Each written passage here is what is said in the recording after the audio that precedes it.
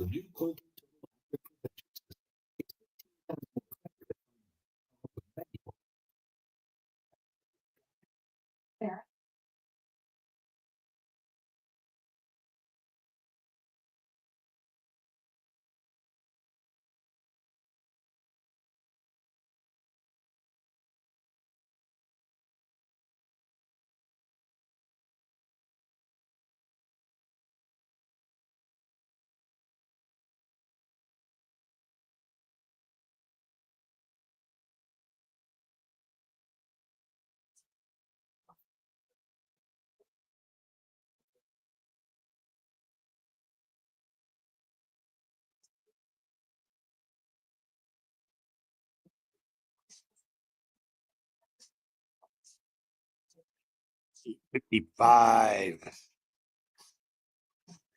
I can't drive 55 is what's playing.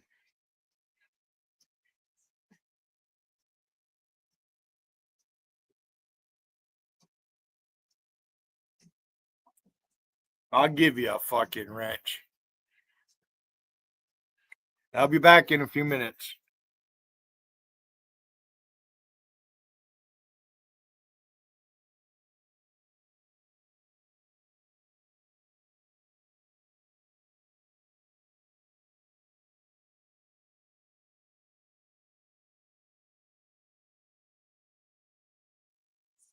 Charlie's had his nose parked up my ass since I've known him. I can't get that fucker's nose out of my ass. Really, that fucker's sniffing my ass and licking it all the fucking time. Holy shit. I don't even need to watch the fucker. He does it for me with his tongue. You're a fucktard, Charlie. I gotta make some eggs.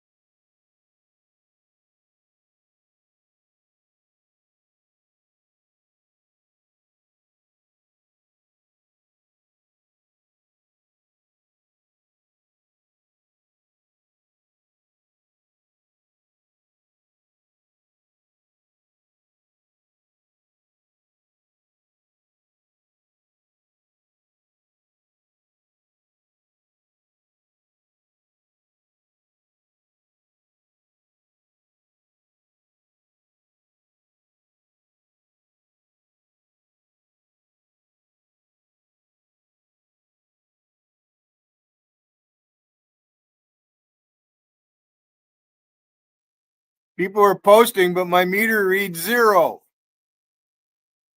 That fucking weird. Time is it? All right. I guess I gotta turn the radio on.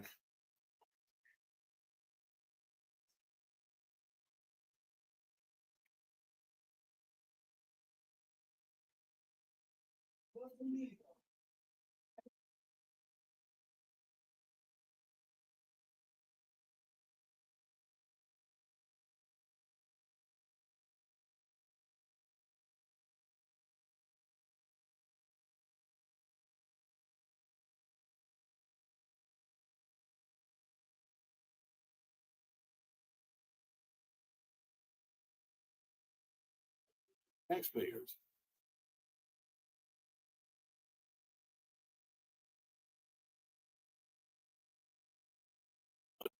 Taxpayers. The IRS is intensifying collections in 2025. If you owe $10,000 or more or have unfiled tax returns, it's time to take action. Tax Network USA's experienced lawyers have saved clients over $1 billion. They're ready to negotiate with the IRS on your behalf. Don't risk wage garnishment, property seizure, or losing your home. Call 1-800-278-9000 today. Get the help you need at 1-800-278-9000 or visit tnusa.com. Chris Plant here. Are you affected by vision loss or macular degeneration? My friends at Low Vision Specialists of Maryland and Virginia are offering free consultations in their offices across the DMV. Call today, 571-451-2020. Mount Vernon Square and Pentagon. Some stations will have other closings for security purposes throughout the day. All of this hubbub, of course, is due to the weather. Last night, snow came in on the short end of expectations, with most places seeing 2 inches or less, some places seeing more rain or ice than snow. Today, though, comes the Arctic blast. Well, this will be one of the coldest inaugurations on record, forecasting temperatures in the mid-20s, but wind chills will be in the lower teens when Trump is sworn on at noon today. 7 News meteorologist Eileen Whalen. Most school systems were already closed today for the inauguration, or MLK Day, but the weather has forced many systems to cancel activities that had been scheduled in school buildings. Tens of thousands of police officers have been brought in from all along the East Coast to assist in inauguration security, but some Maryland police agencies have taken a pass on participating because of differing use of force policies. A law that took effect in Maryland after the death of George Floyd in Minneapolis in 2020 mandated that police officers in the state initially employ de-escalation tactics and cease using force as quickly as possible whenever a crime occurs. As a result, several agencies in several Maryland counties say they cannot assist in the effort. Donald Trump is not president yet. The outgoing incumbent has taken some actions on his way out the door. With hours remaining in his presidency, President Joe Biden is now issuing preemptive pardons for former Joint Chiefs Chairman General Mark Milley, former COVID point man Dr. Anthony Fauci, and the members of the House Select Committee on the January 6th riot, which would include the likes of former Wyoming Congresswoman Liz Cheney. President Biden, in a press release, says he did this to prevent a politicized prosecution by the incoming Trump administration, calling those he pardoned public servants who have served with honor and distinction. Eben Brown, Fox News. Checking your money, Wall Street closed today for the holidays. Up next, traffic and weather on News Talk 105.9 WMAL. Making sense of your world. Radio is where I get all of my information. News Talk 105.9 WMAL. Making sense of the news. 100 years from now, Julie, and we've had a front row seat for it. No, it's very exciting. Weekday mornings, 5 to 9. News Talk 105.9. WMAL. Making sense of the news. The passing of another year may remind you of all the things you meant to do but never got around to. The moves you make now could affect your retirement income for many years to come. I'm Abe Abish, founder of Abish Financial Services. Make 2025 the year you stick to your financial resolutions. Join me for the Retirement Key, Saturday at 8 a.m. and 2 p.m. and Sunday at 8 a.m., 2 p.m., and 5 p.m. on WMAL. And connect anytime at theretirementkey.com. Save on your favorite organics at Whole Foods Market. Get 2 for $5 organic large Hass avocados with Prime through January 21st. Make a spicy guacamole or mash it on sourdough toast. While supplies last, shop in-store or online. Terms apply. WMAL traffic and weather, Jamie Whitten in the Hadid Carpet Cleaning Traffic Center. Virginia 95 between Stafford and the Beltway, no delays. Same story with 395 in the main lines. The express lanes are closed and will be closed today. 3rd Street Tunnel is open but extremely slow. Number of exits in the tunnel. No access, such as going to the U.S. Capitol. Number of street closures, parking restrictions, and tight security. The George Washington Parkway is closed each direction between the Beltway and the Spout Run Parkway. Now from GarageDoorRepair.com, the WMAL Stormwatch 7 forecast. Afternoon highs will reach the low to mid-20s, but plan for wind chills in the single digits and low teens with a mix of sun and clouds. Now, overnight lows will fall into the single digits and low teens, but wind chills could drop below 0. Tomorrow, cloudy, a high of 23, and then highs only around 20 on Wednesday. We'll be back into the 40s by this weekend. I'm 7 News meteorologist Eileen Whalen. 26 degrees right now at Reagan National. John Matthews, News Talk 105.9 WMAL. 105.9 FM and streaming worldwide on the WMAL app. Chris Plant.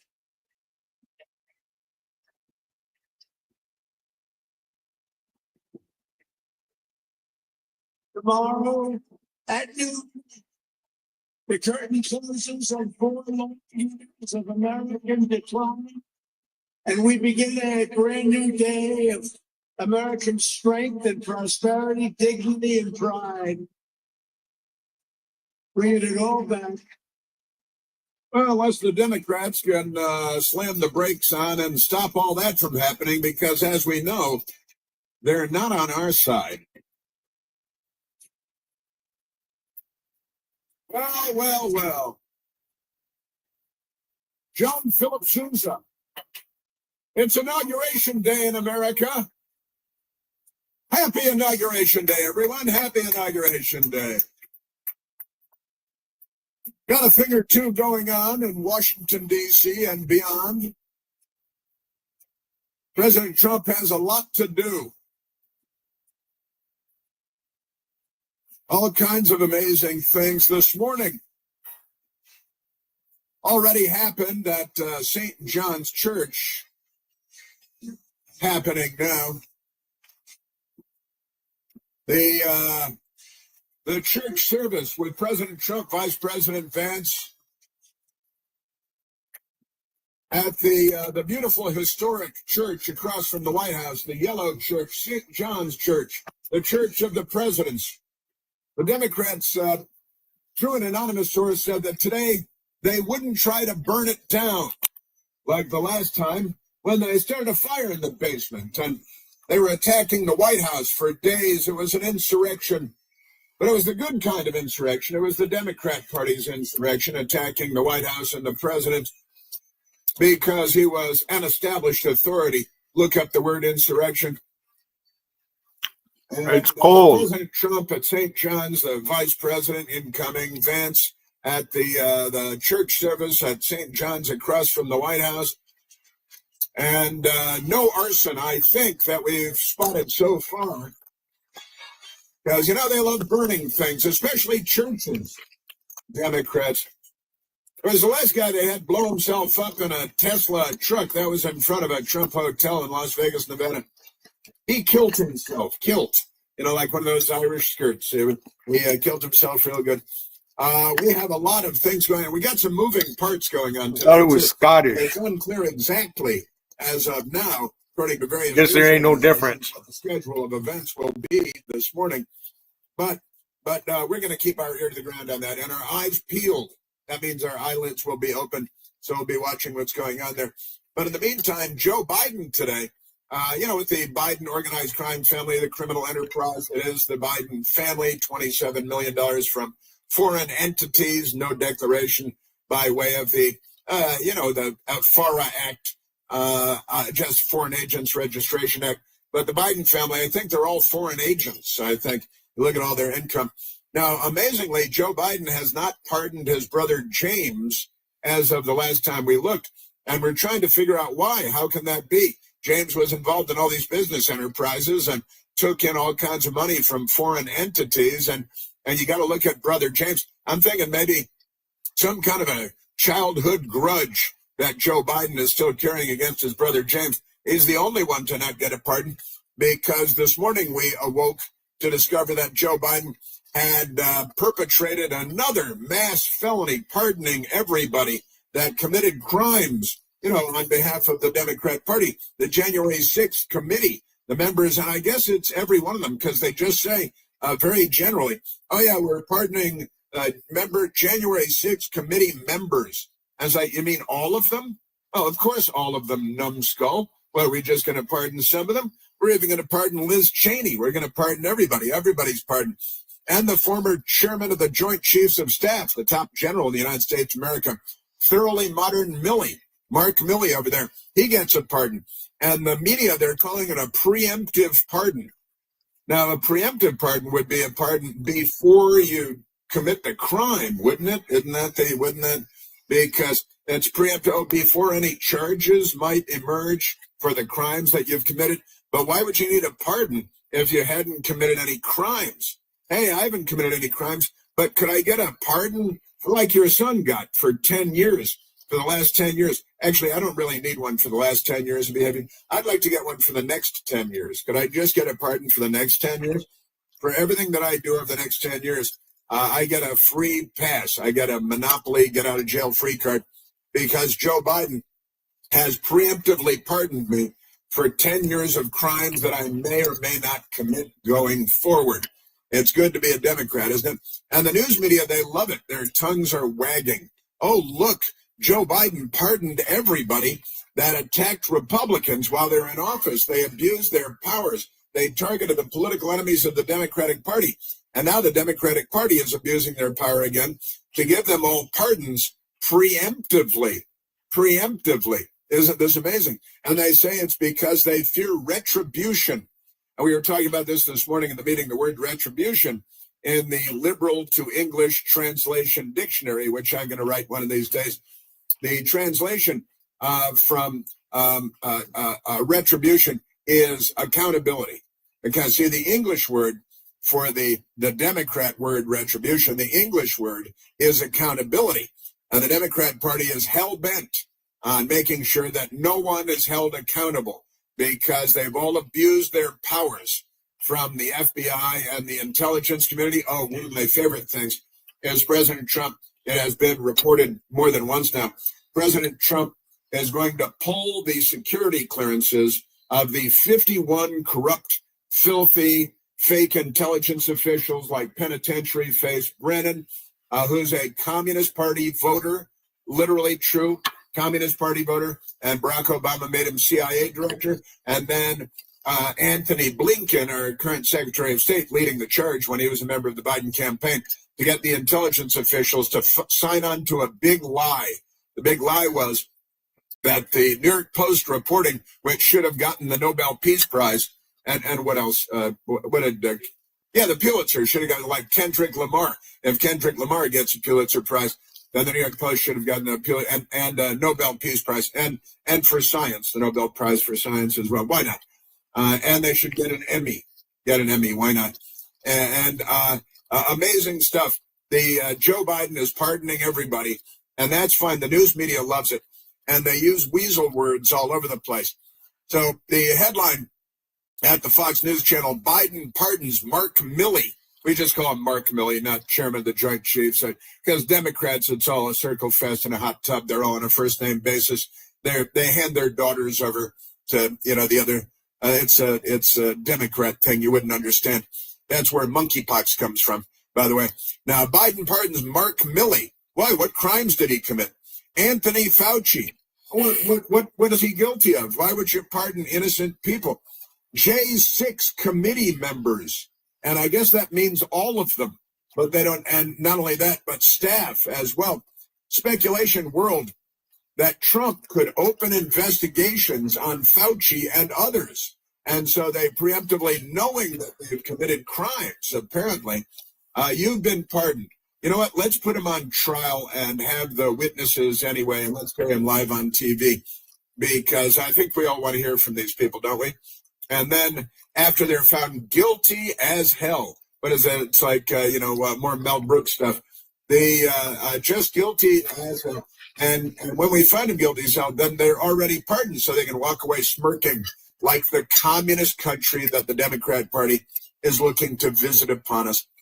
Now, President Biden pardoned Dr. Anthony Fauci, General Mark Milley, and others who some speculated may have faced investigations under the incoming Trump administration on Monday. Now, here's the thing. If they're investigated for crimes and they're found to have committed crimes, well, Joe Biden has said, that's fine. We're glad you committed crimes. We're going to reward you. We're going to, in fact, your new private security is going to be Lieutenant Byrd from the U.S. Capitol Police, who'll shoot any unarmed woman, any Air Force veteran without warning, just for trespassing too close to you. That's how tough the Democrats have gotten. Aren't they amazing? Yes, they are. The Biden pardons come just hours before he is set to depart the White House, and President-elect Trump takes the oath of office once again. The pardon also applies to a litany of people involved in the January 6th Select Committee investigation. In addition to the named individuals, the pardon applies, and they named, and then there are people who are not even there. Everybody over there. Everybody standing over there gets a pardon forever. In addition to the named individuals, the pardon applies to, quote, members of Congress and staff who served on the Select Committee and the U.S. Capitol and D.C. Metropolitan Police officers who testified before the Select Committee. Sure, anybody, and so if you committed perjury up the yin-yang, you've been pardoned for your perjury. Doesn't matter whether you lied under oath. You know, like General James Clapper. He was one of the 51 signatories to they're the Felonious 51, as they're called. And they corrupted the presidential election in 2020 by running what the intelligence community calls an information operation against the American people. Aren't they amazing? Yes, sir.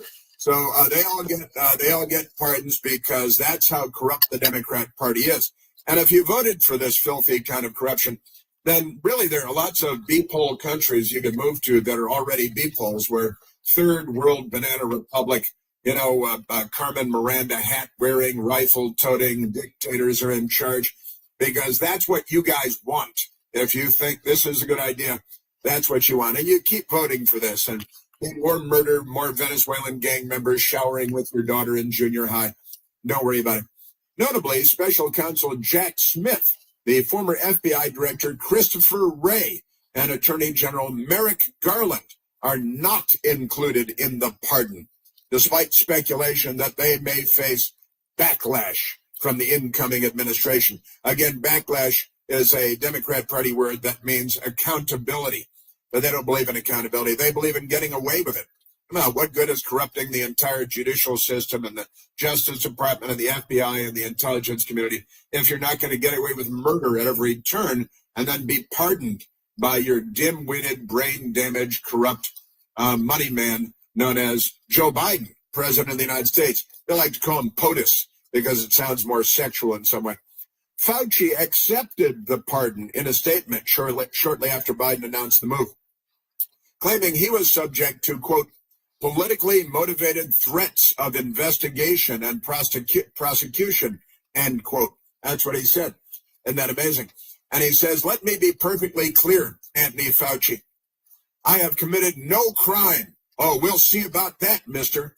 And there are no possible grounds for any allegations. That's what Trump thought. And then Democrats in New York lynched him and found him guilty of 34 felonies for, what was that, a non-disclosure agreement? And did the money come from a campaign fund or a personal fund? Is that 34 felonies? Because, buddy, you guys have pulled the justice sock inside out. And now, I mean, once again, it's like they have 550 riots from coast to coast. And then January 6th is a big deal, right? Now, you guys you show up outside Roger Stone's house with the FBI for a pre-dawn raid and go crashing through the doors with a CNN camera crew in tow. You raid Mar-a-Lago and bring staged materials to stage photos, your classified documents, cover sheets. You stage the scene, then you photograph it, then you feed it to the anti-Trump press, and you applaud yourselves. You get awards for this at the FBI. You have corrupted our government, the FBI, the Justice Department, the intelligence community. And now if there is to be any accountability, they angrily lash out and call it retribution. I've committed no crime. Yeah, what was Trump found guilty of again? The money for a non-disclosure agreement, which every network and every newspaper has entered into with women time and again, but never mind that. So Anthony Fauci, let me be perfectly clear, I've committed no crime, and there are no possible grounds for any allegations or a threat of criminal investigation or prosecution of me.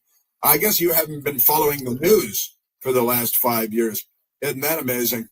The fact is, however, that the mere articulation of these baseless threats sounds familiar. I've heard this from a dozen Republicans that were thrown in jail by our Banana Republic Democrat Party government, and the potential that they may be acted upon create immeasurable and intolerable distress for me and my family. I smell a civil suit coming here.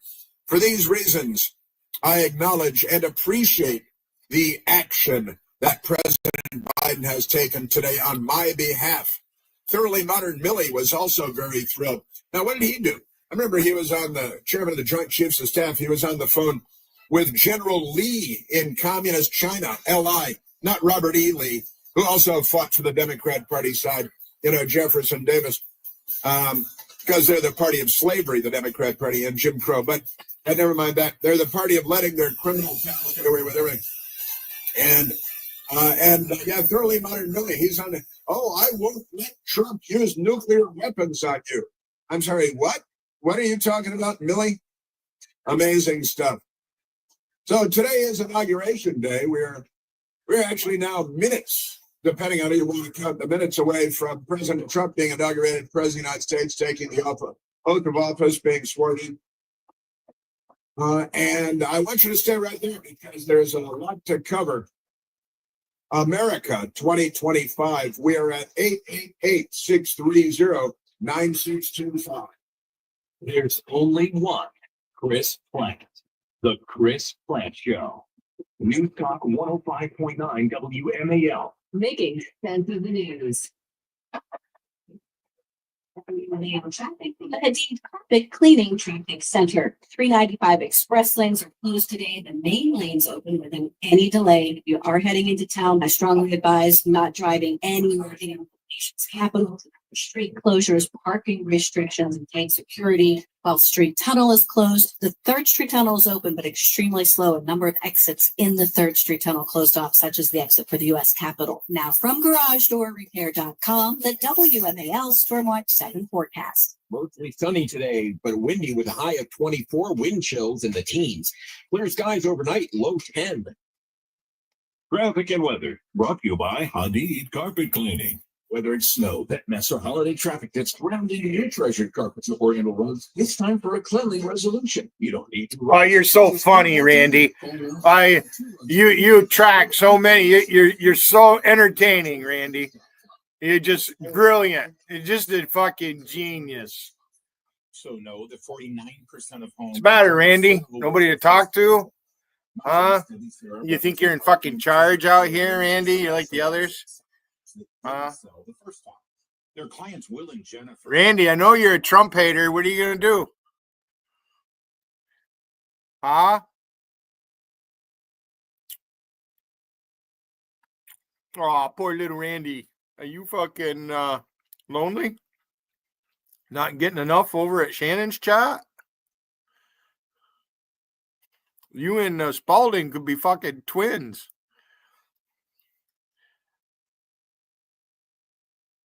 Oh, Randy. Randy, are you mad at Billy? You don't like me, do you, Randy? I see you posted it in JC's. So you don't like me. If you don't like me, why even talk about me? Why get in my face? Why? Because you don't like me? It's the internet. Just because it's the internet. Just because you can? Randy. I timed Colin out first post. Randy, you live in a fucking stink bucket. You don't want no women because there's a reason. you don't want a woman seeing your body for some reason. There's something that you're embarrassed about. And then you were in the hospital with fucking kidney infection, passing a kidney stone. Yeah, it caused a urinary tract infection. You became septic. That's why they had all the tubes in you and giving you fluid and fucking antibiotics. You must have been on an antibiotic treatment for a few weeks after you come out of the hospital, right, Randy? Did you like that avatar Gotti made of you and Glenda? Fucking hilarious. Since you're into that kind of shit.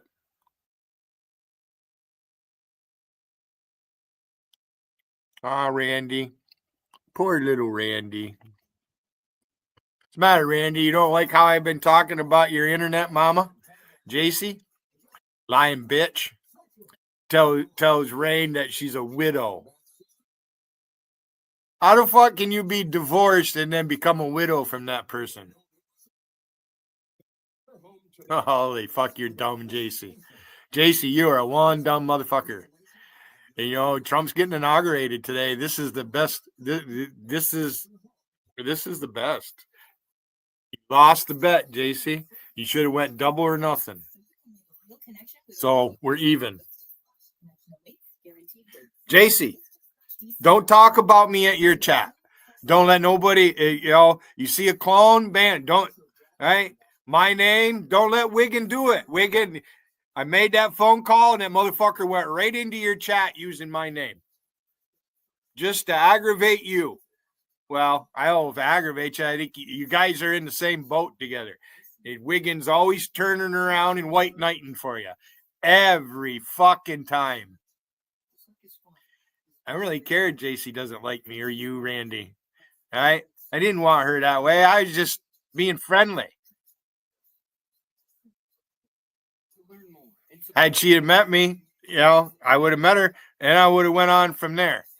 But she doesn't want to expose what she looks like because she's a big, ugly fucking hag. Sits around and talks about people all the time, and she won't fucking. You're a fucking big woman, JC. You're bragging about being 6 foot tall. You're a fucking humongous fucking typical Canadian. And you're fucking friends. They don't even know where the word Canada comes from. Fucking idiots. It's not French and it's not English, I'll tell you that. Americans aren't exceptional, JC. Nah, we're not exceptional. Does Canada even have a fucking paper factory? Do they even make toilet paper up there, or does it all get shipped from the United States? This whole thing just sort of reiterates and reinforces that what we knew. Guy sounds Australian. Yep, we did commit a crime, but he's not going to commit for it. And it's just such a. I mean, people have for the last 8 years been, all conspiracy theorists and all that sort of thing. So, but then again, nothing's going to happen to these people, which is the worst thing. I mean, they should at least have their security clearance taken away. That would be the good thing to do. Yeah, that's a fact. And I love the fact, Jason, that President Trump has said he's going to strip the Felonious 51 from that phony letter that was the first ever. And again, I covered the CIA for 10 years in my previous life when I was assigned to the Pentagon. My office was in the Pentagon for 10 years. And when I saw that Felonious 51 letter, I got it while we were on the air, and I read right through their BS the first read through. But these people tampered with our presidential election on purpose by running an information operation, the intelligence term, against the American people. It was a disinformation effort. It was orchestrated by the current Secretary of State, Antony Blinken, who was with the Biden campaign at the time, got these crooked CIA people to sign on to it. Dana Bash's ex-husband, Jeremy Bash. President Trump says he's going to strip all 51 of them of their security clearances, which means their fancy $1 million jobs may just have to go away. This is the Chris Plant Show. News Talk 105.9 WMAL. Making sense of the news. Yeah, Patrick, Mina wants me just to, forget about it. Move on. Let bygones be bygones. No, it's not happening. I tried, and Wiggin stabbed me in the back.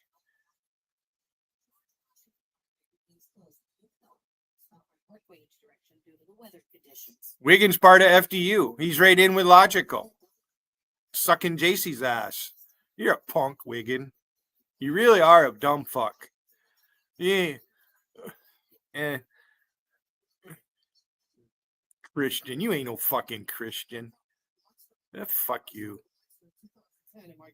Oh, you talked to Alicia. You can't come on my panel. Ooh. Fuck you, Wiggin.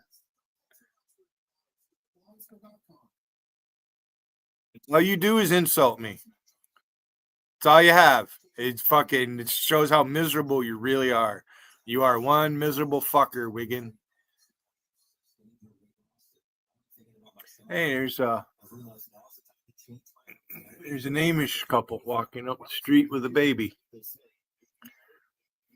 We both know that any of you listening and thinking about losing weight, just like JJ has.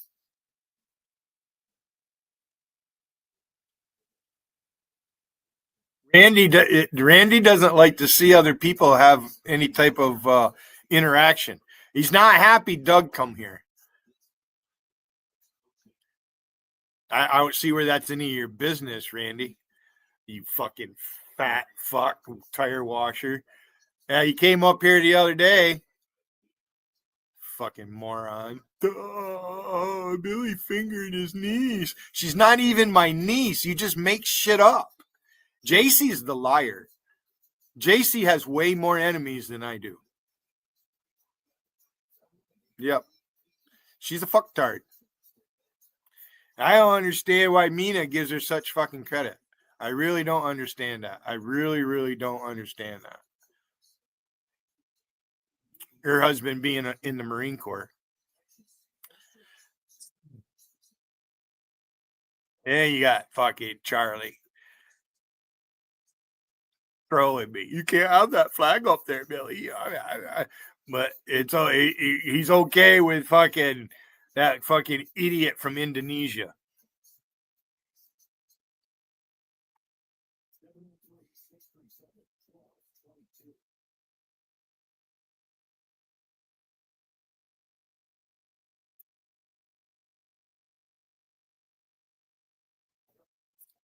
Yeah, how's it feel, Wiggin? Yeah, passed around, because at least that's pretty much the way it is. Every woman you've been with has been passed around. It's no great feat that, oh gee, you and Alicia's coming there. It's not because you're a beautiful man. Fucking way. She's desperate. That's desperation. Mama needs to get paid. Alicia's getting paid.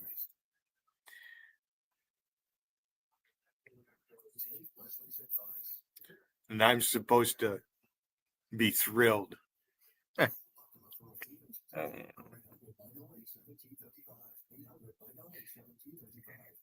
Time to roll a joint.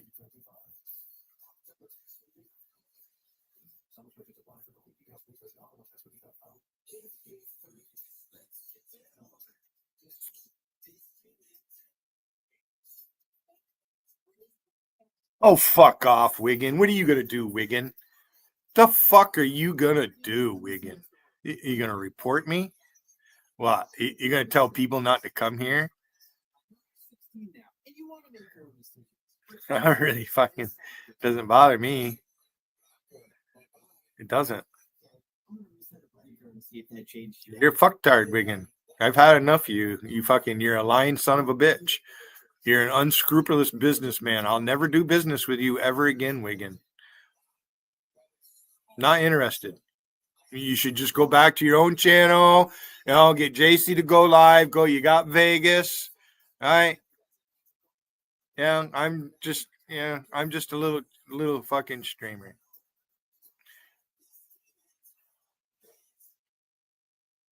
Enjoying my retirement days. I've worked way harder than you ever have, Wigan.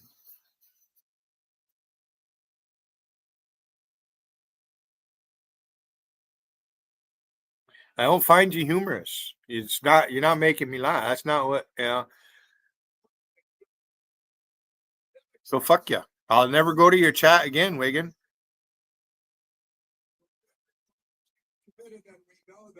You sit there and you take screenshots and make fun of me and call me all kinds of names and I'm stupid and this and that and monkey and on and on and on. You can't take it though. So fuck you, Wigan. Fucking crybaby. Yeah, I'm rolling a joint. Fucking idiot. Fuck you, Wigan. Oh, fucking knock your fucking teeth right. Oh, you ain't got no teeth. Inauguration day in Washington, D.C., and we're not too far away. We've got from the actual swearing in and the inaugural speech. Big day. Joe Biden and Kamala Harris leave the city of Washington, perhaps never to return, if we could be so lucky. But here's the thing that one of the schedules I read said they traditionally leave the president and the outgoing vice president, Joe Biden and Kamala Harris, traditionally leave the Capitol by helicopter. And it turns out Joe Biden will be leaving by helicopter, but Kamala is going to have to walk over to Union Station and get on a regional train with a ticket she buys at the window because the Democrat Party has really kicked her to the curb. No helicopter for you. You will get no helicopter. You will walk to train station. You gone now. I get her an Uber. Maybe she can call an Uber or a Lyft. Save a couple of dollars, save a couple of tax dollars. Remarkable stuff. President Trump will sleep at the White House again tonight. I believe he stayed at Blair House last night, the guest house across the street from the White House with storied history, a wonderful house. Been there a few times myself for parties and things with my best girl. Learned all kinds of stuff, which I won't share now. Some of it had to do with Soviet leaders and collecting intelligence on them, but we'll get that another time. So it is Inauguration Day at long last. And Joe Biden is leaving at long last, the end of an era and all that good stuff. And Kamala, she might be the next governor of California. Gavin Newsom is term limited by his hair gel company, and they've got complete control over the California governor's mansion, and he's got to go. So Kamala, they just go from bad to worse. They're committing suicide in California. And if Kamala became the governor, that's, right now they're holding the baby under the water in the bassinet, and Kamala could come along and really finish the job on California, just become a Spanish-speaking hellhole, former successful state in the United States of America. Maybe we should just turn it over to merry old Mexico. President Trump is going to sign, they're saying, up to 200 executive orders. Some of them are going to be bundled. A single executive order will contain a number of orders, and a lot of them are a big deal. I've got to say, a big deal. No, that's right. He's not announced the pardon of his brother James yet, which is pretty weird. Again, I think there must be some childhood rivalry that Joe Biden's been waiting for to get revenge. Amazing. Maybe it's a shakedown of his brother James. Maybe James has got to fork over money or a house or something like that before Joe issues him a pardon. Maybe Joe just wants his brother prosecuted for his many crimes, collecting the millions of dollars from overseas in China and Ukraine and Russia. And they spread it around among family members. How many? 19 family members, I think, got money from the pool. But President Trump today, executive orders that have already been announced, is going to end Joe Biden's catch and release of illegal alien gang members that want to murder your whole family. The Democrats want your whole family murdered. Donald Trump and conservatives do not. President Trump today in executive actions will declare a national border emergency. He will direct the United States military to work with the Department of Homeland Security to secure our southern border. Joe Biden, of course, likes funding Hamas and Iran. He's not on our side. Going to pause all offshore wind leases, windmills, which were invented in Persia more than 1,000 years ago. And the Democrats see it as the future of energy, right? Because they're not exactly like thoroughly modern Millie. They're not people of the 21st century. They like antiquity. They live in the Civil War era when, for the Democrats, that was the good old days of the Confederate States of America. Those were the Democrat states of America, by the way. And windmills. Yeah, that windmills are the future. No, they're not. So pause all offshore wind leases. And how many whales did they kill just off the coast of New Jersey? I think more than Japan. I think the Democratic Party killed more whales than Japan killed in the same time frame. Going to terminate the electric vehicle mandate because they've mandated, Democrats don't care what you do as long as it's mandatory. And everything that they don't want to ban, they want to make mandatory. They're not like normal Western people. They're the left. They're not liberals at all. So terminate the electric vehicle mandate and abolish the Green New Deal. Abolish the Green New Deal, which again comes with a whole a panoply of mandates, if you will, a veritable cornucopia of mandates. They love mandates. They sure do. And spankings. They love spankings as well. Withdraw from the Paris Climate Accord, which puts ridiculous mandates on the United States that no other countries are required to fulfill or follow.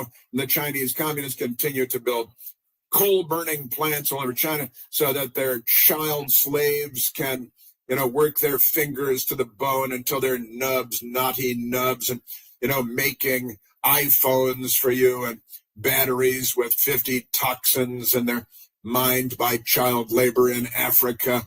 And they all applaud that because they're not on the side of civilization. So withdraw from the Paris Climate Accord, which is ridiculous. And we've reduced, under Trump, we reduced our CO2 output more than any other country.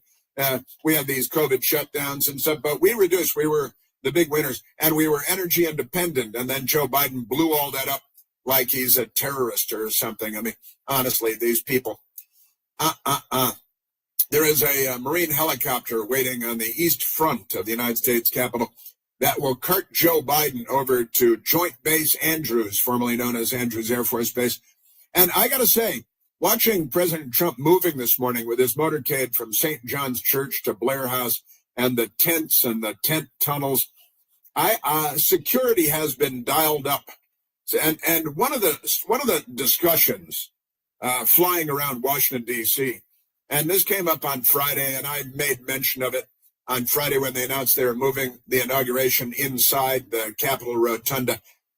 How much of this is about security and how much of it is about weather? Got to say, in Washington today, it's chilly, and it's cold.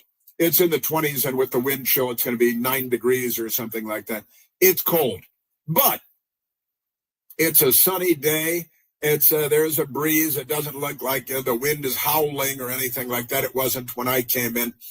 And how much of this has to do with security? If that's a question that you've been pondering, I got to say, look at President Trump's security, former and incoming President Trump security, President-elect Trump security for another couple of hours. And I've got to say, it's dialed up to 11. When you're on Pennsylvania Avenue in front of the White House and you're going into Blair House, normally you don't have to take this level of security precautions. You don't see this level a lot, even with moving the president to all kinds of events indoors and outdoors. Remember Trump outside at Butler, Pennsylvania. You didn't have this kind of security, not by a long, long shot, I've got to say. So President Trump, back to his executive actions, who are many. So withdrawing, which are many. Withdraw from the Paris Climate Accord, which disadvantages the United States in ways that it does not disadvantage other countries, any other countries. And that's because the Democrat Party negotiated this stuff at Davos and, at Aspen and, with the Circle Fest of lefties who are anti-energy. They're anti-nuclear energy. They're anti-hydroelectric energy. They're anti-coal-fired plants. They're anti all known forms of energy on planet Earth, except windmills going back to Iran in the 9th century. But setting that aside, delayed the U.S. TikTok ban, which President Trump has already done. So TikTok is active again, and that's complicated, I suppose, but fear not. Priority is going to be to eliminate criminal cartels in the United States, and there's good stuff associated with this. You know, the Tren de Aragua, the Venezuelan gang, and you got the Medellin, the Bib and the Cali cartel, the Sinaloa cartel, got all these cartels, crazy stuff. And is going to close the border to illegal aliens via proclamation, a presidential proclamation. Task force to protect, create a task force to protect Homeland Security. That's a good idea. And he's, as I understand it, he's going to declare these cartels to be terrorist organizations, which means that other actions can be taken against them, including possibly military actions in Mexico. If they're terrorists, designated as terrorists, then can't you go after the head of the Sinaloa cartel like he's the head of Al-Qaeda? And questions remain to be answered about all of that. But classified drug cartels as foreign terrorist organizations, kind of a big deal. Reinstitute the Remain in Mexico policy. Suspend entry of illegal aliens across the southwest border, which the Democrats are waving, and they've been flying people in over our borders and stuff. All kinds of crazy things going on. Fully unleash Alaskan energy. You know, we've been trying to get into and extract oil from the ANWR, the Alaskan Wildlife Refuge, the National Wildlife Refuge, ANWR, for like 30 years or something like that. The area that they want to develop is about 2,000 acres, keeping in mind that Alaska is the size of all of Western Europe. All right? And they're talking about 2,000 acres. Dulles Airport outside of Washington, D.C. is 12,000 acres. So the area of the ANWR that we want to extract oil from is 1/6 the size of Dulles Airport in Virginia. And the Democrats have fought against it hammer and sickle for generations now to try to keep us from securing energy independence and cheap gasoline because they want you to use less. They can afford it. They don't care. They'll buy another Tesla, whatever. But isn't that amazing? So President Trump says the Alaska fully unleash. I assume that means ANWR too. Alaskan energy. You know, Joe Biden just banned all offshore on the East Coast and the Gulf of Mexico and parts of Alaska, banned all energy exploration because they're anti-us. But President Trump, energy independence again. We live on inexpensive and abundant energy in Western civilization. In fact, anywhere in civilization where there is civilization, there is abundant and available and affordable energy, and the left is against that. President Trump, in executive orders today, will return federal workers to in-person work. Oh, that means more traffic coming into Washington in the morning, and the subways are going to be busier. So they can use their Donald Trump commemorative subway cards, which Michael Piercy brought in last week, and they're excellent. I've been going around showing people all weekend long. Good stuff. So return federal workers, I call them employees because I'm not a communist, to in-person work. Establish biological sex definition. You know, we did that centuries ago in Western civilization, but in the United States, we cracked the genetic code, XX versus XY and all that stuff. But the Democrats have undone science. And DEI programs across the federal government, some of the things that President Trump be signing along with executive orders today. All right, now let's go back to the phones, Michael. Let's go to Kevin calling from Alexandria, Virginia. And Kevin just dropped. Let's go to Diane calling from Davidsonville, Maryland. Diane, you're on the Chris Plant Show. Yeah. Just great, Diane. I am because I don't understand why we are accepting all of these actions from Biden, and why we aren't exploring the premise that he was mentally unfit and therefore out of state of mind in order to enact all of these pardons. I love that. Are you an attorney?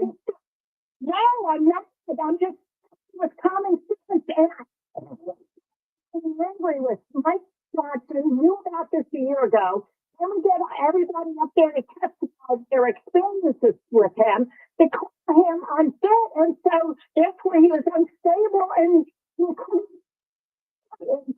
get these pardons and reverse all of them, or just negate all of them. It's driving me crazy. I think you're a genius. I think that you could get an honorary law degree from the Harvard University School of Law. Alan Dershowitz should present it to you because, Diane, I think that's great. Have him declared to be not of sound mind and body when these legal decisions were made. And I know that there are instances, in wills and things, if a person is deemed to be not of sound mind, that the will can be declared null and void. You pissed me off, Wiggin. You went too far. Because of you, Diane. So fuck you. I'm advocating it. Fuck you. Fuck JC. To declare these pardons to be null and void because Joe Biden is not of sound mind, and these decisions were not made by he's non compos mentis. Therefore, the question is moot, as Jesse Jackson would say. Diane, wonderful. So glad that we picked up with you. 888-630-9625. Happy Inauguration Day. The overriding theme here is a return to common sense and a return to accountability and efficiency in government. I think that's going to serve the people well. You're listening to the Chris Plant Show. News Talk 105.9 WMAL. Making sense of the news. WMAL traffic from the Hadid Carpet Cleaning Traffic Center. George Washington Parkway remains shut down each direction between the Beltway and the Spout Run Parkway due to the weather conditions. Beltway runs without any delay. Major closures heading around our nation's capital. Tight security, motorcades that cause stoppages as well. So please avoid driving through downtown. 395 express lanes are closed. The main lines that runs without delay between the Beltway and onto the freeway. Now from GarageDoorRepair.com, the WMAL Stormwatch 7 forecast. Mostly sunny today, but windy with a high of 24, wind chills in the teens. Clear skies overnight, low 10. Chris Plant here. Do you or someone you know suffer from macular degeneration or other vision-related issues? For nearly 50 years, the doctors at Low Vision Specialists of Maryland and Virginia have been designing special glasses to help people who have been diagnosed with macular degeneration or have other sight loss conditions caused by diabetes, cataracts, or stroke. People like Betty.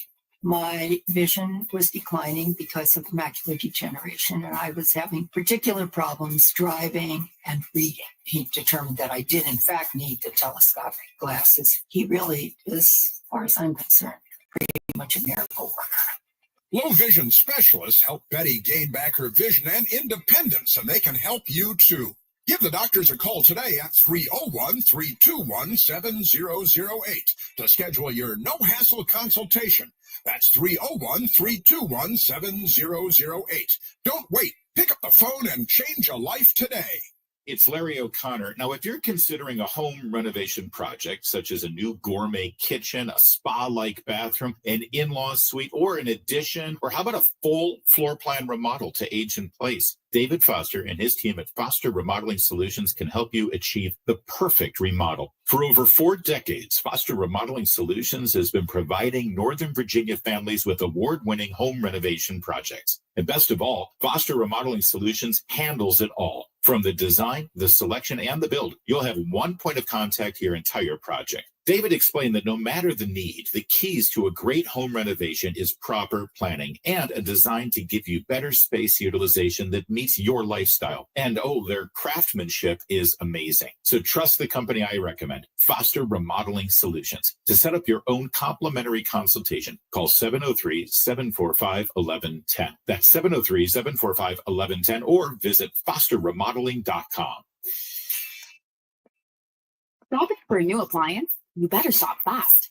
Price increases are hitting most items, and the best time to buy is now. Hurry to Bray & Scarf and beat the increases now with last-second savings throughout the store. with next day and 2-day delivery on in-stock bestsellers. Save big on all in-stock KitchenAid dishwashers and Whirlpool washers and dryers. All at the absolute lowest prices with Bray & Scarf's best price guarantee. Don't wait. Bray & Scarf is the area's #1 local and independent appliance retailer. Our experts receive hours and hours of factory training. They're ready to answer all your questions and give you the personal attention you deserve. So shop now and save now. Beat the price increases at Bray & Scarf.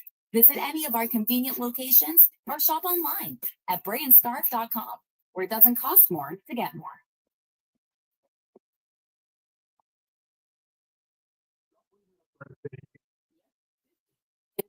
"50 years of wisdom." Great segue.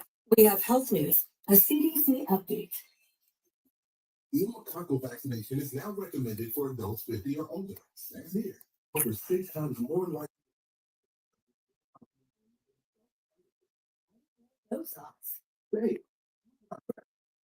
Prevnar 20 is proven to help protect adults against pneumococcal pneumonia and pneumococcal disease in just one dose, and millions have already gotten it. Continued approval may depend on a supportive study. Don't get Prevnar 20 if you have a severe allergy to its ingredients. A weak immune system may lower your response. Common side effects include injection site pain and swelling, fatigue, headache, muscle and joint pain. Please call 1-855-213-2138. Visit Prevnar20.com or talk to your doctor or pharmacist. I'm on Prevnar20.com now, scheduling my appointment. Yes. For family fun this winter, head to the Washington, D.C. Auto Show. Experience interactive exhibits and let the kids sit behind the wheel of the latest model. January 31st through February 9th at the Washington Convention Center. At WashingtonAutoShow.com. WNAL, making sense of the border, because laws either matter or they don't. Not for free.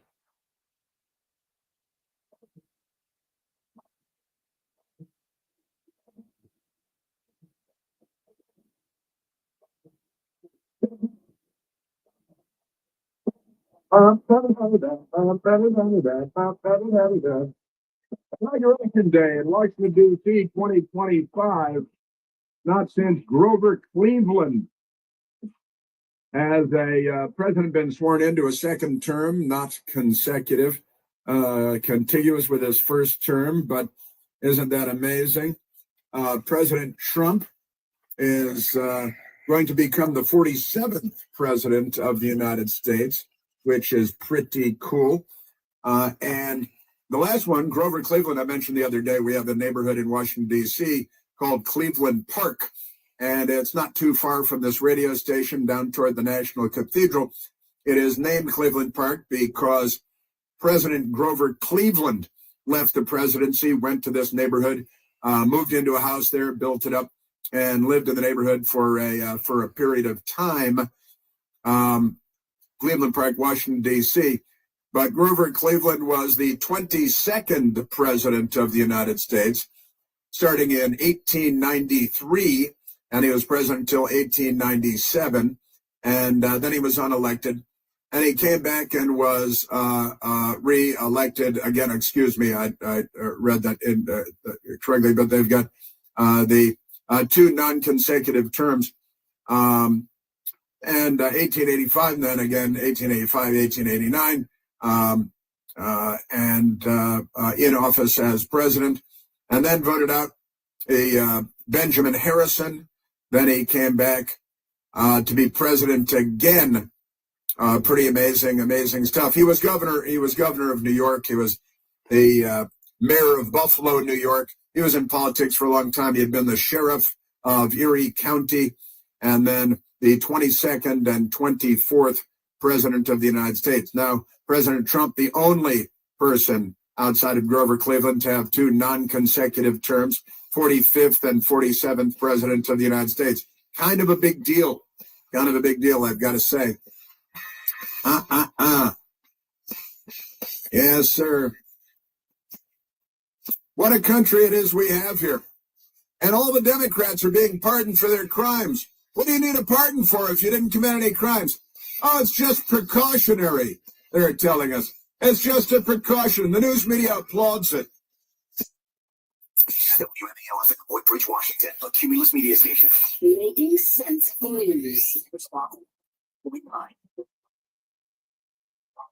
News now. WMAL News at 10. Good morning, everyone. I'm John Matthews. Donald Trump is 2 hours away from being sworn in as America's 47th president, and he's not going to waste a moment getting to work. The president-elect, soon-to-be president, is going to sign a bunch of executive orders here in the Capitol. This was actually Senator Chuck Grassley's idea, and to hit the ground running even before he gets into the White House. And we're told that he might actually sign even more executive orders even at Capital One Arena. So we're learning a little bit more about what he's going to say in his inaugural address. He'll talk about ushering in the golden age. He'll talk about Biden policies, how those policies hurt everyday Americans. He'll talk about the economy, immigration, two key topics that he won on in November, and then he'll lay out his plan, including those executive orders on how he plans to fix it. Fox News' Asha Hasney. Just as President Trump gets to work in his first minutes, President Biden issuing pardons right up to the end of his term. He issued preemptive pardons to Congresswoman Liz Cheney, General Mark Milley, and Dr. Anthony Fauci.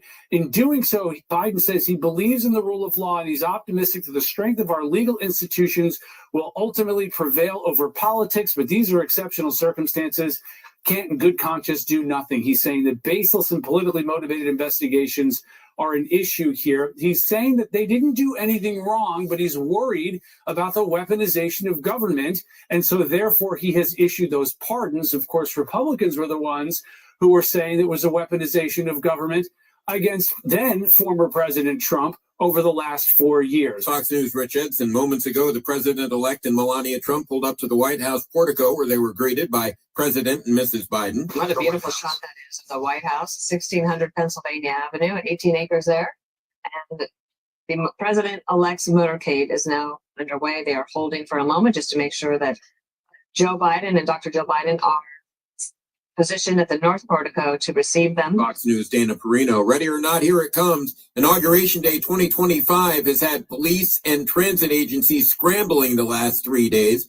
Much of the focus on Capital One Arena, where President Trump will greet about 20,000 ticket holders after he's sworn in at the Capitol. The doors opened at 7 this morning with thousands who spent the night being directed through a single checkpoint. The very first guy in line? Nick Peterson. He came here from Minneapolis, and he says yesterday he was inside the Capital One Arena attending the event. Right after the event, he got back in line. I had some other friends I made last night. We've been tag teaming, so I could go back to my Airbnb, change, take a shower, and come back.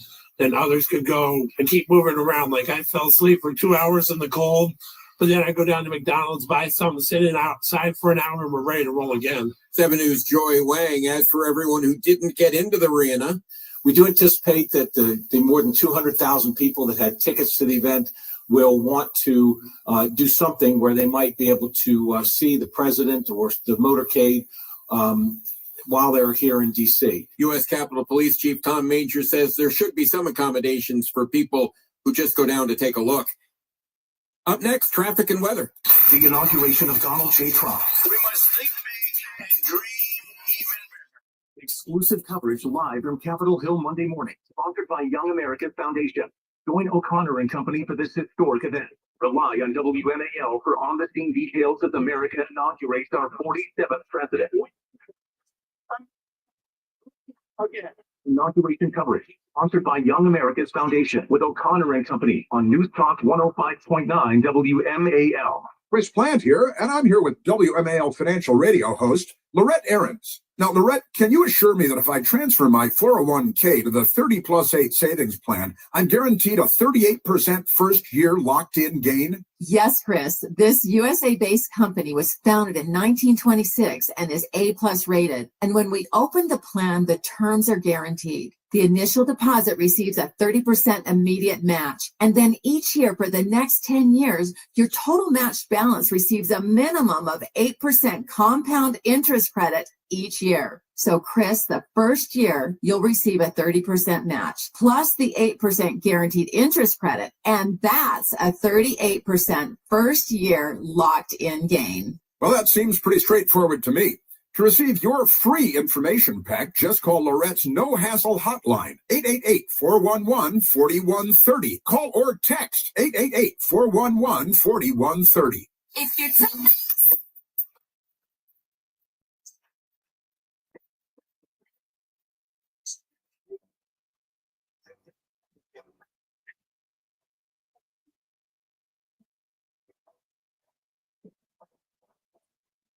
WMAL traffic from the Hadid Carpet Cleaning Traffic Center. George Washington Parkway remains shut down each direction between the Beltway and the Spout Run Parkway due to the weather conditions. Beltway runs without any delay.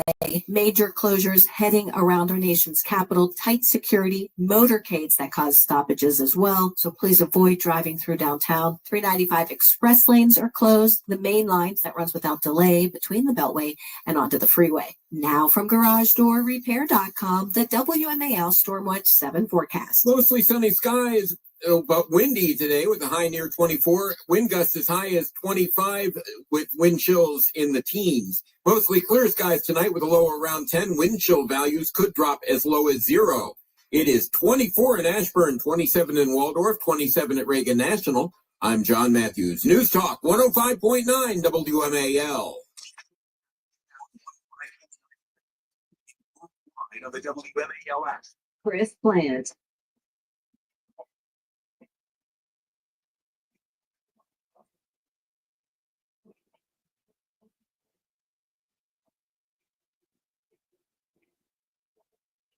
Once and for all, we're going to end the reign of a failed and corrupt political establishment in Washington, a failed administration. We're not going to take it anymore. We're not gonna take it. Never did and never will. It's the Consolation song.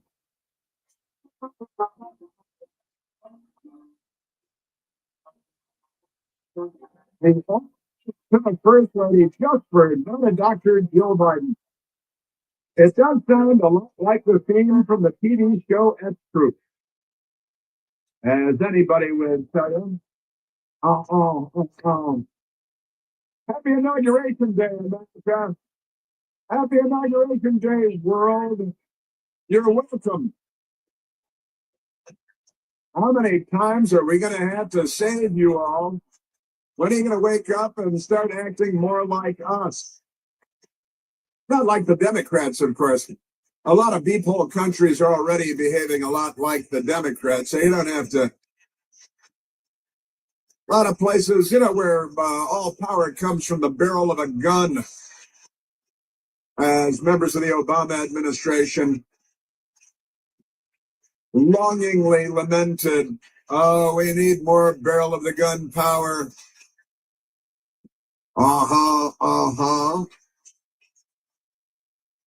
Happy Inauguration Day. So many things happening in Washington, D.C. an extraordinary time. It is, I should not overlook the fact. It's also a federal holiday. It is Martin Luther King Day. It's Martin Luther King. That means it's federal holiday, so not a lot of traffic in Washington, D.C. because the federal government is off. And in one of President Trump's executive orders that they've announced he'll be signing today, federal government employees will be required to return to work. Now they're staying home for years and years on end, collecting the paycheck. Since everything's going so well with our government, running so smoothly every place you look. But it is Martin Luther King Day as well in the United States of America. And I always like to point out that Martin Luther King was spied on and abused by the Federal Bureau of Investigation, the FBI. They spied on him real good, catching with women and all kinds of stuff like that. And then Martin Luther King, of course, you may have heard the song by U2. Martin Luther King, it's how half of the Democrat youth learned about Martin Luther King's assassination. Martin Luther King shot and killed, of course, and he was shot and killed by James Earl Ray, who was a Democrat Party campaign volunteer. He was a Democrat presidential campaign, not like a city council seat or something. He was a campaign operative in California for the Governor George Wallace campaign because he liked racism, and he shot and killed the Reverend Dr. Martin Luther King and murdered him. Remarkable things. And that Democrat, now you got a communist. That is 1968, of course, when Martin Luther King was shot and killed by a Democrat Party operative, a Democrat Party volunteer, Democrat Party activist, right? And Bobby Kennedy had been, he then shot and killed in 1968, later after Martin Luther King, by a guy that loved the so-called Palestinian cause and didn't like Israel. And now the Democrats are all in with that on college campuses and across the country. From the river to the sea, the Democrat Party chants. I'm listening to this Sirhan chants daydreaming every morning when he wakes up in a prison in California. Even though we got a joint rolled ready to go. More than a year ago. Ate breakfast. But Gavin Newsom hasn't signed the paper to let him out, even though the parole board said, let him go. Sirhan, sure. And John Hinckley's on the loose. He's selling T-shirts to Democrats, John Hinckley is, because the Democrats, you know how they are. Pretty remarkable stuff. But I digress. I did want to point out, because it's true that, that the man that assassinated, and it's not part of anybody's telling of the story except mine, because a lot of people don't care about the truth and about, the Democrat Party with their information dominance. They have academics and news media people, the New York Times, they've wiped out any reference to the fact that James Earl Ray was a Democrat Party political volunteer, campaign volunteer, just like James Hodgkinson, who shot Congressman Steve Scalise and wanted to massacre the entire baseball field of of Republican elected officials from the House and the Senate on that baseball field. He was a Bernie Sanders volunteer, Bernie Sanders campaign volunteer. Remarkable stuff. Lee Harvey Oswald, a communist. So, obviously a Democrat Party volunteer too. Isn't amazing? And I always love to remind people too, Lee Harvey Oswald's widow is still alive and well and living in the United States, and Lee Harvey Oswald's children are still alive and well and living in the United States. That'd be an interesting cross to bear, wouldn't it? Yeah. Oh, tell me about your family. I'd really rather not. Yeah. Remarkable things. So we've got a lot going on here, and Inauguration Day in the United States of America. President Trump takes over. Joe Biden leaves. These blanket pardons for every criminal Democrat in the country. Okay, not quite, but practically. Every member of the January 6th committee gets a complete and full pardon for what? All of the staffers on the January 6th committee all get a complete and full pardon. For what? Well, for any and all crimes committed by them. Over what period of time, Michael? Well, that's not clear, but certainly from the beginning of the January 6th hearings, where they suborned perjury, where they may have committed a whole series of felonies, and the Democrats applaud the felonies because they're lynching their political enemies. That's what they do. They're the left. Remember the Roger Stone pre-dawn raid? Remember Peter Navarro being arrested and shackled and his legs shackled at Reagan Airport in Washington? Remember Steve Bannon being thrown in jail? George Papadopoulos, a Naval Academy graduate. The Democrat Party has gone after their political enemies for years and abused the Department of Justice and the FBI and the courts to assail their political enemies. And now they're very, very angry, and they're going to pardon everybody. I still, Joe Biden has only like an hour and 45 minutes to pardon his brother James. Otherwise, I don't know, you'd have to go right after his brother James and get him to tell the whole story under oath. Because they lie under oath all the time up on Capitol Hill. The Democrats do, like General James Clapper lying under oath repeatedly about spying on all of us and all that good stuff. Well, you may remember President Trump, when he was leaving office the first time around, there were news stories about President Trump issuing pardons, and Democrats became irate, like Chuck Schumer became irate about the idea that President Trump would issue pardons before leaving office. The president's reportedly asking his staff whether he can issue preemptive pardons for himself, his family members, Rudy Giuliani. There's a simple answer: no. No, Mr. President, that would be a gross abuse of the presidential pardon authority. That's right. It would be a gross abuse of the presidential pardon authority. And now the Lizard King, covered with scales, with his tongue hanging out of the side of his mouth, lurking on a rock, waiting to pounce on civilization. Now he thinks that these blanket pardons for who knows how many people, he doesn't even know. is just the greatest thing ever, because were it not for double standards, liberals would have no standards at all. And he's not a liberal, he's a leftist. He might as well be a Communist Party member in China. December 2nd of 2020, Senator Schumer says President pardoning children would be abuse of pardon authority. Sure. Man, oh man, I'm telling you. Senate Democratic leader Chuck Schumer warns President Trump that reports of him considering pardoning his 3 eldest children would be a gross abuse of the presidential pardon authority. He also says the Senate Majority Leader, Mitch McConnell, this is the Democrat Party is just so slimy and so sleazy and so dishonest, should stand up to the president over his threat. I got to tell you, these people, were it not for double standards, they would have no standards at all. They couldn't be bigger hypocrites if they set out to be bigger hypocrites. Utterly shameful. Now, why would he pardon his children? Because the left-wing lynch mob was out to charge them with trumped-up crimes. That's why. But now Joe Biden pardoning the whole country, if you're a registered Democrat, apparently.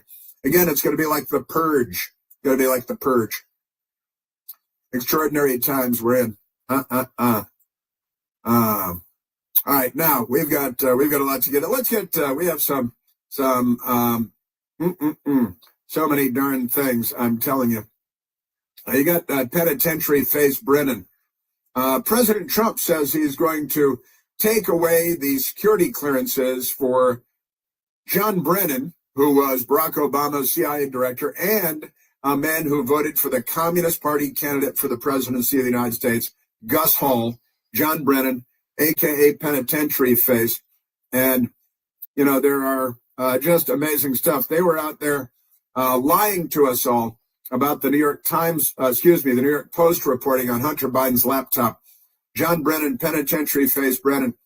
President Trump is going to strip him of his security clearance so that he can't get a $1 million job with Raytheon and the other arms contractors, military industrial complex. Joe Biden, John Brennan. War in Europe, war in the Middle East. They love war. They get rich off of war. They're the profiteers of war.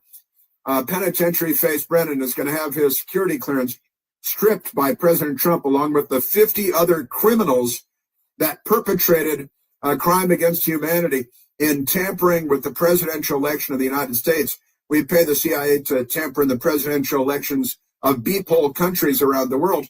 Now that the Democrats are turning us into a beephole country, they've got our own intelligence community tampering in our own presidential election. How third world does it get? The Philippines has never seen anything that corrupt. Here's John Brennan, who's going to have his security clearance stripped. Has he been pardoned yet? I don't think so. Penitentiary face. I think there are a lot of issues related to this New York Post story that reportedly referenced Hunter Biden emails. Reportedly. As I, inspired by former colleagues, pointed out publicly, that it does bear the hallmarks of Russian disinformation. The letter said earmarks that they published. It does not have any of the. I covered the intelligence community for a decade, for 10 years with my office in the Pentagon. I studied disinformation and Russian-style disinformation. John Brennan is the Russian and the communist spreading disinformation against the American people in an information operation that corrupted the presidential election of 2020, when Joe Biden got a record number of votes in the history of the country without ever leaving his basement and his iron lung. Isn't that amazing? I think they should pardon James Clapper, General and Director of National Intelligence, for lying to the American people about spying on all of us and collecting all of our metadata. To me, this is just classic textbook Soviet Russian tradecraft at work.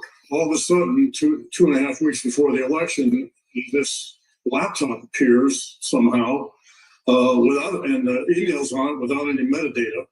Without any metadata. It's all very curious. Well, you guys have been stealing all of our metadata for years. Maybe you should just go look at that, giant server in Utah and tell us all about it. James Clapper was lying. John Penitentiary Face Brennan was lying. The FBI had the laptop already for more than 6 months. They knew perfectly well it was all true. We had Tony Bobulinski, one of the CEOs, verifying that it was all true, that the emails were all true. And our own intelligence community was lying to us, including CNN's Dana Bash's now ex-husband, Jeremy Bash, who was just a campaign Democrat who got a phony office job at the CIA. It was totally fake. It looks like Russian intelligence. It walks like Russian intelligence. He wouldn't know it. Sounds like Russian intelligence. Liar. Every intelligence professional I've been talking to, Mika, said this is a Russian intelligence disinformation campaign. It was a disinformation campaign. That's projection again, being just amazing stuff, just amazing.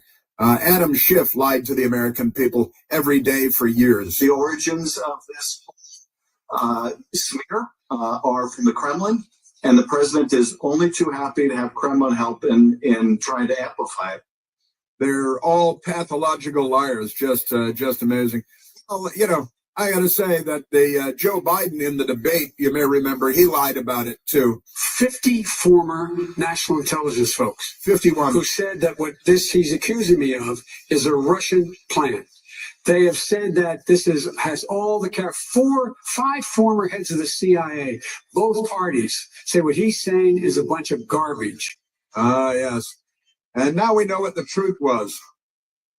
And what Joe Biden said was a bunch of garbage. What Adam Schiff said was a bunch of garbage. What Jeremy Bash and James Clapper, and especially what Penitentiary Face said. To call it garbage would be a little too polite for my liking. There's only one Chris Platt. The Chris Platt Show. News Talk 105.9 WMAL. Making sense of the news. WMAL. Making sense of the news. Live from the Home Paramount Pest Control Studios. Home Paramount, the leader in pest control since 1939. What you've heard about probiotics is probably wrong. I eat yogurt, so I don't need to take a probiotic. Probiotics? They don't really work. It's time to learn the truth about probiotics and join the Align Healthy Gut Team Up. Align has probiotics to naturally help relieve occasional bloating, gas, and abdominal discomfort. Try Align probiotics for a month and see how great a healthy gut can feel. Get $2 off your first month of Align at alignprobiotics.com. When I can't sleep, my mind just races. I think about work, the kids, but I don't think about taking melatonin because I'm afraid I'll feel groggy in the morning. ZQL Pure Z's Gummies has an optimal dose of melatonin. Ain't no flies. Too cold for them. Sleep naturally and wake up feeling refreshed. I had to doze off for a minute. Pure Z's Gummies for better Getting sleep old. like never before. And try Pure Z Sleep plus Next Day Energy with melatonin plus extended release B vitamins. File taxes or in debt to the IRS, this is important news. Did you know the IRS has programs specifically designed to help people struggling with tax debt? Powerful tax assistance programs that can save you thousands if you qualify. No one knows these programs better than the experts at Optima Tax Relief, America's most trusted tax resolution firm, A-rated by the Better Business Bureau. Their award-winning team of tax attorneys and licensed professionals have resolved over $1 billion of tax debt for their clients. One call to Optima can start the process, helping to end your worries about wage garnishment, asset seizure, and other. You know, you want to make fun of me. Wiggins sits there and watches his TV. For a free confidential consultation, call 800-908-1755. No teeth in his mouth. 800-908. Fuck you, you punk, Wiggin. You guys act like I'm supposed to like you, no matter what you do. You're a fucktard. You're a backstabbing motherfucker, Wiggin. You and JC deserve each other. Many times you trash that woman and you suck her ass. Fucking, this is why I call you wishy-washy. You think I care that Alicia comes there? You guys are together and doing whatever? You think I'm fucking jealous of that? And you claim to be a Christian. According to the National Energy Assistant Directors Association, You're no authority on the Bible. 23%. If you don't have renovation windows, a lot of your money is literally going out the window. Buy now and save big with 50% off all window styles. Plus, get 0 interest with 0 payments for 2 years. I chose Window Nation. See your gypsy. Our lyrics in a song by Fleetwood Mac. See your gypsy that I was.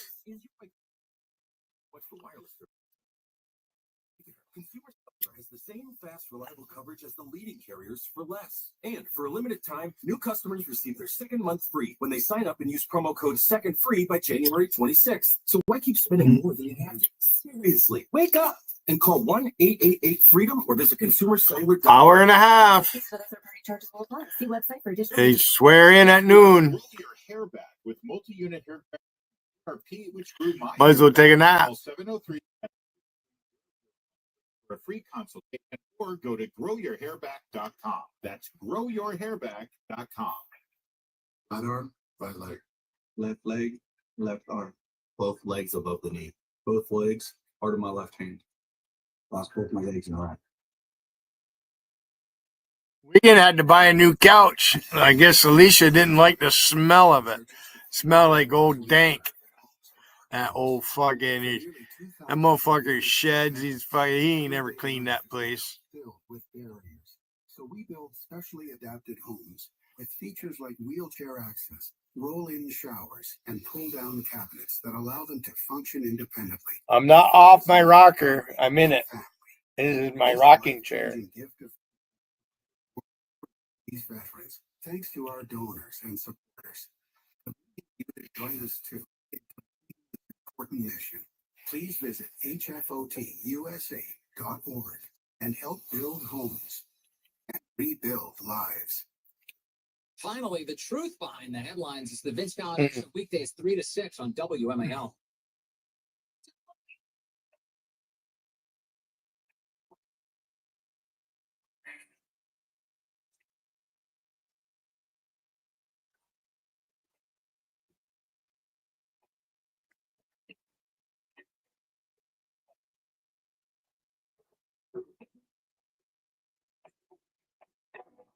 Go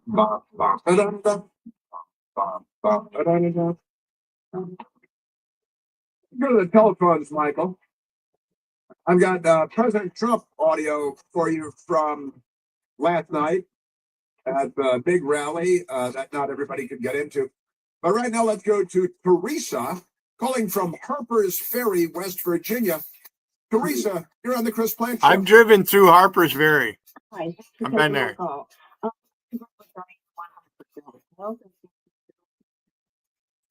Part of the Supreme Court because part of someone is never being charged with anything, and they can still be charged in civil court, and I think the states can charge as well. But there needs to be accountability. They should not get away with it. Well, the news media are calling it revenge, Teresa. They say Trump wants revenge. I don't want revenge. I would like accountability, though.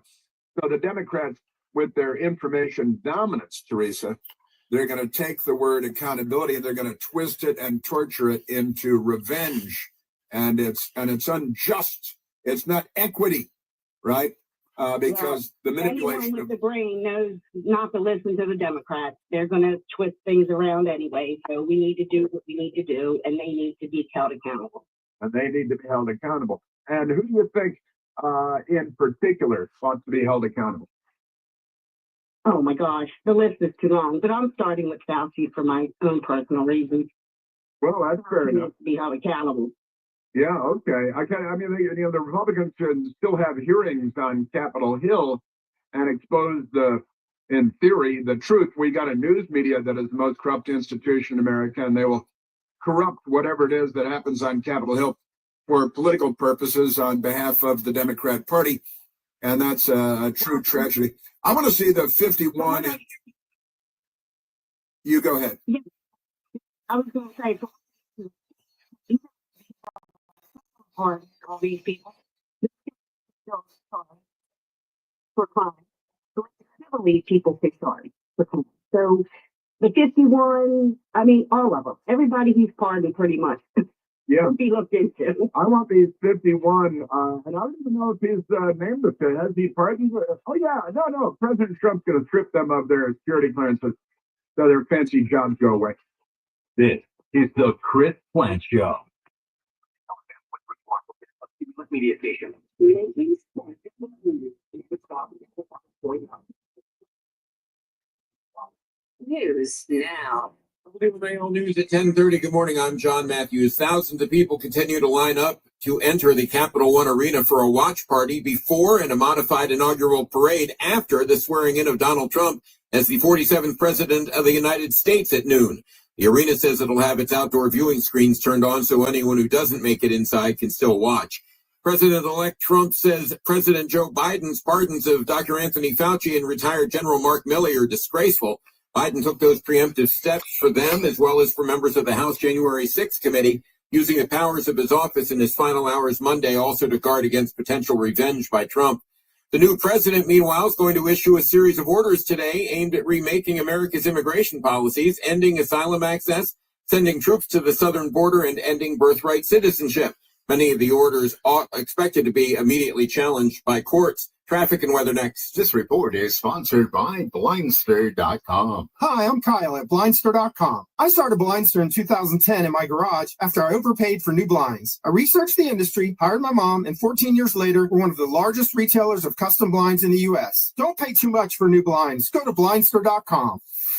Steve Hirshhorn, Jamie Whitten in the Hadid Carpet Cleaning Traffic Center. George Washington Parkway remains closed each direction between the Beltway and the Spout Run Parkway. That's due to weather. That's expected to be closed all day. The express lanes of 395 shut down. The main lines are open, but no worries. There's no delay. Leaving the Beltway across the 14th Street Bridge to the freeway. Heads up in the northbound 3rd Street Tunnel. We've had volume in the tunnel all morning. A lot of the exits are closed because of tight security. And now we have a crash northbound in the tunnel before New York Avenue. Now from GarageDoorRepair.com, the WMAL Stormwatch 7 forecast. Sunny but windy with a high of 29. It's 27 at Reagan National. John Matthews, News Talk 105.9 WMAL.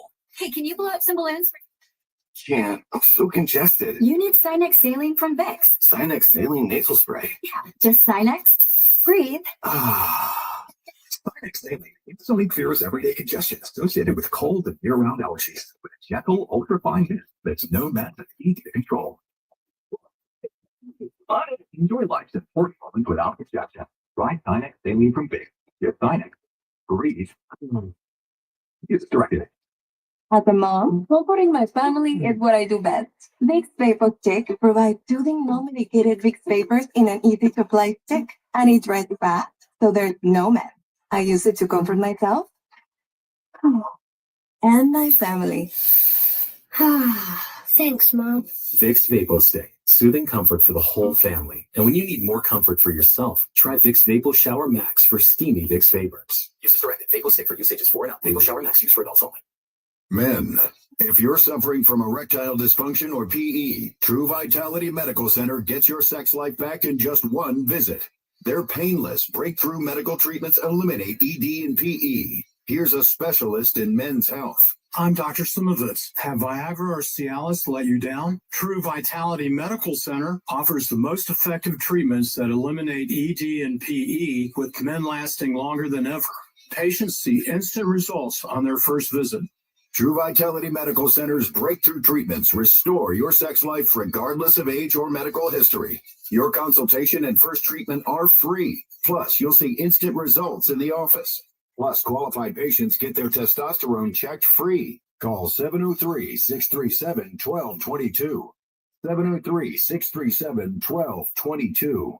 To regain your sex life in just one visit, call now. 703-637-1222. This is Dr. Riggleman with DMV Weight Loss. In 2024, we were able to change the lives of thousands of people on our Metabolic Reset weight loss program. We know the secret to losing up to 1 pound of fat every day with no exercising, no prepackaged meals, no counting points or calories, no drugs, no surgery, and no injections with the risk of serious side effects. There's no better time than now to give yourself the gift of a new you in this new year. Our team at DMV Weight Loss can help you thrive in 2025. For your free consultation, go to dmvweightloss.com. Here's Chris with his success story. I'm happy to report that I lost 40 pounds over the course of about about 3.5 months. I feel like I'm 10 years younger. I have more energy, and every day when I wake up, I feel refreshed. I don't have the pains that I used to have that I attributed to aging. This program is different, and you owe it to yourself to try it. The DMV weight loss program has successfully helped thousands of people lose up to 10 to 20% of their body weight in 60 days. You can start the program in person or virtually from anywhere you live. Schedule your free consultation today by calling 571-532-5700 or dmvweightloss.com. That's dmvweightloss.com. Results may vary. WMAL, making sense of party politics because somebody's got to hold their feet to the fire. Download the WMAL app to stream us for free.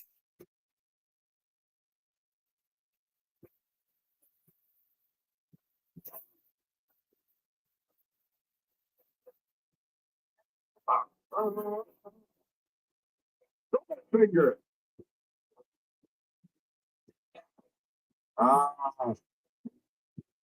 Such goings on, such goings on. Inauguration Day in America, Inauguration Day in Washington, D.C. The world changes today because of who we are and what we are. We're the United States of America, and nobody else is. The Democrat Party is doing everything they can to undo the United States of America. But let's go to, for those who were at the Capital One Arena in Washington, D.C. yesterday, and those who watched it on the television, I was kind of busy all day. I didn't get a chance to watch a lot of television yesterday. Visitors in from out of town for the inauguration. The inauguration, as we have traditionally and customarily known it, blown up, so to speak, moving the swearing in inside to the Capitol Rotunda under the big dome, surrounded by statues. But all the statues of the racist Democrats have been removed because the Taliban under Nancy Pelosi removed all the Democrat racists, all the Democrat racist statues and sculptures and paintings removed under Nancy Pelosi because they're cleansing themselves of their own history, like the Taliban. That's your Democrat Party. But President Trump yesterday, lots going on there. They had the Village People, and it turns out that YMCA song isn't a gay song at all. That's what the YMCA writer of the song said. There's nothing gay about that song. What, the Village People and YMCA? What are you kidding? But it's become fun. I got to tell you, my best girl and I, we were downtown last night for the just blocks from the White House at the Mellon Auditorium on Constitution Avenue between 12th Street and 14th Street. 13th Street doesn't run through there. So it's between 12th and 14th at the Mellon Auditorium. And Chris Ruddy and the great people at Newsmax had a really an incredible event there last night. And then you couldn't get out of there because while we were there, the military and the police shut down the whole area. So no Ubers, no taxi cabs, no nothing.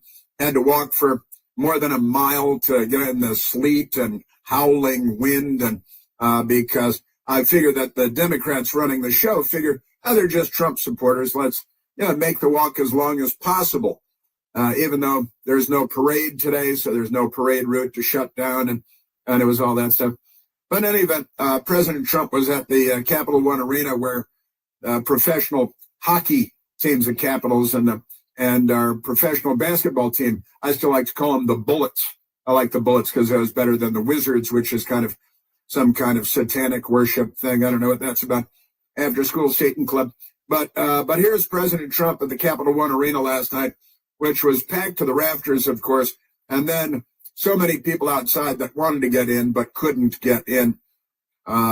Remarkable stuff going on. I got to say, President Trump, Capital One Arena last night. As a first step toward restoring transparency and accountability to government, we will also reverse the overclassification of government documents. And in the coming days, we are going to make public remaining records relating to the assassinations of President John F. Kennedy, his brother Richard Kennedy, as well as Dr. Martin Luther King Jr., other topics of great public interest. It's all going to be released, Uncle Sam. Matters of great public interest, and I agree. It's about dang time that these documents that belong to all of us, the taxpayers of the United States of America, were made public and available to all of us.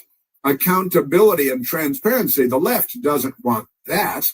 The left is one ongoing cover-up and has been for a great many years. You know, big government, deep state, permanent bureaucracy, cover-up, ongoing for how long now?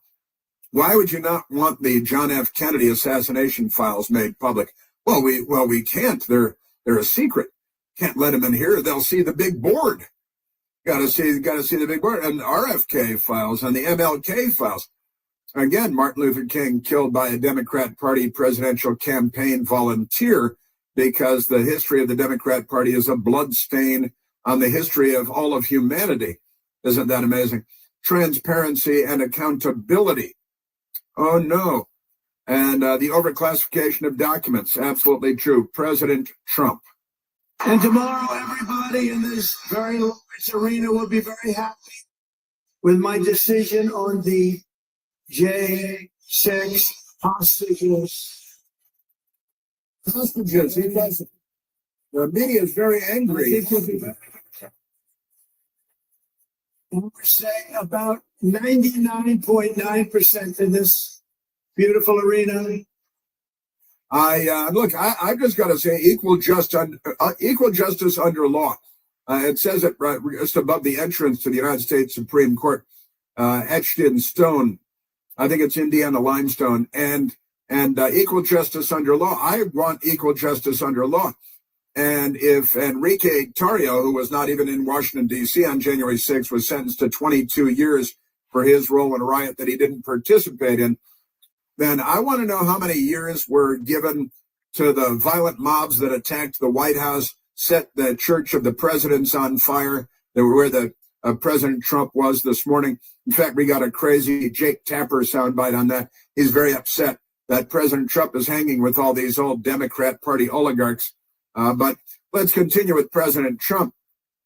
From the big hockey arena in Washington, D.C. last night. Tomorrow at noon, the curtain closes on 4 long years of American decline, and we begin a brand new day of American strength and prosperity, dignity and pride, bringing it all back.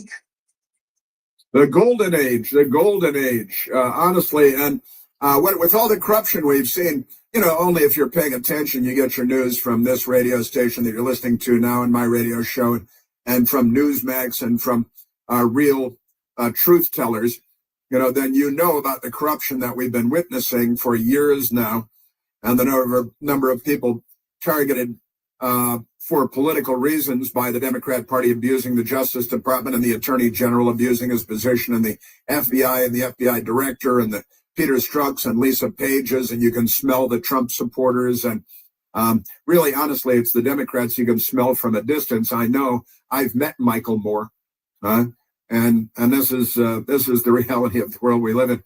But honestly, I want, when the people that attacked the White House for 3 days and forced the evacuation of President Trump to the underground bunker at the White House with his family, when those people are sentenced to periods in prison and in jail that are similar to those of January 6th, then we will have equal justice under law. And until that time, I say everybody, which is now may be impossible because of the Democrats and their level of corruption, but until that day, until the Democrat Party rioters are held to the same standard as the January 6th rioters, let's just limit it for now to the violent mob of Democrat criminals attacking the White House in 2020 for 3 days, setting fire to the church, forcing the evacuation of the president, injuring 160 to 180 police officers, and an orchestrated nationwide effort bringing in explosives, M80s, blow your hand off, frozen water bottles by the pallets, throwing them at police, injuring 160 to 180, and not one of them sentenced to prison or jail, not one of them. That is not equal justice under law. And because you people are abusing this power, it should slap you in the face like a fish. And everybody that was, rounded up by a corrupt FBI and subjected to a corrupt Washington, D.C. jury that would put any Republican in jail forever and let any murderer go, which goes on every day. I say equal justice under law. And that means, and you know, there are people still sitting in D.C.'s jail. They're arrested like the day after and of January 6 years ago. And what are their terrible crimes? Aren't these the same crimes committed at the White House by the Democrats and in Seattle and in Portland and in Chicago and in New York and in Atlanta and in Miami and in Kenosha, Wisconsin, and somehow those people don't get long prison sentences like Enrique Tarrio, an African-American, Cuban-American, getting 22 years in prison, and he wasn't even in Washington, D.C. on January 6th. They're a lynch mob. They're putting grandmothers in prison for years for praying outside of abortion clinics, the Democrats, while the Democrats are setting churches on fire all across the country. More than, 300 or 500 Catholic churches had been vandalized by the Democrats after St. George Floyd was laid to rest because of a cardiac failure while he was resisting arrest again. Amazing. President Trump at the Capitol Arena last night. Once in a fair and corrupt political establishment in Washington, a fair administration. We're not going to take it anymore. We're not gonna take it. Never did and never will. President Trump wrapping up the rally last night with, naturally, what else would it be? The Village People. Thank you very much. Thank you.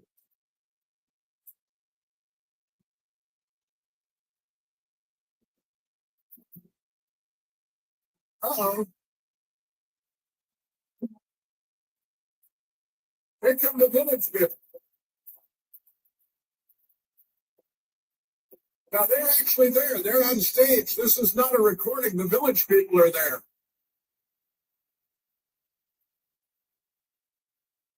And this, according to the guy who wrote the song for the Village People, he says this is not a gay song at all.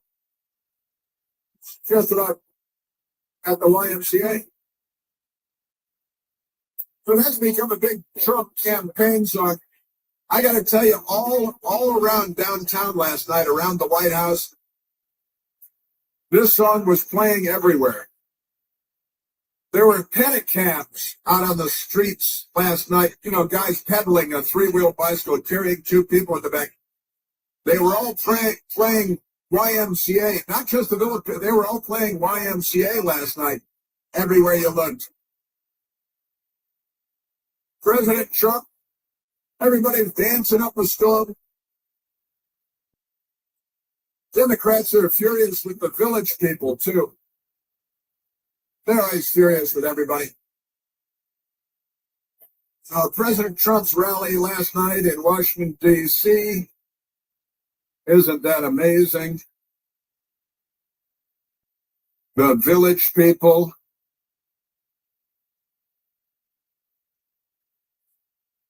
And today, the inauguration of the 47th President of the United States, who coincidentally was also the 45th President of the United States, Joe Biden, amazingly.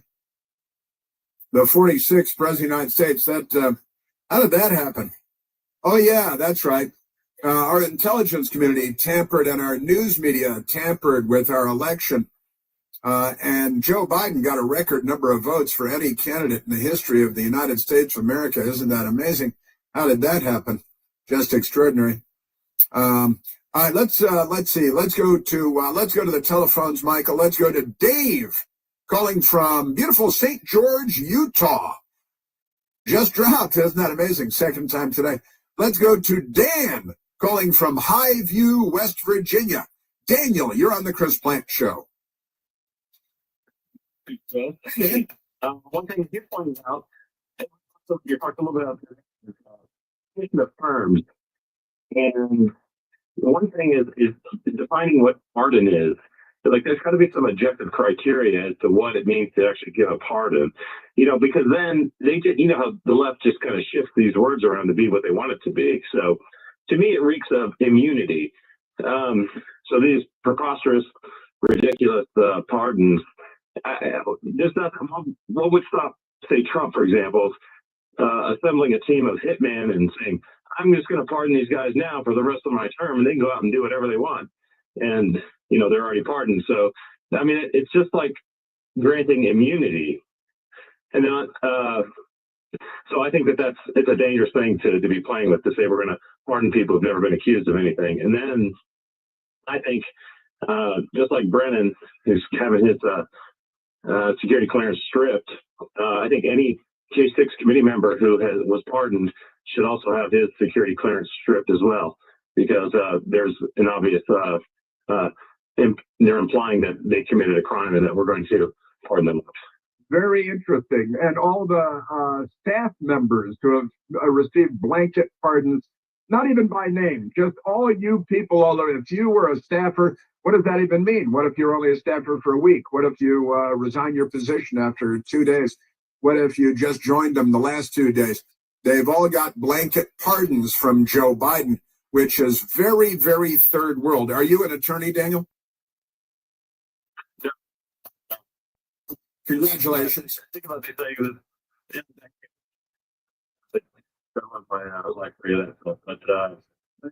it, like, we caught so many times on you're called a racist, you're called this, and it's like, well, I'm okay if you call me a racist, but let's first define what that means, and then I may or may not agree with you on that. So that means Democrat. Is it a pardon or is it just blanket immunity? Well, you're absolutely right. And what does a preemptive pardon mean? Does that mean that before anyone is accused of a crime, or can they still go forward and commit more crimes now since it's preemptive? What's the start date? Because with his son Hunter, it said covers a 10 or 11-year window, more than 10 years of Hunter Biden's behavior, completely immunized with a preemptive pardon. Isn't it amazing to be corrupt and to be so casual about it, and to be, corrupt like Jake Tapper and CNN and NBC fake news and the Washington Post? Got a lot of amazing stuff happening today. Stay right there. You're listening to The Chris Plant Show. News Talk 105.9 WMAL. Making sense of the news. For heating, easy and plumbing, choose All Tech Services. All seasons, all systems, all tech.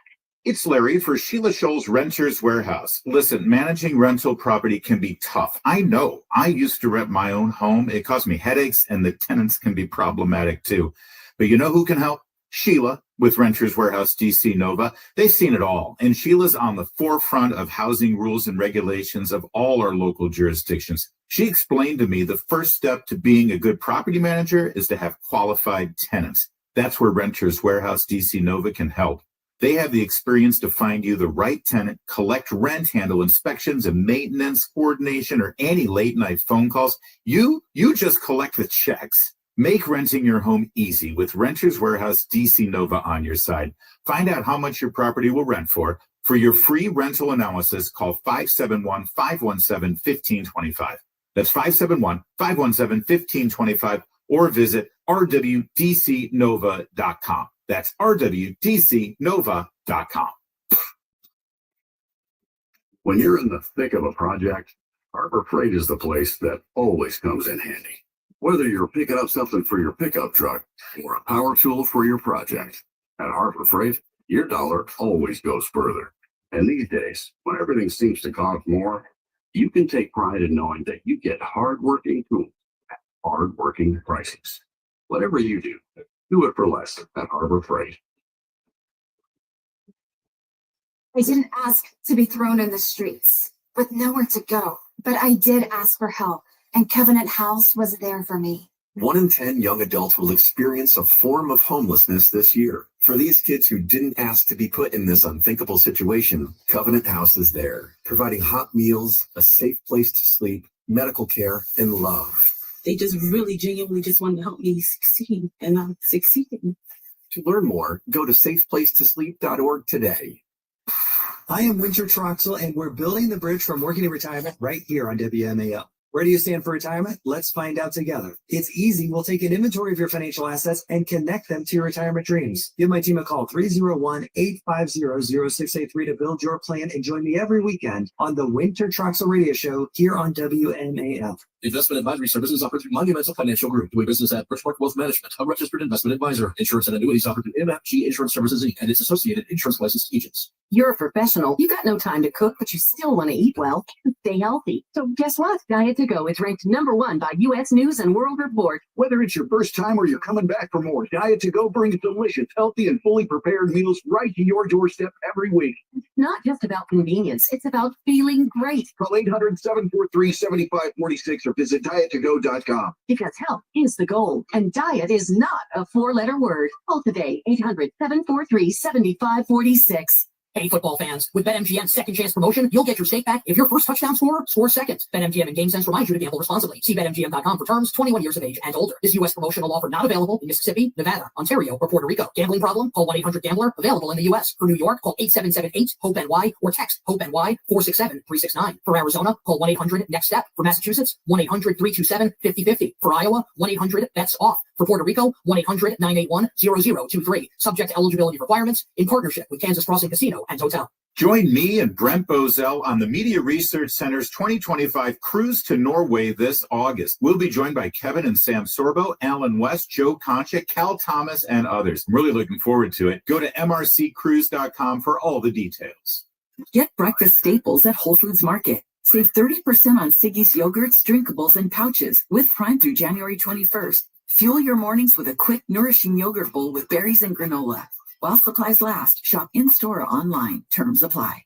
Talia Esquire, Slater Schulman, LLP, attorney advertising is responsible for this ad. Attention former childhood residents of juvenile detention centers in Maryland. If you were housed at either Charles Hickey School, Backbone Mountain Youth Center, Thomas Waxter Detention Center, Cheltenham Youth Detention Center, or any other juvenile detention center at any time in the past and were a victim of sexual abuse, now is the time to come forward, as you may be entitled to substantial financial compensation. Maryland Department of Juvenile Services faced complaints about rampant sexual abuse for decades and failed to protect youth inmates in these facilities. If you were housed in a Maryland youth facility at any time and were subjected to any sexual misconduct from staff members, you may be entitled to substantial cash compensation. Call our Maryland Juvenile Detention Helpline now at 800-285-3502. The deadline to file a claim is close. Call now to get the justice, closure, and the financial settlement you deserve. No matter how many decades ago it was, call our law firm's Juvenile Detention Sexual Abuse Helpline right now at 800-285-3502. 800-285-3502. 800-285-3502. WMAL, making sense of the economy because it's your money and your retirement. Download the WMAL app to stream us for free.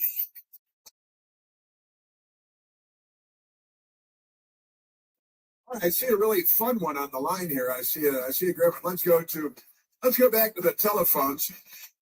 Let's go to Kurt calling from Chantilly, Virginia. Kurt, you're on the Chris Plant Show. Pleasure to talk to you again. Welcome. So, if Biden was deemed incompetent enough to stand trial for the documents he was not supposed to have, wouldn't that be a premise that he was not competent enough for the papers that he signed for the pardons and the executive orders of the thing? I think you are 100% right. I saw it up on the big board, and Jane put your idea, your thought up on the big board, and I said, I got to go talk to Kurt because that is wonderful. Robert Hur, you're talking about the Robert Hur report, who was investigating Joe Biden, right? And said that he's just an old man. What was the exact turn of phrase that he used? That an elderly man with a poor memory. Robert Hur, in May of 2024, when the Hur report came out and the entire left-wing news media, which is practically all of them, they all clapped and they said, oh, Robert Hur said we can't prosecute Joe Biden for his many crimes because the jury would see him as an elderly man with a poor memory. And now the elderly man with a poor memory that was forgiven for crimes that he may have committed, he wasn't tried and convicted of these crimes, but he was He was forgiven preemptively. The Democrats love preemptive pardons, I guess.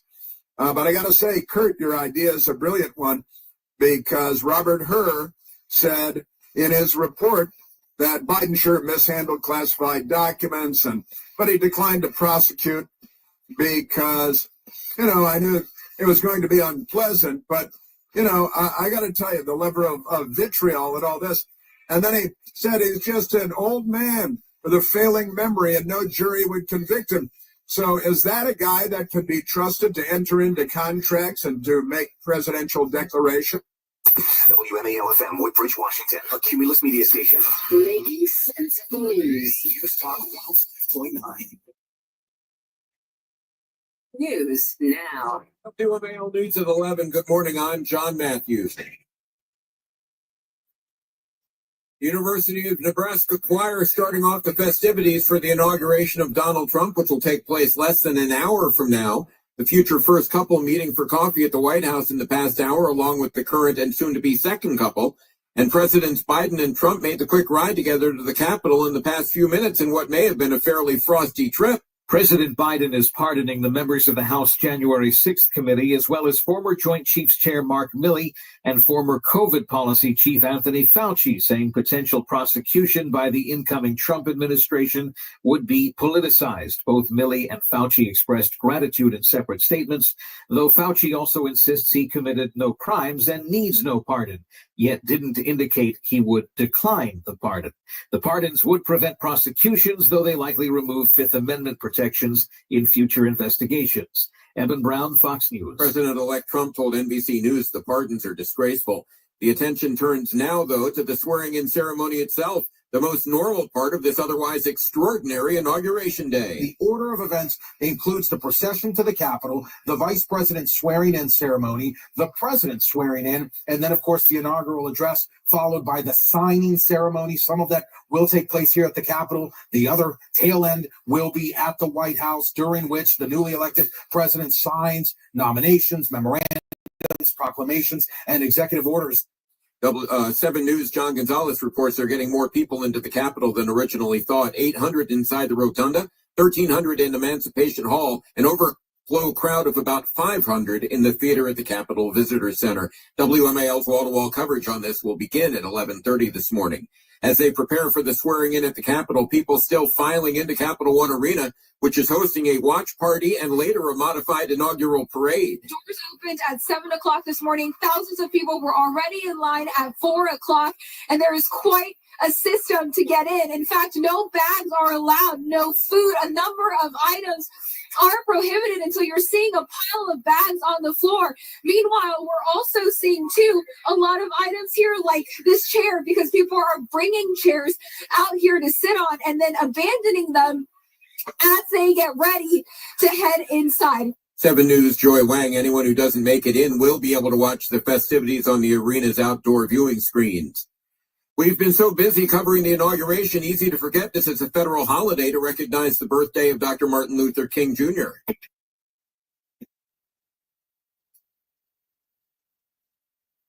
The Reverend Dr. Taft Heatley, senior pastor of Alexandria's Shiloh Baptist Church.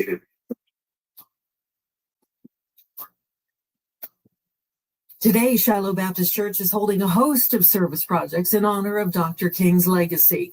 Barbara Britt, WMAL and WMAL.com. Up next, traffic and weather. Hey there, I'm Paula Penn, host of the Afford Anything podcast. Remember, you can afford anything, just not everything. Oh, what? Yeah, it's true. I had some classmates who were struggling with FIFO and LIFO. They called it F my LIFO.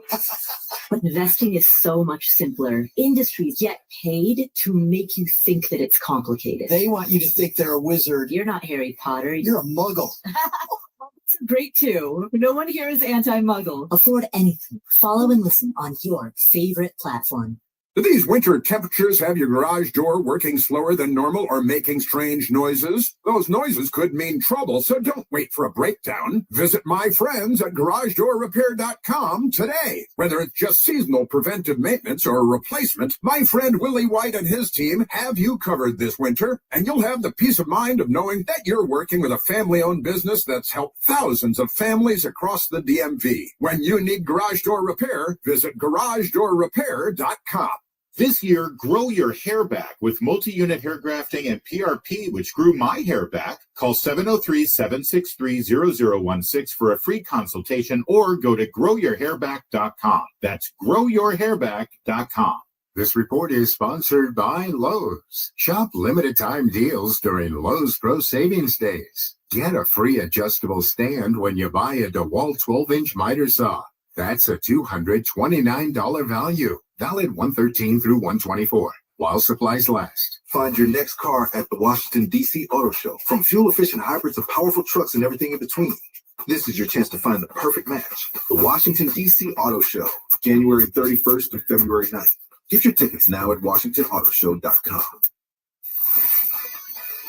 Jamie Witten in the Hadid Carpet Cleaning Traffic Center. Beltway Silver Spring on the outer loop at University Boulevard. We had a single car crash now to the shoulder, but watch for that brief delay. 395 express lanes shut down, and that's due to security measures. All traffic is being sent to the main lines, but don't worry, light volume. We are jammed as you come off the freeway into the 3rd Street Tunnel. That is a solid lineup to the crash before New York Avenue. Also, several exits in the tunnel are closed for security measures. Now from GarageDoorRepair.com, the WMAL Stormwatch 7 forecast.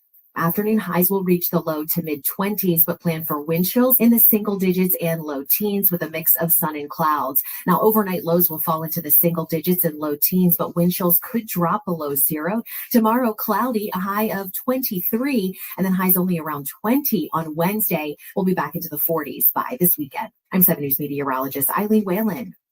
27 at Reagan National. John Matthews, News Talk 105.9 WMAL. The WMAL app. Chris Plant.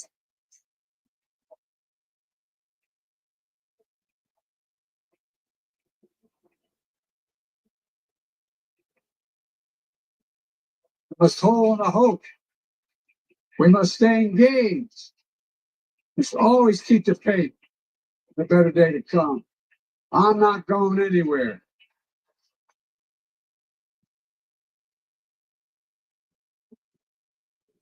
I'm not kidding. He's not kidding. Once again, if that might be his last I'm not kidding as president. And once again, it was false. He said, I'm not going anywhere. You are going anywhere. You're getting out of here. You're going anywhere. That'll be good enough. Wherever anywhere is, that's where you're going. His last flight aboard Marine One, the Marine One helicopter, in all probability, certainly as president, it will be his last flight aboard Marine One. The Marine One helicopter, the VH-3, Sikorsky Sea King, the 1957 Cadillac of military helicopters. And then his last flight aboard, well, one of the blue and white airplanes from the 89th Airlift Wing at Joint Base Andrews, aka Andrews Air Force Base, to take him home. I wonder if he's going to pardon himself on the way out the door. He probably should. Pardons. Watching the arrivals at the United States Capitol this morning, and it's a lot of fun. I got to say, it's an e-ticket, as they used to say at the Disney places. You know, your fanciest ticket for the best rides, your e-tickets. This is a heck of a ticket in Washington, D.C. I've got to say, this is one I'd like to be in the room for. This one. I've been in the room for a lot of things over the course of my adult lifetime, my career. This would be a really good one to be in the room for, no doubt about it. Kind of an exclusive ticket that hundreds of thousands of people that came in from all over the country and all over the world, dare I say, for the inauguration. And again, a lot of and it's not happening outside now, a very small number of people. And looks like the security measures today are unusually high security, very tight security everywhere you look. And it's probably not because of all the billionaires, although there are a bunch of billionaires there. And they're all former Democrats that have shown up for the Trump swearing in, the Trump inauguration, infuriating the Democrats, who are easily infuriated, of course, but members of the Trump family all over the place. None of them are crackheads. None of them are dating their brothers' widows. None of them have been kicked out of the Navy for repeated cocaine abuse. None of them have knocked up strippers down on K Street and then denied paternity. And I've barely even left just one member of the Biden family. Remarkable stuff. Barron Biden showing up. He's still 6'10" or whatever he is. I said Barron Biden. Barron Trump, thank you. Barron Trump showing up. Oh, there are Bidens in the frame too. Sorry. Yeah. Remarkable stuff going on. A good ticket, and the cabinet members and all that. And then Bill and Hillary Clinton showed up. And they walked in, and I've got to say, Bill was scanning the crowd looking for what. And then Hillary, looking at Hillary's face, my instincts are good when it comes to this. Hillary's face, she looks pained and tortured. Her eyes were furious. Her lips were pursed. She was trundling in next to Bill, thinking, this pig next to me became the president of the United States, and, boinking everything he could sink his claws into. And then Donald Trump becomes president and beat me when the New York Times said I had a 98% chance of winning right up until the moment that I lost. And then he's president again. He's elected twice. And Hillary Clinton's thinking, scrambling around in her tortured little mind, and I'm never going to be president. And then we say, well, she should run again in 28. Shouldn't she? She should run again for president for the Democrat nominee in 2028 because, Hillary, it may not be over for you, but it is because you're you. And nobody likes you, not even your husband. Why do you think? ... We'll just leave it at that. Yeah, but Bill and Hillary came in, and Bill, just scoping the crowd, the usual. And Hillary looking bitter and angry and disjointed.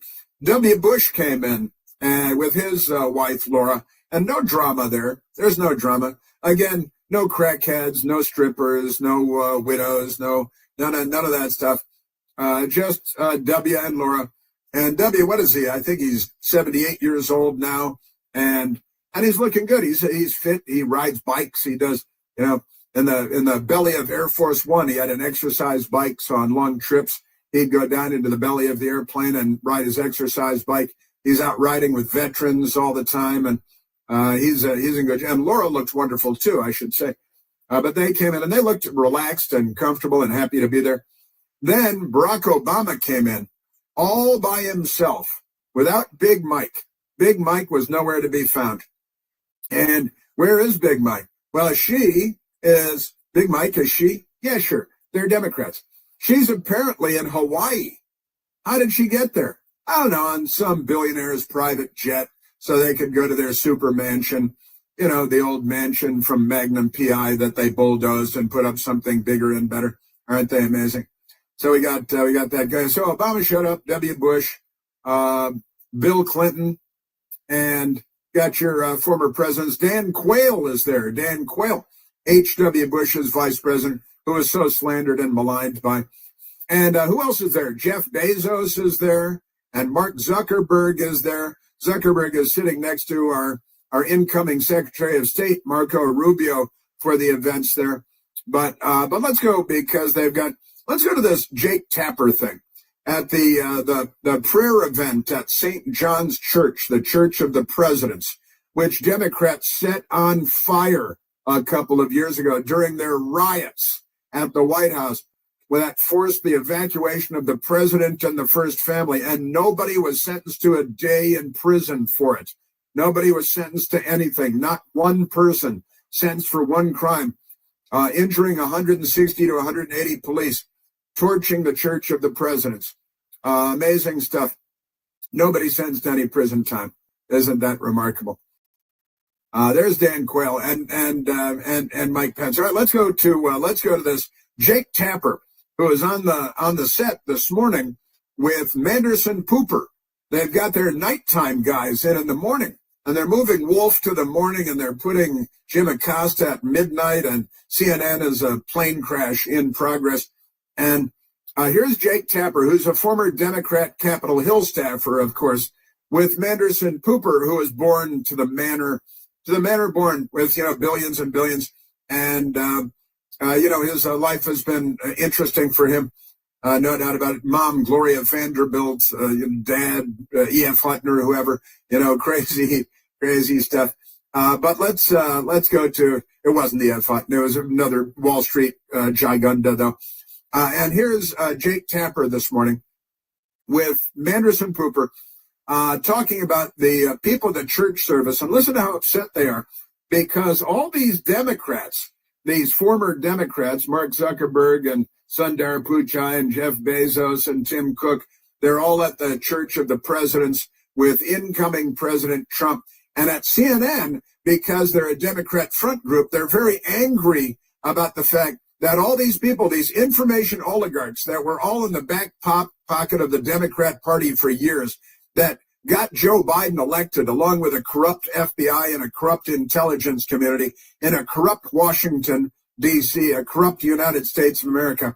And here is former Democrat Capitol Hill staffer Jake Tapper. The tech bros inside St. John's Church is one other thing I want to show. So we see Mark Zuckerberg on the left with the curly hair, CEO of Meta. Tim Cook, his face is black, but he has the white hair, CEO of Apple.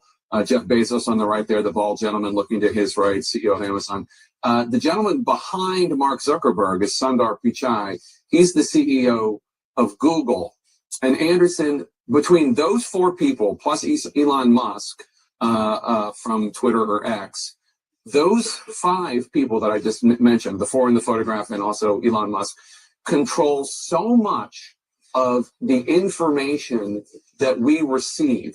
So much is in their hands when it comes to ascertaining, monitoring, or refusing to monitor what is real, what is not real. And we're about to enter an era of deep fakes and all sorts of misinformation. And the degree to which those five gentlemen play a role or do not play a role will be pivotal in terms of where the American people are 4 years from now, in terms of understanding what is true and what is false. Now, what is true and what is false? Well, we're about to enter an era of deep fakes and misinformation. What were you on the conference call? That is just amazing, Jake Tapper. And, if you're just recognizing that Zuckerberg and Tim Cook and Jeff Bezos, and let's not leave out Jack Dorsey, who owned Twitter back before Elon Musk bought it, because he saw free speech being trampled in the United States of America. Now, are you willing to admit, now that you've said this out loud, and about to enter, I hope we're departing an era of deep fakes and misinformation. Misinformation like the intelligence community peddled about the New York Post reporting on Hunter Biden's laptop and Joe Biden, the big guy, getting his 10% cut. Jake Tapper, it's time for you to confess out loud on television before you self-immolate that it was Mark Zuckerberg and Tim Cook and Jeff Bezos and Jack Dorsey that engaged in an era of deep fakes and misinformation that got Joe Biden elected to the presidency, and you helped because you're as corrupt as any of them, Jake Tapper. And Jack Dorsey, who fled like his head was on fire, when Elon Musk came along to buy Twitter away from him and to call it X. And so, yeah, we're about to enter. And so they're already prepping the soil here. They're preparing the battlefield, CNN is, to say that everything you hear from now on, the truth, when the truth is revealed, when people are held accountable, the CNN are already lining up to declare it all to be part of the era of deep fakes and misinformation and disinformation. And Hillary Clinton declared that people should be sent to prison for spreading misinformation and disinformation. Isn't that amazing? And these guys were all team Democrats until a minute ago. Bezos and Tim Cook and Zuckerberg and Jack Dorsey and Twitter and Facebook and the FBI and the intelligence community. Jake, it's time that you fessed up to the big lie that you're a part of, just like your boy Joseph Goebbels long before you were born. Just amazing. And it did remind us what Jake Tapper talking about, the age of deep fakes and disinformation. And they'll be able to influence what people think 4 years from now. And he knows this because this is the game that the left has been playing for years. Remember Mika Brzezinski on MSDNC. He could have undermined the messaging so much that he can actually control exactly what people think, and that is your job. Yeah, and that is our job, said Mika, and Mo Yarborough agreed quickly. These people, they're propagandists, and half of them are too dumb to know it. And when it comes to people being held accountable, the news media is going to describe that as revenge. That's revenge. Well, is it like getting revenge on Sirhan for arresting him and putting him in jail for crimes? Is that what it is? I guess every arrest is revenge to someone. Isn't that amazing? All right, let's grab a quick phone call, Michael. Let's go to Travis, calling from the land of Lincoln, from Illinois. Travis, you're on the Chris Plant Show.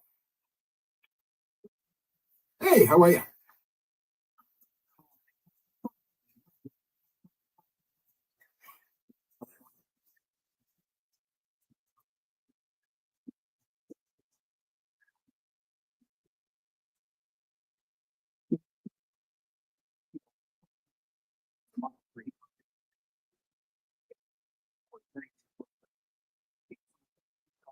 Oh, fuck out of here.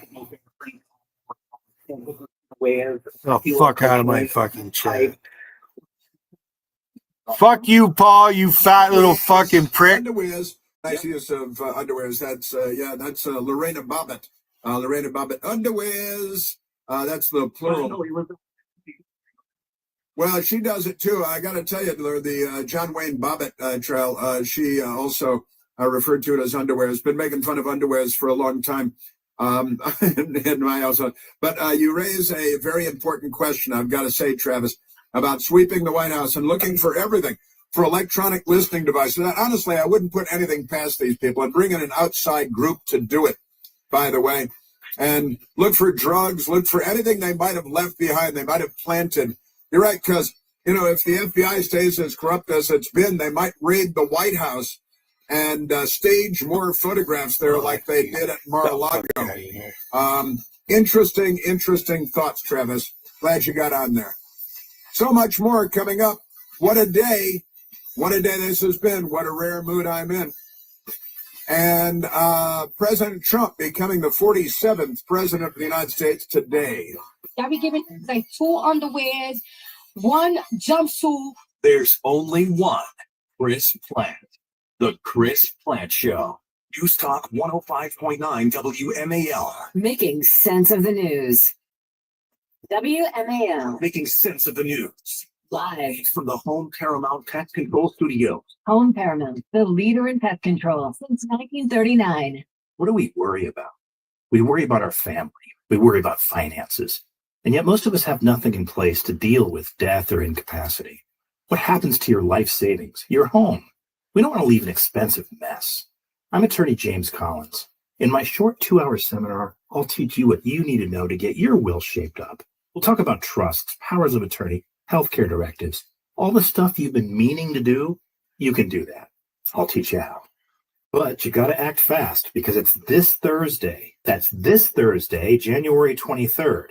I'll be in Springfield at the Embassy Suites. It's not too late to sign up. As I'm recording this, we still have a few spots left. So go to thecollinsfirm.com. That's thecollinsfirm.com and claim your seat. Or call 877-PLAN-NOW. That's 877-PLAN-NOW to sign up for this Thursday in Springfield. If you're living with dry age-related macular degeneration or dry AMD, you may be at risk for developing geographic atrophy or GA. GA can be unpredictable and progress rapidly, leading to irreversible vision. Now there's something you can do to Survey improvement to slow GA progression. Survey or a vacuum-capted Pagel is a prescription eye injection used to treat GA. Don't take it if you have an infection or active swelling in or around your eye. Izervay can cause eye infection, retinal detachment, or increased risk of wet AMD. Izervay may temporarily increase eye pressure. Your vision may be impaired after an eye injection or exam. Don't delay. Ask your doctor about Izervay today.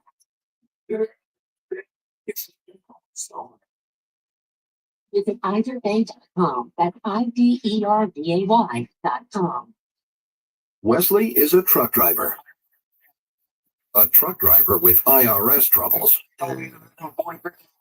Got really bad.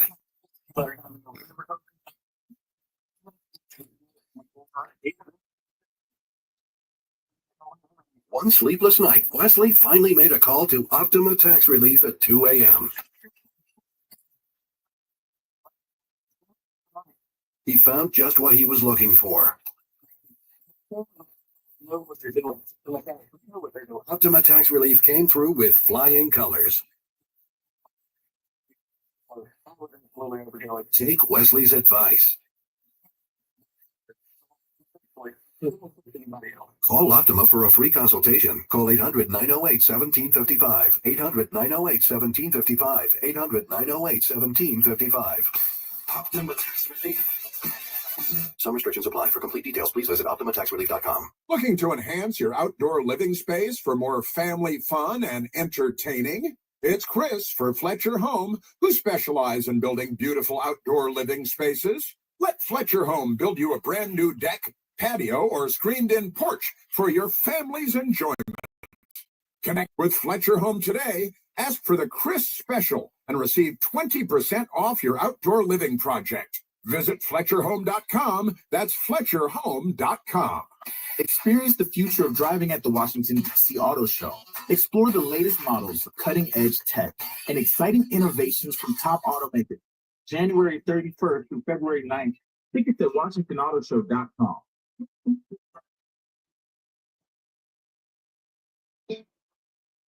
My name is Mario. In mid-2017, we received the news that nobody wants to hear your child has cancer. St. Jude made us feel that everything was gonna be all right. And it was like a huge weight coming out of my shoulders. It was amazing.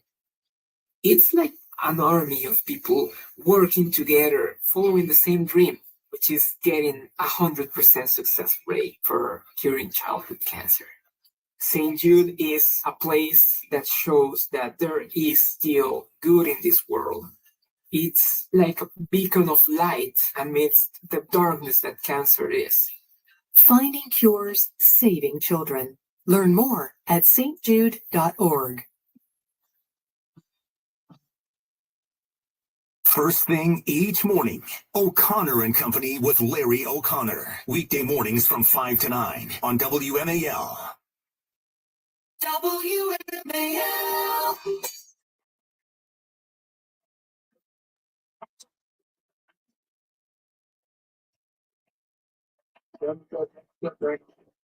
The Washington Post is very upset this morning because President Trump is expected to sign an executive order today making anchor babies a thing of the past. And they love anchor babies because they might come back to murder them later. The U.S. government will no longer recognize the citizenship of children born in the United States to immigrants who lack legal status. And as to say, illegal aliens in the United States having babies don't become U.S. citizens automatically. That's a good start. This related to executive orders President Trump is expected to sign today at the Oval Office, securing our border, doing away with anchor babies. And CNN, boy, they're very upset that Elon Musk is there, and Mark Zuckerberg and Tim Cook of Apple and Jeff Bezos, Sundar Pichai of Google. These guys were all in the back pocket of the Democrat Party forever. But now, now they're at the Trump inauguration. And they're like, wait, they can't control information, Jake Tapper. That's our job. That's what we do. Like Mika said, we'll tell you what to think. All right, let's go to, let's see. Let's go to Dave calling from St. George, Utah. David, you're on the Chris Plant Show. Hear me? I can hear you, Dave. Yes, sir. Oh.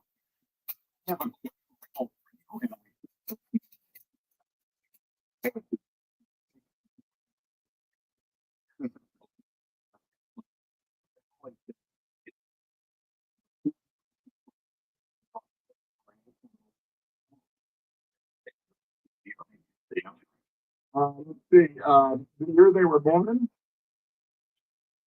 Nope. The answer is Joseph Mengele didn't get a pardon.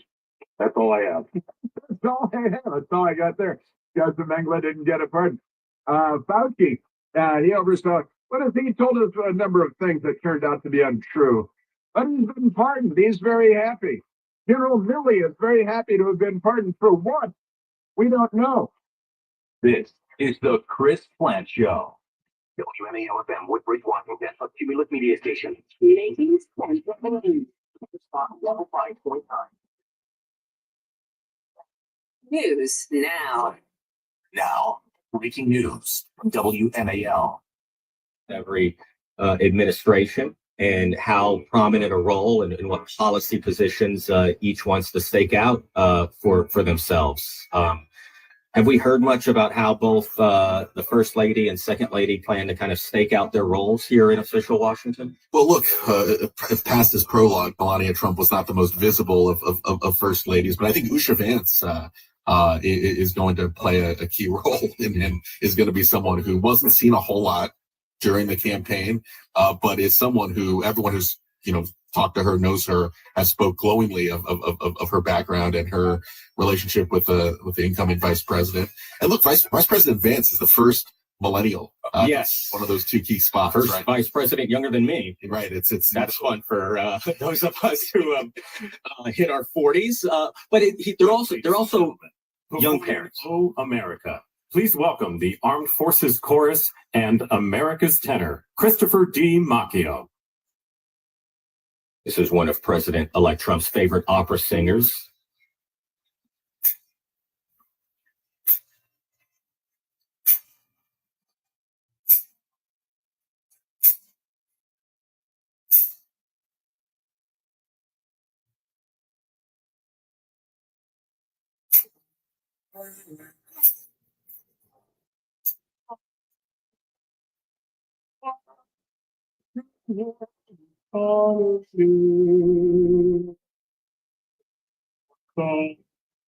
Bring me to thee, to thee, to thee, I will be. Oh, America.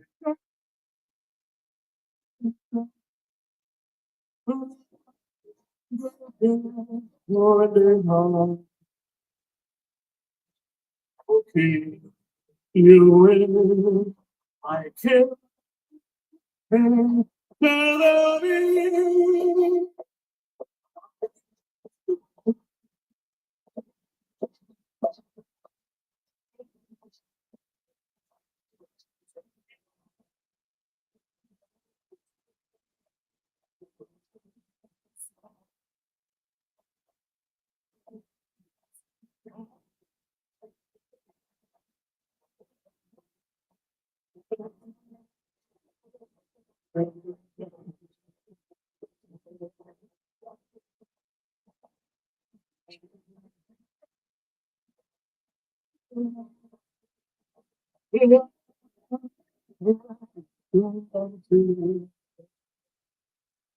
from your mouth is ground. You're listening to Chris Macchio. He is a opera tenor, one of President-elect Trump's favorite singers.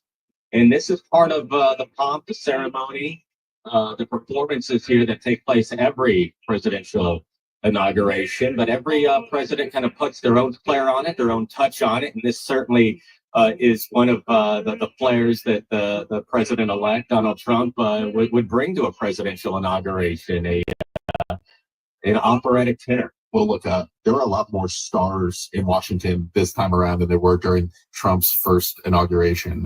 This is quite a stirring rendition. But we also have some big pop stars like Carrie Underwood in town to perform at President-elect second inauguration. The Village People performed last night. Right. Along with Kid Rock as well. Kid Rock, but some unconventional people who in the music world or the celebrity world would not be considered conservatives are here, are part of the pageantry. That is also a good sign that we're not starting off this second Trump term in a very polarized, and the country is polarized, but there is an effort to kind of bring everyone together. Continue to listen here to Chris Macchio as you listen to the presidential inauguration on Fox News Radio and the Fox News app.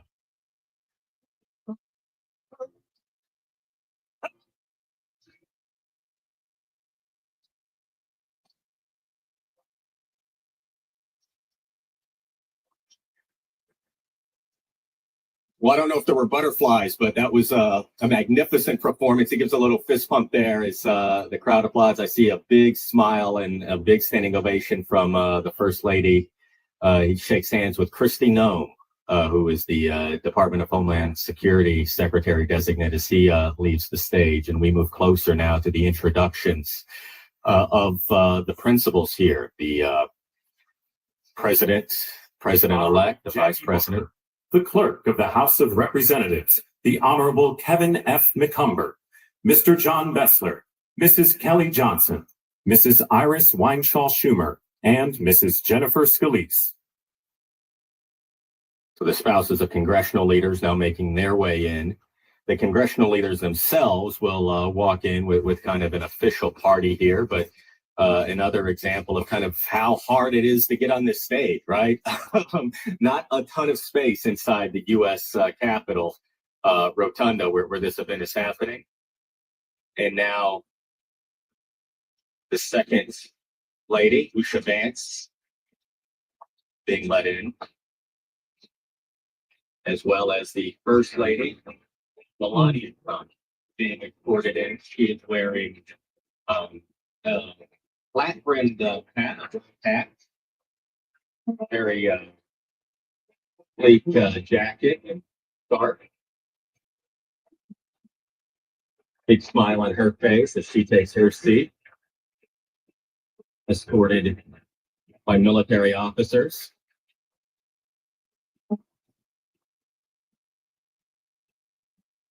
So we are getting close to the introduction of President-elect President Trump in just about 23 minutes from right now, when the clock strikes noon here in Washington, and he becomes the 47th president of the United States. Again, this event looks and sounds a little different than inaugurals over the last few decades. It was moved indoors to the U.S. Capitol Rotunda, given the frigid cold wind chills here in Washington, D.C.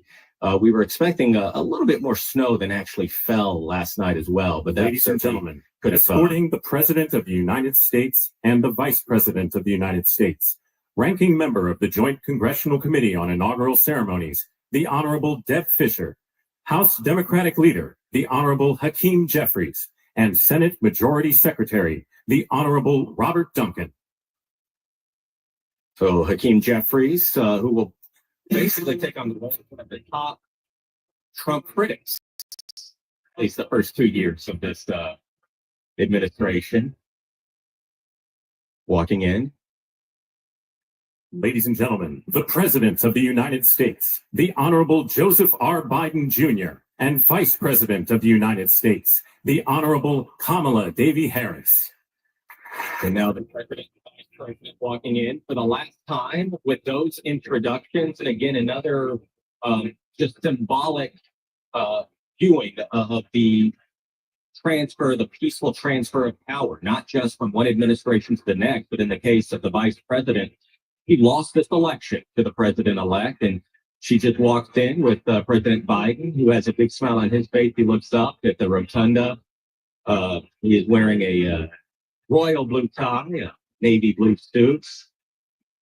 Looks very stoic. Certainly the last time he probably was introduced with the with Hail to the Chief being played for him. Ladies and gentlemen, escorting the Vice President-elect, the Executive Director for the Joint Congressional Committee on Inaugural Ceremonies, Mr. Michael Wagner, Senate Deputy Sergeant-at-Arms and Doorkeeper, Jason Bell, and House Deputy Sergeant-at-Arms, Mr. Sean Keating.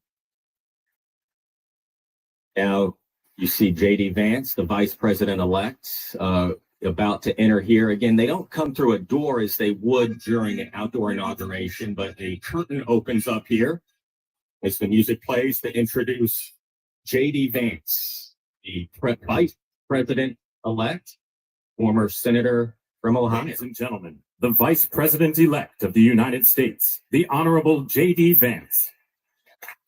J.D. Vance walks in, a big smile on his face, navy blue suit, red tie. Shakes a few hands. Takes the hand of President Biden. Takes his seat. He will be sworn in just a few minutes as well to officially become Vice President of the United States.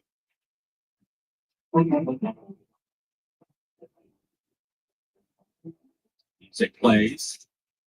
And we should note as well that as President-elect Trump is about to be introduced, he will be led out by Amy Klobuchar, who is the chair of the Joint Commission on Inaugural Ceremonies. So a Democrat and will lead him, just as Republican Deb Fischer led out President Biden. So again, these are events that are well choreographed, irrespective of party. People play their roles, and it leads for a very nonpartisan event, at least here for the next hour or so, before it'll be politics as usual in Washington. I was going to say this may be the most bipartisan moment we'll see in quite some time, but it is important to see the pageantry of Republicans and Democrats sitting together, talking with each other in this handover of power. Ladies and gentlemen, escorting the President-elect, the Staff Director for the Joint Congressional Committee on Inaugural Ceremonies, Elizabeth Farah.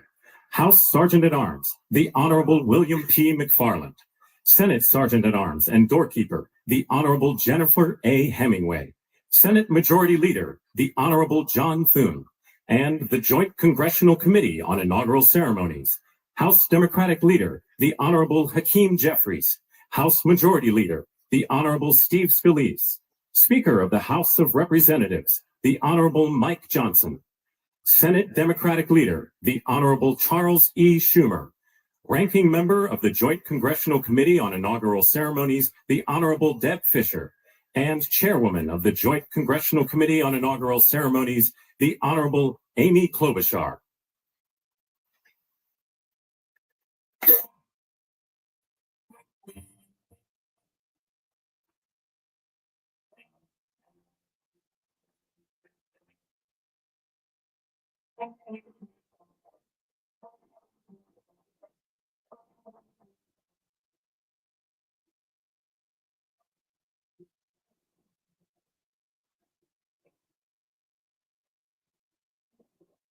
Ladies and gentlemen, the President-elect of the United States, the Honorable Donald John Trump. Here comes the 47th President of the United States, President-elect Donald Trump. He walks out into the Capitol Rotunda. A kiss to his wife, Melania Trump. Shaking the hand, patting the back of President Biden, the two exchanging a few words there, a smile between the two of them. As the President-elect now takes his seat, and this ceremony will get underway. He will become President of the United States in just 17 minutes at noon Eastern Time. He will be sworn in by the Chief Justice. He will use two Bibles, the Lincoln Bible, which he used for his swearing in 8 years ago, as well as a family Bible that was given to him as a young boy by his mother. And now you hear the applause from inside the U.S. Capitol Rotunda as President-elect Donald Trump stands next to his vice president, the vice president-elect, J.D. Vance. You can see the president-elect mouthing thank you, smiling, taking in this moment. Some chants of USA being heard. A couple of fist bumps there by the president-elect as well. Melania Trump standing right behind him with a big smile on her face. Ladies and gentlemen, please be seated. And now this ceremony will get underway. It's a pretty quick ceremony, all things considered. I see Melania Trump, as she takes her seat, is holding those two Bibles that President-elect Trump will use to be sworn in. There is an overflow room as well, we are told, in Emancipation Hall, which is kind of just a floor below where this ceremony is taking place. It's the main entryway to the U.S. Capitol Visitor Center can certainly hold several hundred people there as well, as this ceremony was moved indoors. Please welcome the chairwoman of the Joint Congressional Committee on Inaugural Ceremonies, the Honorable Amy Klobuchar. Amy Klobuchar, a Democratic senator from Minnesota who has planned this event over the last many Good morning, months. everyone. Welcome to the 60th presidential inauguration. Today, President-elect Trump and Vice President-elect Vance will take their oaths of office, and we will witness the peaceful transfer of power at the heart of our democracy.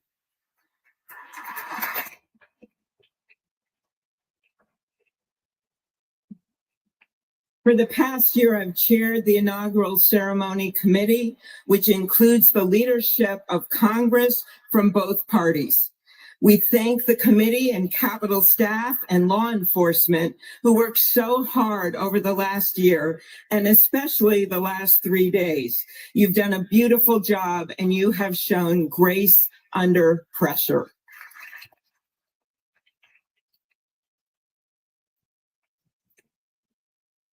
Our theme this year is our enduring democracy. The presence of so many presidents and vice presidents here today is truly a testament to that endurance. We welcome President Biden and Dr. Biden. We welcome Vice President Harris and Doug Emhoff, President Obama, President Clinton and Secretary Clinton, President Bush and Laura Bush, Vice President Pence, Vice President Quayle and Marilyn Quayle. The justices of the United States Supreme Court are with us, all 9 of them, I counted, and of course, the Trump and Vance families. This ceremony marks what will soon be 250 years of our democracy. It is the moment when leaders elevated by the will of the people promise to be faithful to our Constitution, to cherish and defend it. It is the moment when they become, as we all should be, the guardians of our country. Through war and peace, through adversity and prosperity, we hold this inauguration every 4 years. And today it falls on Martin Luther King Day.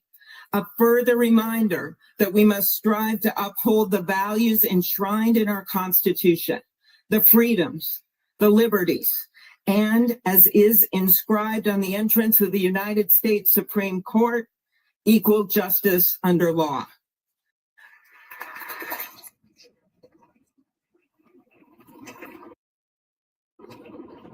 But what makes this moment more than a passing ceremony is all who are watching it across the country, the people of this nation, the ordinary people doing extraordinary things. President Kennedy, who at one point worked as a senator in this building and would often walk through this very rotunda, once said, "In a democracy, every citizen, regardless of interest in politics, holds office. Every one of us is in a position of responsibility." With that responsibility of citizenship comes an obligation not to seek out malice, as President Lincoln once reminded us, but to view others with a generosity of spirit, despite our differences. With that responsibility of leadership comes an obligation to stand our ground when we must and find common ground when we can. With everything swirling around us, the hot mess of division, it is on all of us, to quote an incredible songwriter who just happened to be born in my state, to ensure that our nation's democracy is our shelter from the storm. There's a reason this ceremony takes place at the Capitol. In other countries, it might be in a presidential palace or a gilded executive office building. Here it is traditionally held at the Capitol, the People's House. It is a fitting reminder of the system of checks and balances that is the very foundation of our government, 3 equal branches of government. That is how, for nearly 250 years, our great American experiment, grounded in the rule of law, has endured. So, as we inaugurate a new president and vice president, let us remember that the power of those in this room comes from the people. The construction workers who build our country, the teachers and healthcare workers who nurture us, the troops defending our freedoms, and yes, the firefighters in Los Angeles putting themselves on the line for us.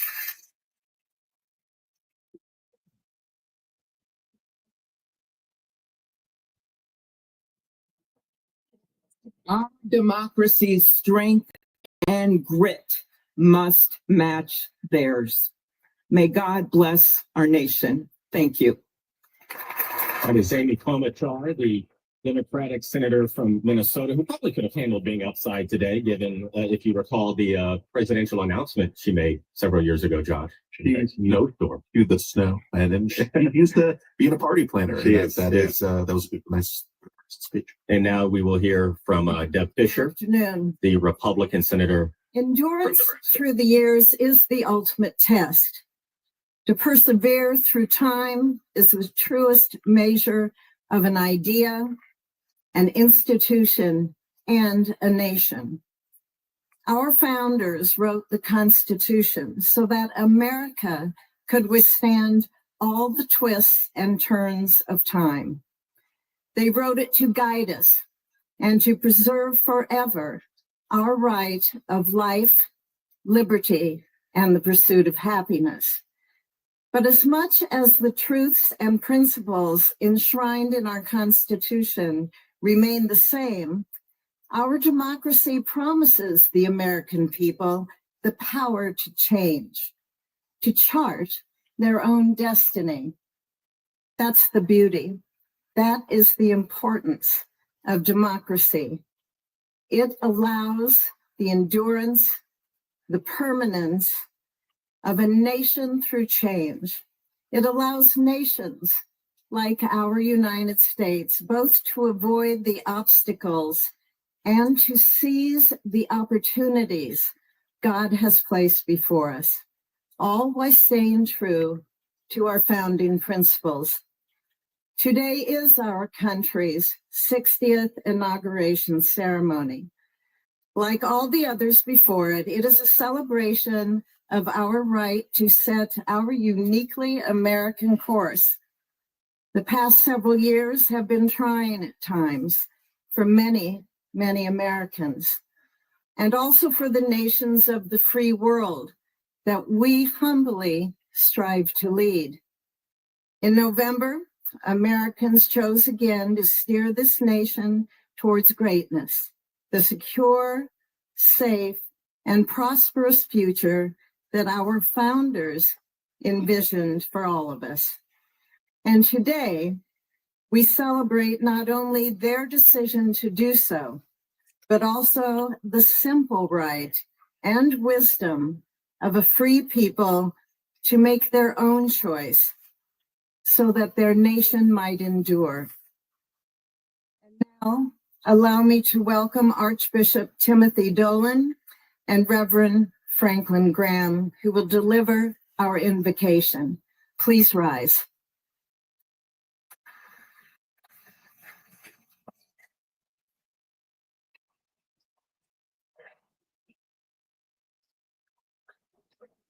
Be still and know that I am God, supreme among the nations, supreme on the earth. Let us pray. Remembering General George Washington on his knees at Valley Forge, recalling Abraham Lincoln.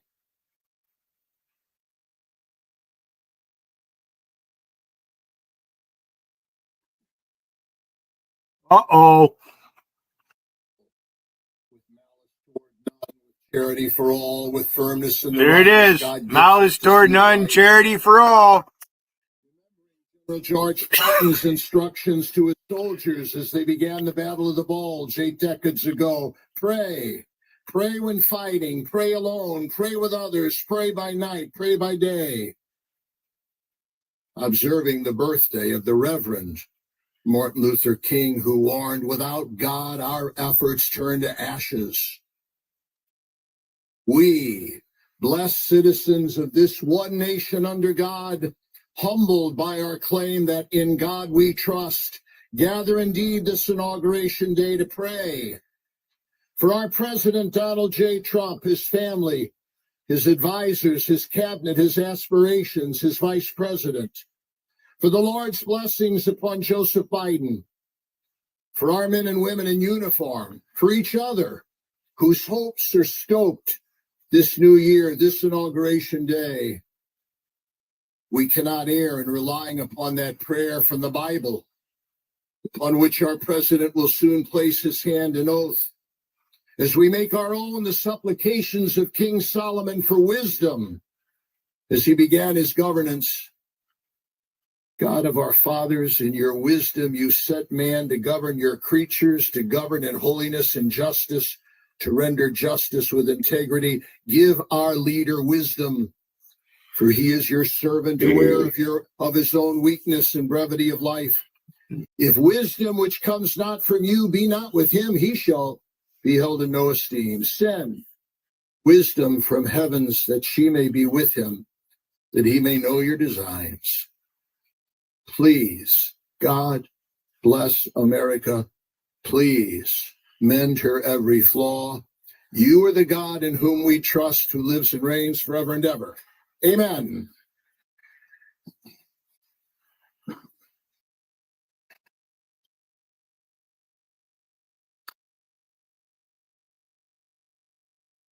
Mr. President, the last 4 years, there are times I'm sure you thought it was pretty dark.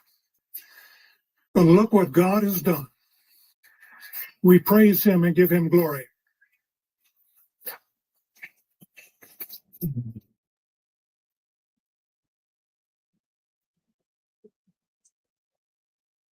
Let us pray. Our Father and our God, thou hast said, blessed is the nation whose God is the Lord. As the prophet Daniel prayed, blessed be the name of God forever and ever. For wisdom and might are his. He changes the times and the seasons. He removes kings. He raises up kings. He gives wisdom to the wise and knowledge to those who have understanding. Our Father, today, as President Donald J. Trump takes the oath of office once again, we come to say thank you, O Lord our God. Father, when Donald Trump's enemies thought he was down and out, you and you alone saved his life and raised him up with strength and power by your mighty hand. We pray for President Trump that you'll watch over, protect, guide, direct him. Give him your wisdom from your throne on high. We ask that you would bless him and that our nation would be blessed through him. We also ask that you would bless and protect Melania as First Lady. We thank you for the beauty, the warmth, and grace that she shows not only to this nation, but to the whole world. We thank you for Vice President-elect J.D. Vance and his wife Usha and their young family. May he be a strength to President Trump, to stand beside him, to hold up his arms like Aaron held up the arms of Moses in the midst of battle. The prophet Samuel reminded the people, it was you that brought them up from the land of Egypt. And he said, now stand still, that I may reason with you before the Lord. So, Father, we take this moment to stand still, to remember the great things that you have done for this nation. Thank you for the protection, the bounty, the freedoms that we so enjoy. We remember to keep our eyes fixed on you, and may our hearts be inclined to your voice. We know that America can never be great again if we turn our backs on you. We ask for your help, and we pray all of this in the name of the King of Kings, the Lord of Lords, your Son, my Savior, and our Redeemer, Jesus Christ. Amen. Ladies and gentlemen, please welcome Associate Justice Kavanaugh to administer the Vice Presidential Oath of Office. And so now the swearing-ins begin. Not a huge surprise that Justice Kavanaugh will swear in J.D. Vance here. His wife, Usha Vance, clerked for Kavanaugh when he was a judge on the U.S. Circuit Court of Appeals here in Washington. Now, the vice president-elect Kids are they're with them. They're kind of getting everybody in place here. It's hard. Listen, Usha Vance is going to hold one of their young children and the Bibles, and please raise your right hand and repeat after me. I, James David Vance, do solemnly swear. I, James David Vance, do solemnly swear that I will support and defend the Constitution of the United States. that I will support and defend the Constitution of the United States Against all enemies, foreign and domestic. against all enemies, foreign and domestic. That I will bear true faith. That I will bear true faith and allegiance to the same. And allegiance to the same. That I take this obligation freely. That I take this obligation freely. Without any mental reservation. Without any mental reservation. Or purpose of evasion. Or purpose of evasion. And that I will well and faithfully discharge. And that I will well and faithfully discharge. The duties of the office. The duties of the office. On which I am about to enter. On which I am about to enter. So help me God. So help me God. Congratulations, Mr. Green. J.D. Vance, the Vice President of the United States, being sworn in, shaking the hands with Justice Kavanaugh, a kiss for his wife. His young kids up there with him as well as he hugged each of them, shaking the hand there between Usha Vance, the second lady, and Justice Kavanaugh. Again, Usha Vance, after law school, was a clerk for then Judge Brett Kavanaugh in the U.S. Court of Appeals here in D.C. So some connections there, certainly some personal connections. You could see President Biden talking to the Vance kids. children. Yeah, it's Very, very sweet moment. what a nice moment that must be for the Vance family.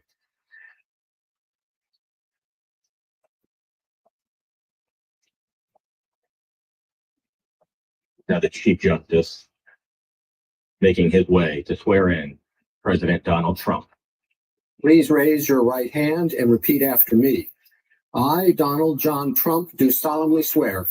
I, Donald John Trump, do solemnly swear that I will faithfully execute that I will faithfully execute the office of President of the United States the office of President of the United States and will, to the best of my ability, and will, to the best of my ability, preserve, protect, and defend preserve, protect, and defend the Constitution of the United States. the Constitution of the United States. So help me God. So help me God.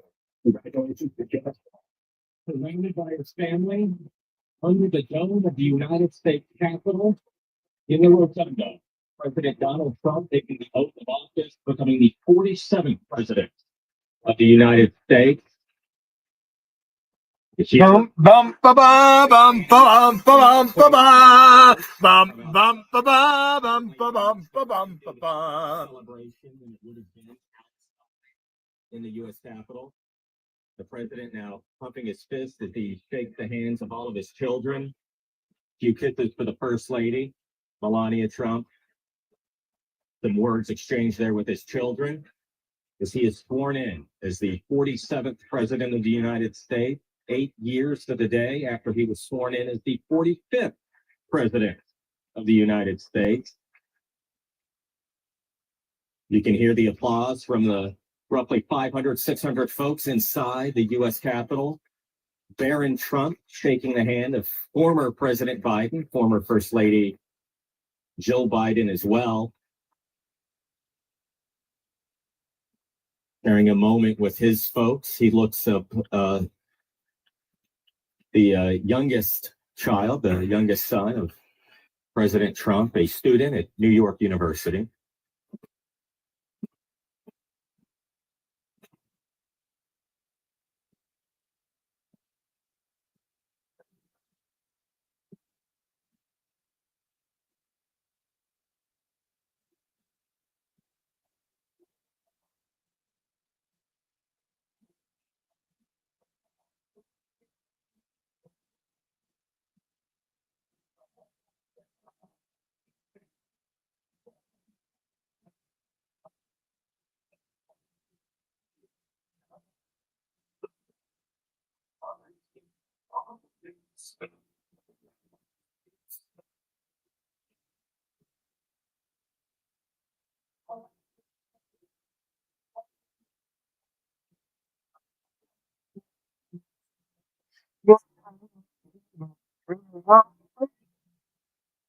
Glory, glory, hallelujah.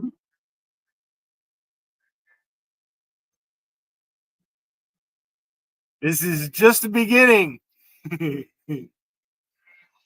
Hallelujah. Yeah, I'm listening to Fox News Radio. How you like that? I should get me a trumpet.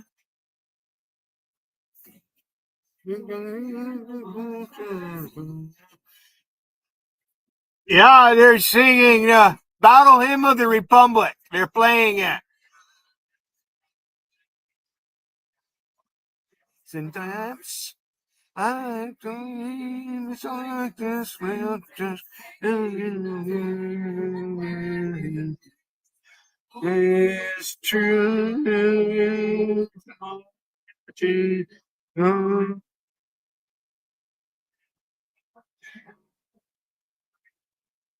That's kind of weird. Gouge's Wiggins' best friend, whatever, but that certain person is anti-Trump. I knew that from a long time ago.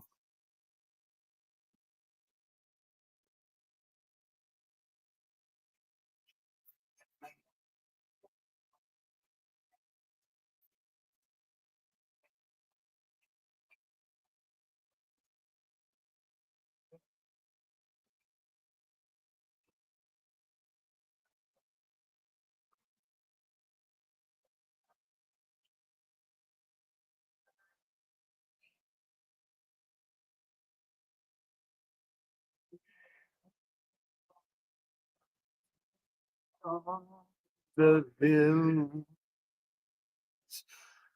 Christ was born across the sea.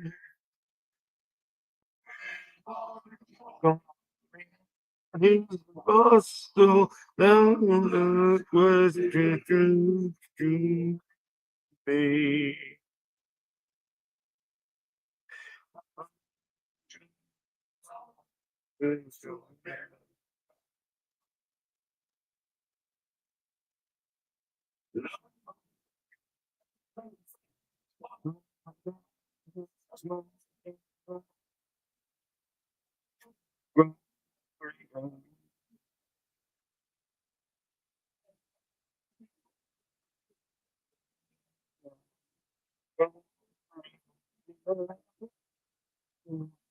It's Tuesday marching on. Glory, glory, hallelujah. Glory, glory, hallelujah. I'm reading Vegas chat. It's going pretty fast. They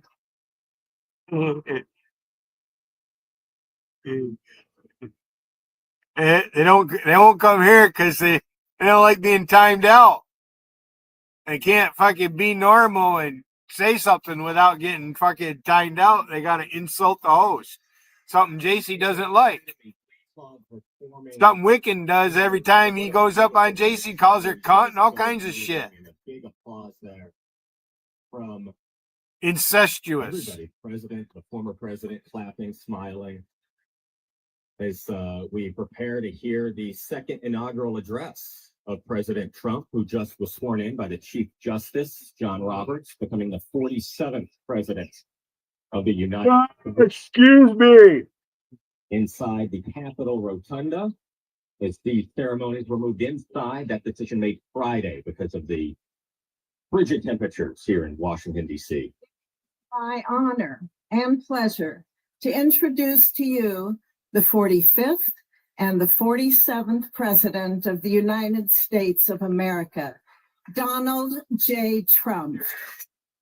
Eat your heart out, Donald J. Plump. Introducing President Trump, the two shaking hands as President Trump now takes to the lectern set up here in the U.S. Capitol. The president's seal on it as he will deliver his second inaugural address.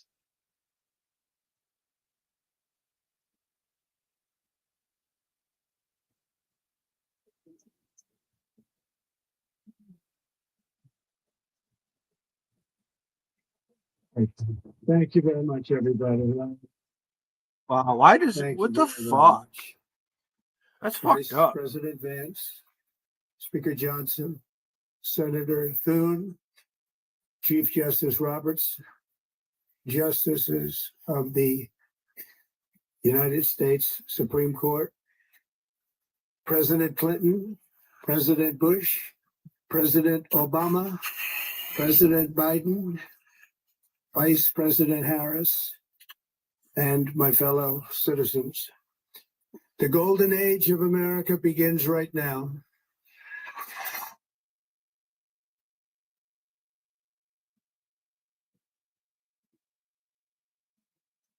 From this day forward, our country Thank you, will JC. flourish Appreciate and be that. respected again all over the world. New We will beginnings. be the envy of every nation, and we will not allow ourselves Chicago. to be taken advantage Great of song. any longer. During every single day of the Trump administration, I will very simply put America first.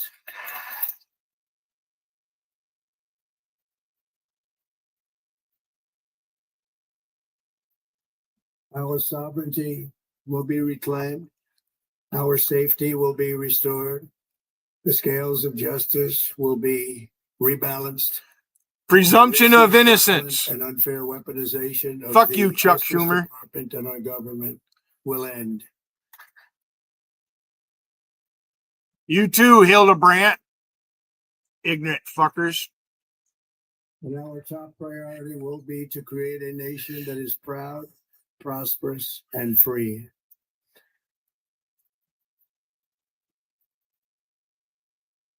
America will soon be greater, stronger, and far more exceptional than ever before.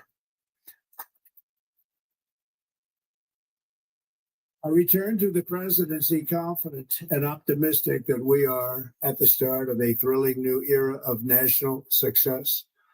A tide of change is sweeping. I appreciate that, JC, and you know, the entire world, and America has the chance to seize this opportunity. Canada like is never before. Canada. Let's be honest about the challenges. The place for we us to face. go fishing. While they are plentiful, they will I could cross the border without, without having to worry about being thrown in a Gestapo or some shit. As we gather today, our government confronts a crisis of trust. For many years, a radical and corrupt establishment has extracted power and wealth from our citizens while the pillars of our society lay broken and seemingly in complete disrepair. We now have a government that cannot manage even a simple crisis at home, while at the same time, and they quoted Lincoln, right? Malice toward none, charity for all. It fails to protect our that is so true. Law-abiding American citizens, but provides sanctuary and protection for dangerous. Donald Trump's not trying to make money off the taxpayer. That have illegally entered our country from all Joe Biden enriched his. We have a government that is. You better hope he's got a lot of money. To the defense of foreign borders, but refuses to. And I would be paying for Biden forever. More importantly, its own people. Our country can no longer deliver basic services in times of emergency, as recently shown by the wonderful people of North Carolina, been treated so badly. There you are, Rocky. And they did. And other states who are still They couldn't respond to an emergency because they fucking used the money elsewhere. Los Angeles, where we're watching fires still. Misappropriation of funds is a crime. A token of defense. They're raging through the houses and communities, even affecting some of the wealthiest and most powerful individuals in our country, some of whom are sitting here right now. They don't have a home any longer. That's interesting. But we can't let this happen. Everyone is unable to do anything about it. That's going to change. We have a public health system that does not deliver in times of disaster, yet more money is spent. And you notice, JC, I haven't been cloning you lately. And we have an I'm talking, but I haven't been spamming the chat with your name. to hate our country despite the love Sick of that you, we try Logical. so desperately to provide to them. You're a fucking punk. All of this will change starting You don't today, dare face and me, it will Logical. change very You quickly. punk.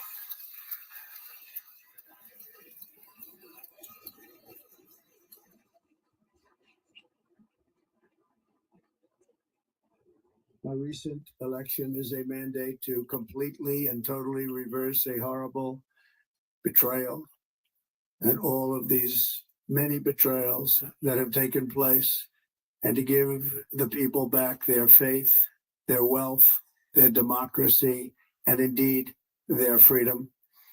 From this moment on, America's decline is over.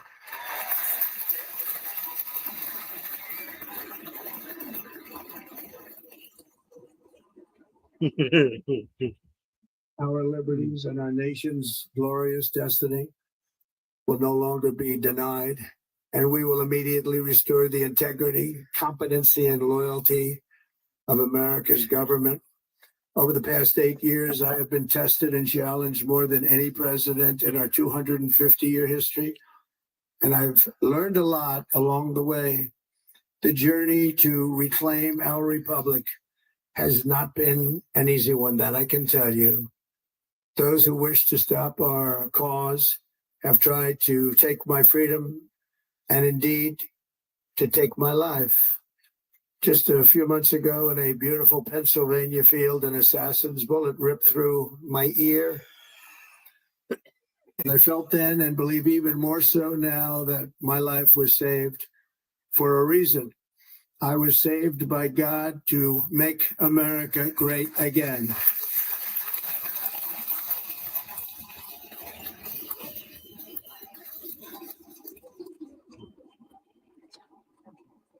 Thank you.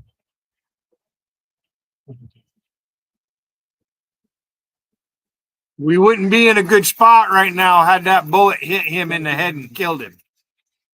It hit him in the head. Your ear is part of your head. That is why each day under our administration of American patriots, we will be working to meet every crisis with dignity and power and strength.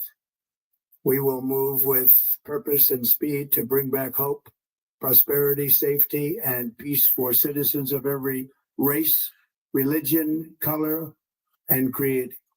For American citizens, January 20th, 2025 is Liberation Day.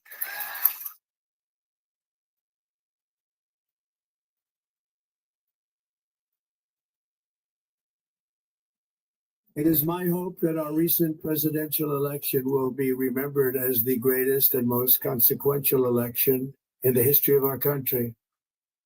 As our victory showed, the entire nation is rapidly unifying behind our agenda with dramatic increases in support from virtually every element of our society, young and old, men and women, African Americans, Hispanic Americans, Asian Americans, urban, suburban, rural. And very importantly, we had a powerful win in all 7 swing states. And the popular vote, we won by millions of people.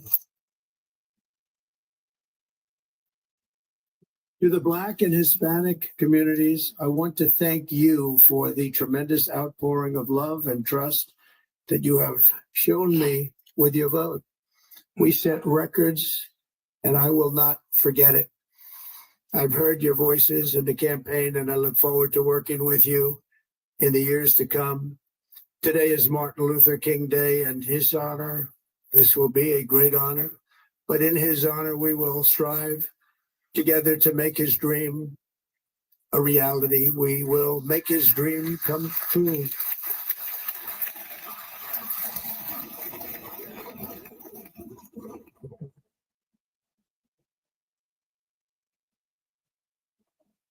Thank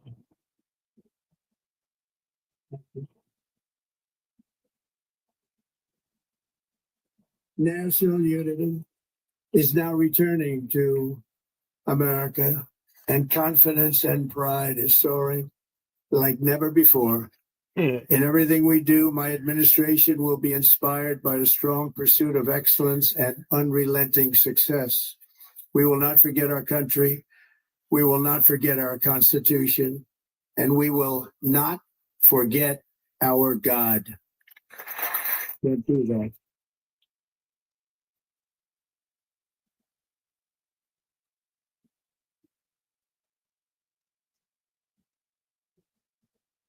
Today, I will sign a series of historic executive orders. With these actions, we will begin the complete restoration of America and the revolution of common sense. It's all about common sense. First, I will declare a national emergency at our southern border.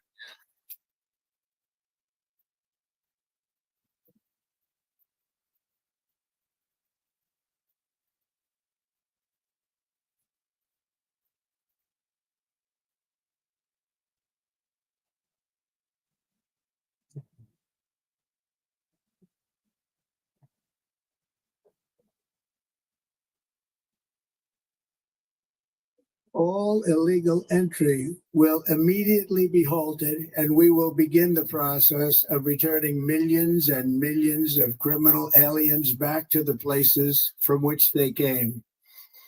We will reinstate my Remain in Mexico policy.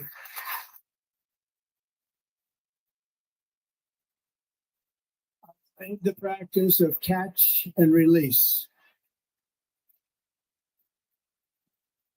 And I will send troops to the southern border to repel the disastrous invasion of our country.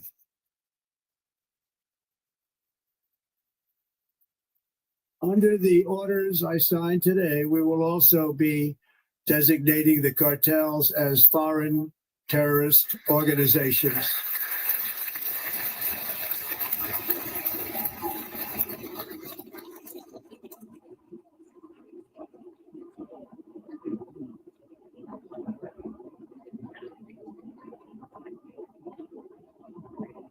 And by invoking the Alien Enemies Act of 1798, I will direct our government to use the full and immense power of federal and state law enforcement to eliminate the presence of all foreign gangs and criminal networks, bringing devastating crime to U.S. soil, including our cities and inner cities.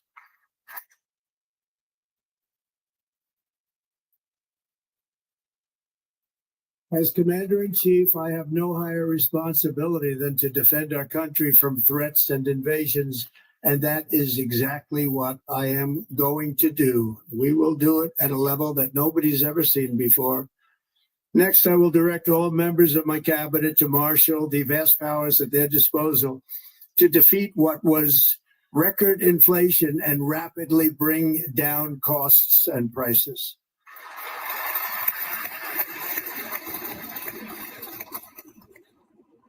The inflation crisis was caused by massive overspending and escalating energy prices, and that is why today I will also declare a national energy emergency. We will drill, baby, drill.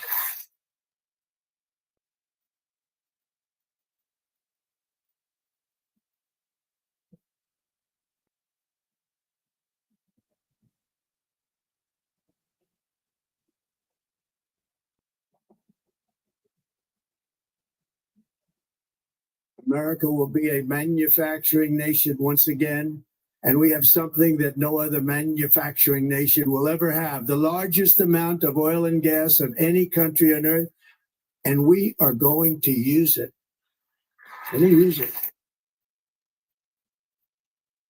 We will bring prices down, fill our strategic reserves up again, right to the top, and export American energy all over the world. We will be a rich nation again, and it is that liquid gold under our feet that will help to do it. With my actions today, we will end the Green New Deal and we will revoke the electric vehicle mandate, saving our auto industry and keeping my sacred pledge to our great American auto workers.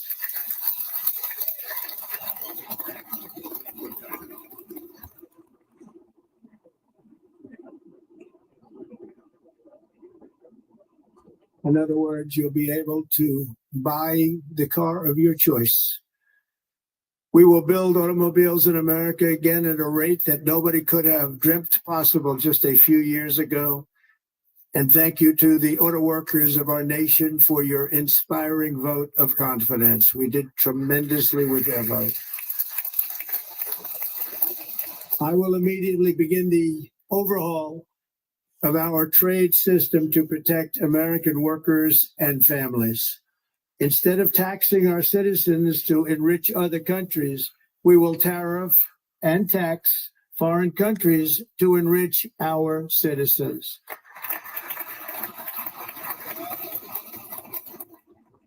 For this purpose, we are establishing the External Revenue Service to collect all tariffs, duties, and revenues. It will be massive amounts of money pouring into our treasury, coming from foreign sources.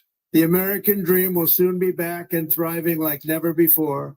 To restore confidence and effectiveness to our federal government, my administration will establish the brand new Department of Government Efficiency.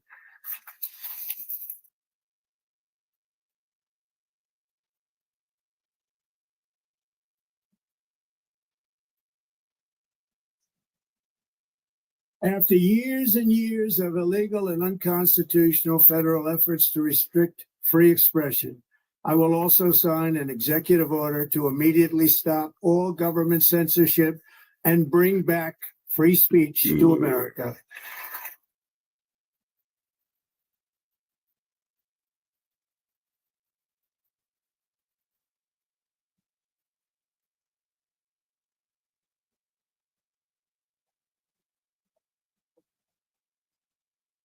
Never again will the immense power of the state be weaponized to persecute political opponents, something I know something about. We will not allow that to happen. It will not happen again. Under my leadership, we will restore fair, equal, and impartial justice under the constitutional rule of law.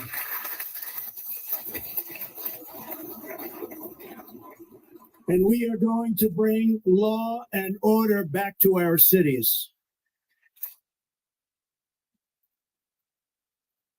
This week, I will also end the government policy of trying to socially engineer race and gender into every aspect of public and private life.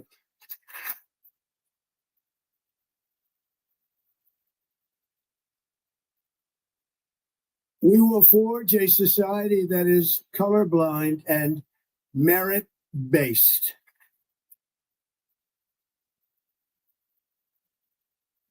As of today, it will henceforth be the official policy of the United States government that there are only two genders, male and female.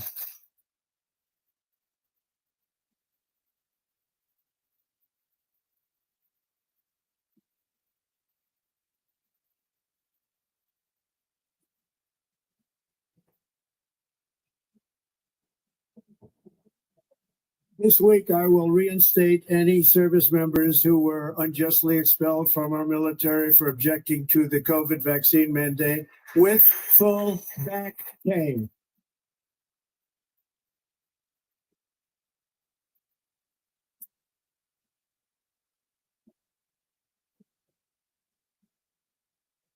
And I will sign an order to stop our warriors from being subjected to radical political theories and social experiments while on duty. It's going to end immediately.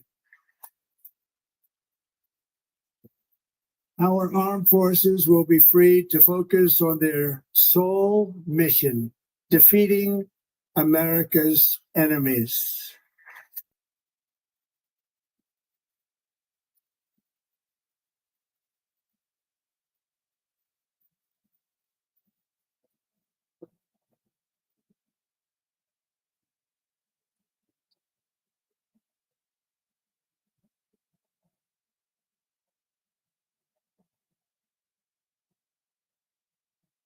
Like in 2017, we will again build the strongest military the world has ever seen.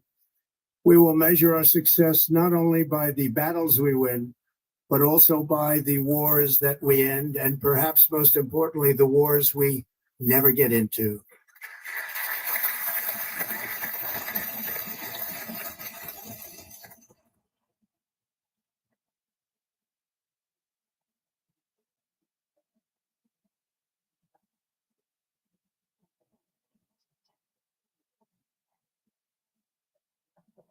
My proudest legacy will be that of a peacemaker and unifier. That's what I want to be, a peacemaker and a unifier.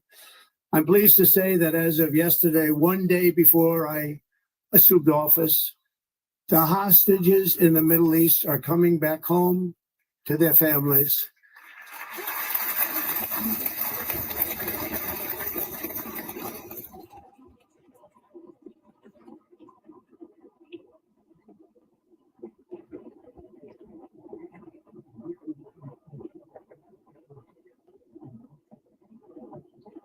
Thank you.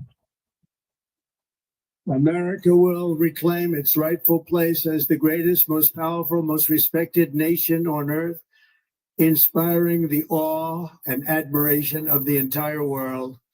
A short time from now, we are going to be changing the name of the Gulf of Mexico to the Gulf of America, and we will restore the name of a great president, William McKinley, to Mount McKinley, where it should be and where it belongs.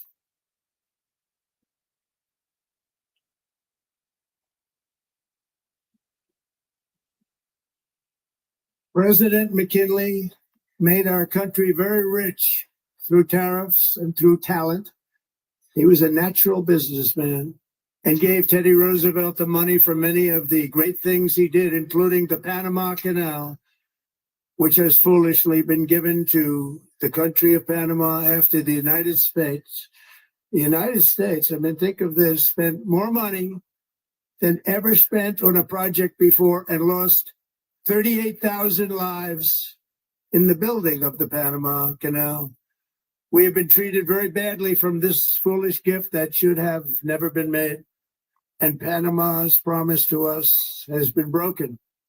The purpose of our deal and the spirit of our treaty has been totally violated. American ships are being severely overcharged and not treated fairly in any Come on, Whipperman, post. form, and that includes the United States Navy. And above all, China is operating the Panama Canal, and we didn't give it to China. We gave it to Panama, and we're taking it back.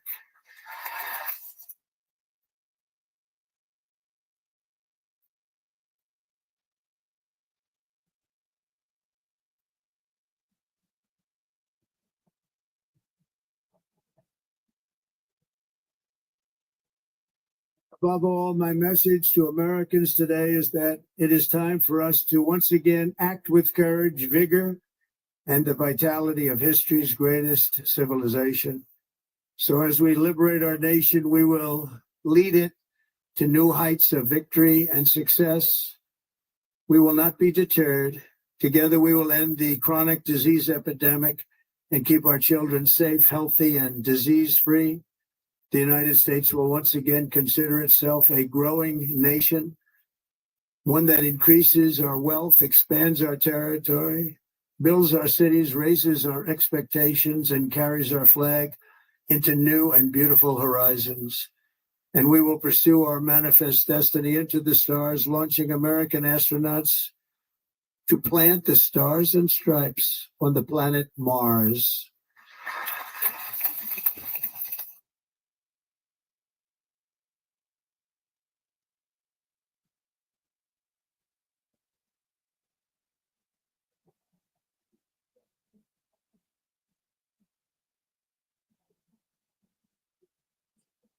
Ambition is the lifeblood of a great nation. And right now, our nation is more ambitious than any other. There's no nation like our nation. Americans are explorers, builders, innovators, entrepreneurs, and pioneers. The spirit of the frontier is written into our hearts. The call of the next great adventure resounds from within our souls. Our American ancestors turned a small group of colonies on the edge of a vast continent into a mighty republic of the most extraordinary citizens on earth. No one comes close. Americans pushed thousands of miles through a rugged land of untamed wilderness. They crossed deserts, scaled mountains, braved untold dangers, won the Wild West, ended slavery, rescued millions from tyranny, lifted billions from poverty, harnessed electricity, split the atom, launched mankind into the heavens, and put the universe of human knowledge into the palm of the human hand. If we work together, there is nothing we cannot do and no dream we cannot achieve. Many people thought it was impossible for me to stage such a historic political comeback. But as you see today, here I am. The American people have spoken.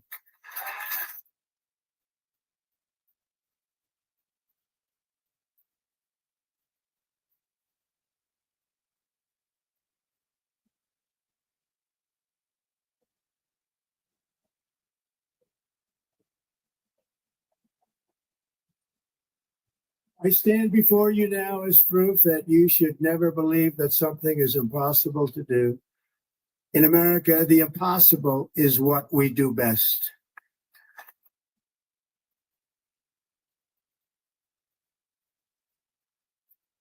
From New York to Los Angeles, from Philadelphia to Phoenix, from Chicago to Miami, from Houston to right here in Washington, D.C., our country was forged and built by the generations of patriots who gave everything they had for our rights and for our freedom. They were farmers and soldiers, cowboys and factory workers, steel workers and coal miners, police officers and pioneers who pushed onward, marched forward, and let no obstacle defeat their spirit or their pride. Together they laid down the railroads, raised up the skyscrapers, built great highways, won 2 world wars, defeated fascism and communism, and triumphed over every single challenge that they faced. After all we have been through together, we stand on the verge of the 4 greatest years in American history. With your help, we will restore America's promise, and we will rebuild the nation that we love, and we love it so much. We are one people, one family, and one glorious nation under God. So to every parent who dreams for their child, and every child who dreams for their future, I am with you, I will fight for you, and I will win for you. We're going to win like never before.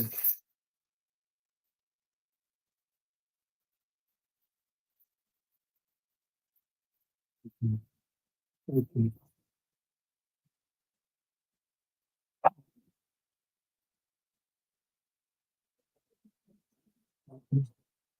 Thank you. In recent years, our nation has suffered greatly, but we are going to bring it back and make it great again, greater than ever before. We will be a nation like no other, full of compassion, courage, and exceptionalism. Our power will stop all wars and bring a new spirit of unity to a world that has been angry, violent, and totally unpredictable. America will be respected again and admired again, including by people of religion, faith, and goodwill. We will be prosperous. We will be proud. We will be strong, and we will win like never before. We will not be conquered. We will not be intimidated. We will not be broken, and we will not fail. From this day on, the United States of America will be a free, sovereign, and independent nation. We will stand bravely. We will live proudly. We will dream boldly, and nothing will stand in our way because we are Americans. The future is ours, and our golden age has just begun. Thank you. God bless America. Thank you all. Thank you. Thank you very much. Thank you very much. President Trump delivering his second inaugural address moments after being sworn in as the 47th president of the United States inside the U.S. Capitol, promising a golden age for America, one that will show a resurgence in the United States, noting expansion of U.S. territory, even planting the stars and stripes, the president said, on the planet Mars. I am Jared Halpern alongside Fox News Radio political analyst Josh Crossour. You are listening to the inauguration of President Trump on Fox News Radio, the Fox News app. President Trump now shaking hands with his wife, a kiss, and Carrie Underwood being introduced, one of the A-list celebrity performers at this inauguration.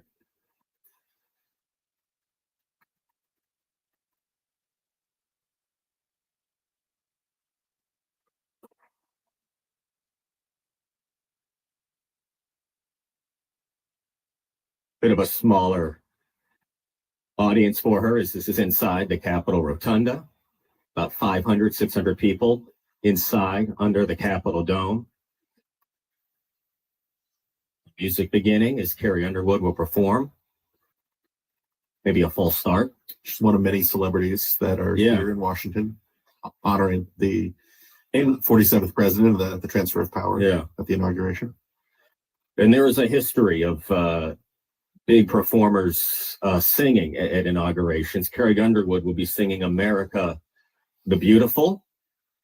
Of course, was she the original American Idol winner? She was maybe not the original, one of the first. Certainly has gone on to much bigger things. She's come a long way, just like Donald Trump has. She certainly has, yeah.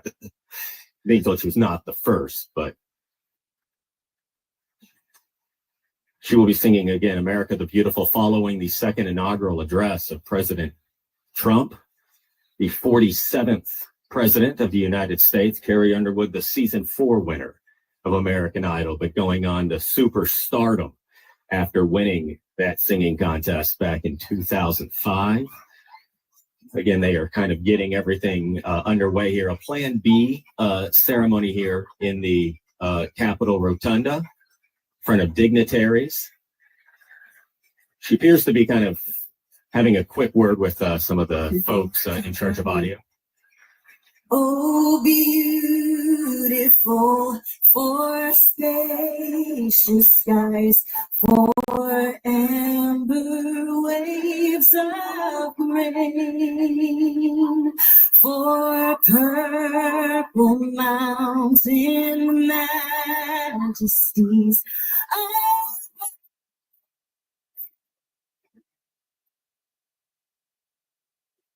Oh, oh.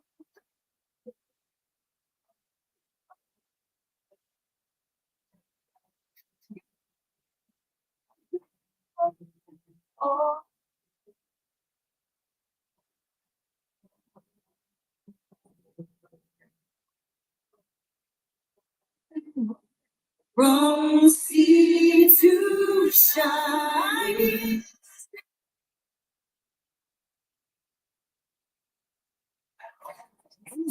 Amazing. The music accompaniment was not working. You heard or saw Carrie Underwood mouth, "I'll just sing it."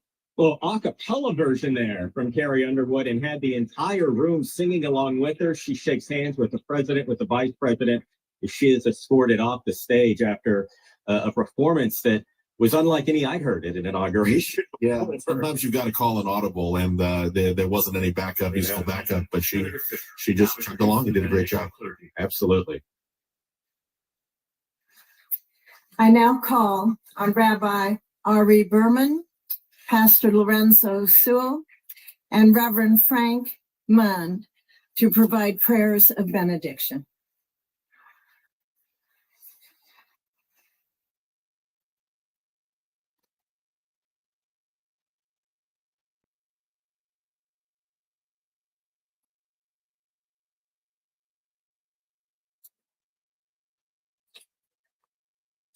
Let us pray.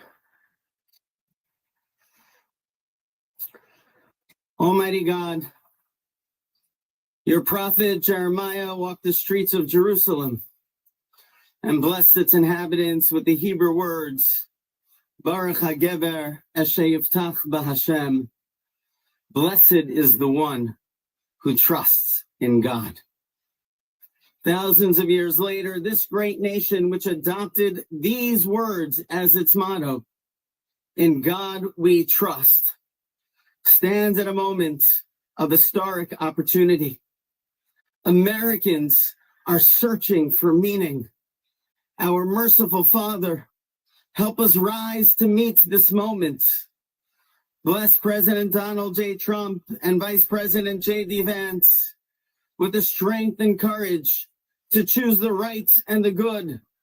Unite us around our foundational biblical values of life and liberty, of service and sacrifice, and especially of faith and morality, which George Washington called the indispensable supports of American prosperity. Guide our schools and college campuses, which have been experiencing such unrest, to inspire the next generation, to pair progress with purpose, knowledge with wisdom, and truth with virtue. Hear the cry of the hostages, both American and Israeli, whose pain our president so acutely feels. We are so thankful for the 3 young women who yesterday returned home, and pray that the next 4 years brings peace to Israel and throughout the Middle East. Almighty God, grant all Americans the opportunity to realize our shared dream of a life filled with peace and plenty, health and happiness, compassion and contribution. Stir within us the confidence to rise to this moment. For while we trust in God, God's trust is in us, the American people. America is called to greatness, to be a beacon of light and a mover of history. May our nation merit the fulfillment of Jeremiah's blessing.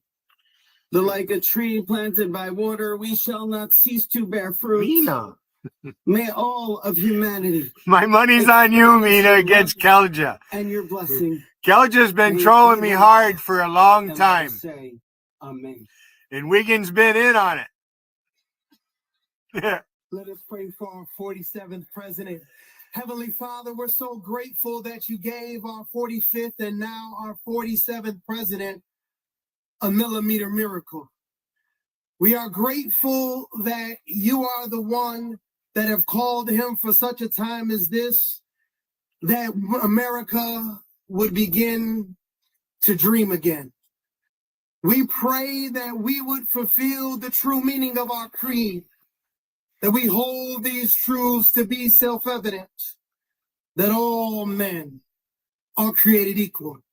We pray that you use our president, that we will live in a nation where we will not be judged by the color of our skin, but by the content of our character.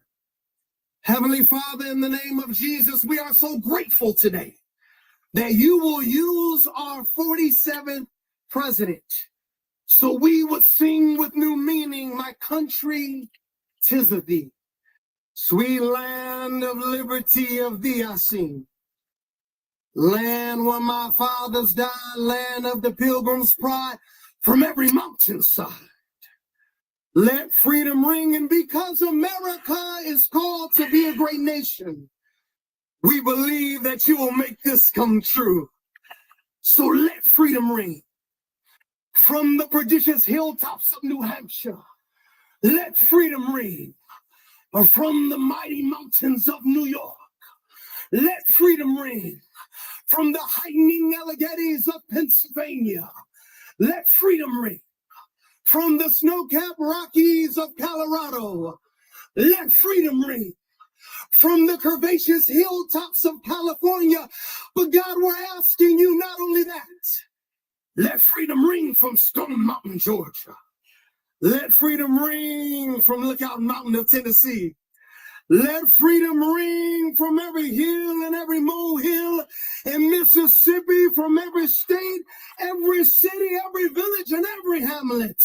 And when we let freedom ring, we will be able to speed up that day for all of your children. Black men and white men, Protestant and Catholic, Jew and Gentile will be able to sing in the meaning of that old Negro spiritual. Free at last, free at last. Thank you, God Almighty.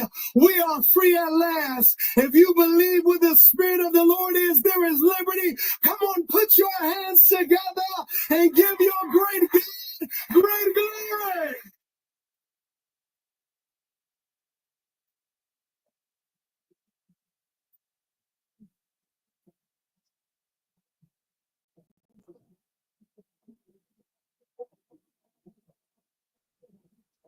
Benedictions there delivered.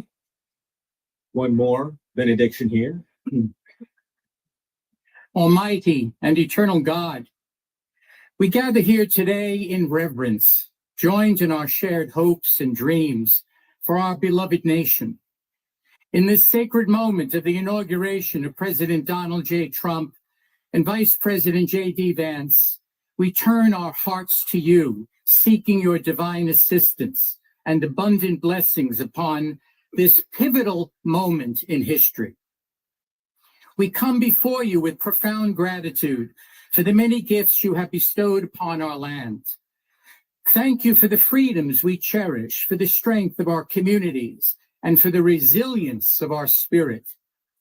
As our President and Vice President embrace their newly appointed roles, we humbly implore that your everlasting love and wisdom will envelop them. Clarity of mind to navigate the challenges that lie ahead, and the compassion to serve all citizens with fairness and integrity. May their hearts be filled with a giving spirit and sincere understanding for those whom they represent. May they be beacons of hope in times of uncertainty and prophetic voices in defending the dignity of all created life.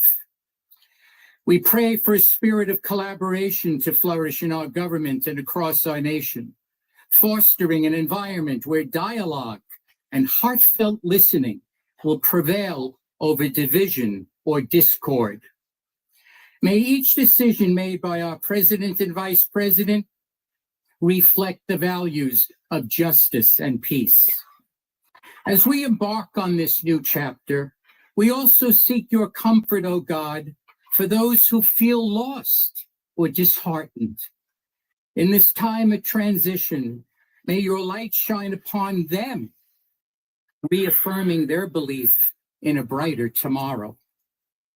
May we all strive to lift one another, supporting our fellow citizens with kindness and empathy, recognizing that together we can overcome any adversity. Grant us the strength to endure, the courage to face our fears, and the clarity to see the light that remains, even when clouds of uncertainty may gather. Inspire our new leaders to be champions for the vulnerable and advocates for those whose voices are often silenced. May they pursue policies that promote the well-being of all, seeking to build bridges that will foster unity and belonging. As we stand witness to this inauguration, we hold fast to our faith in the goodness of each of us and the possibility of change. We trust that with your guidance, O God, our nation can move forward to a future filled with promise, prosperity, and understanding. And finally, we lift our hearts in gratitude for the beloved parents of President Trump. Without Mary and Fred Trump, this day would never be the miracle that has just begun. From their place in heaven, may they shield their son from all harm by their loving protection, and give him the strength to guide our nation along the path that will make America great again. Let us go forth now with these words of President Trump's emblazoned on our hearts. As long as we have pride in our beliefs, courage in our convictions, and faith in our God, then we will not fail. We stand tall. We stand proud because we are Americans, and Americans kneel to God and to God alone. Amen. Amen. Ladies and gentlemen, please remain standing for our national anthem. The Opera Center returning for the national anthem.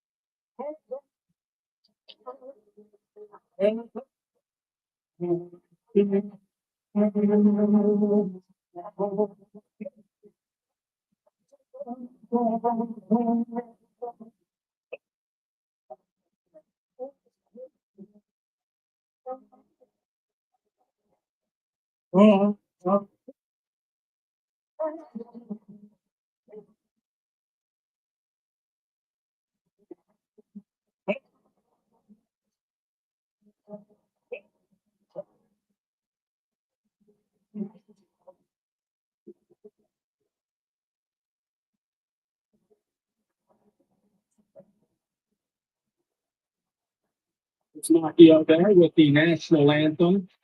Shakes hands with President Trump. The two embrace quickly. Please be seated. As the ceremonies are drawing to a conclusion here after the swearing in of Donald Trump as the 47th president of the United States. Ladies and gentlemen, please remain at your seats while the president and official party depart the platform. And now the president will leave. He will move just down the hall in the U.S. Capitol for a luncheon with congressional leaders. Before President Trump walks out, a few fist pumps. Let's see, take the hand one more time of Vice President. They walk out together. Two more handshakes. You are listening to Fox News radio coverage of the inauguration of President Donald Trump. I am Jared Halpern in Washington, joined by Fox News Radio political analyst Josh Crossauer and Fox News Radio Washington correspondent Ryan Schmelz, who took in this swearing-in ceremony from inside the U.S. Capitol where it occurred. So, Ryan, I know it did not have the look and the feel of inaugurations that many of us remember, but it certainly had all of the pomp and circumstance that we generally see and hear with these inaugurals. Hi, Jared. It certainly did. You still had the ceremonial side of things. You had the musical performances. You had the musical guests who were involved, and you also still had the ceremonial stuff that comes with it. Just a smaller walkway for the people being introduced, like the president, the vice president, the former presidents and former vice presidents, and also, maybe not the big walkway that you'd expect with it. So it really similar to every other inauguration that you'll see, just a smaller room and a smaller circumstance, but still a lot of the pageantry you'd expect, and still a lot of the flair that comes with a presidential inauguration, just not as many members of the public as we would expect. Fewer members, it sounds like former members of Congress there as well, as the congressional leaders now depart the stage. They shake hands with Presidents Clinton, President Bush, President Biden as well. There will be a farewell event for him outside the U.S. Capitol as this inaugural ceremony draws to a close. Ryan, next up for the president is this luncheon with congressional leaders. What do we expect from that? That is a bipartisan event, I'm sure, but we just heard the president lay out an awful lot of executive orders and some ambitious agenda items he'd like Congress to get started on right away. Yeah, I don't think we'll expect maybe the agenda items to be discussed at this luncheon, but from what we can report and according to sources that we have, we do know that tomorrow President-elect Trump will have probably one of his first, or I should say President Trump will now have one of his first big meetings, which includes having Republican GOP leadership and members of Republican GOP leadership at the White House, where we can probably expect him to talk about a number of the big agenda items that they're pushing for: border, DOGE, as well as energy independence. Yeah, those strategy sessions began, as you've been reporting, Ryan, actually weeks ago, even before President Trump took the oath of office. Let's bring into the conversation as well our Fox News radio political analyst, Josh Crosshauer. So, Josh, that was a inaugural address that laid out an ambitious agenda for the next 4 years. President Trump saying that this will be a golden age for America, says this will be a time of an American comeback and an expansion of U.S. territory. What did you make of this sort of to-do list? Like WMAL-FM, Woodbridge, Washington. Cumulus Media Station.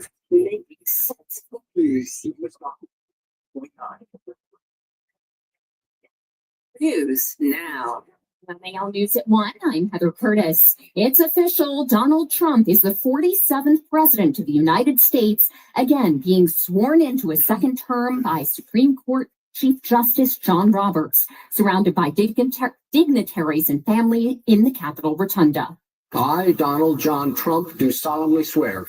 I, Donald John Trump, do solemnly swear That I will faithfully execute. that I will faithfully execute The office of President of the United States. the office of President of the United States.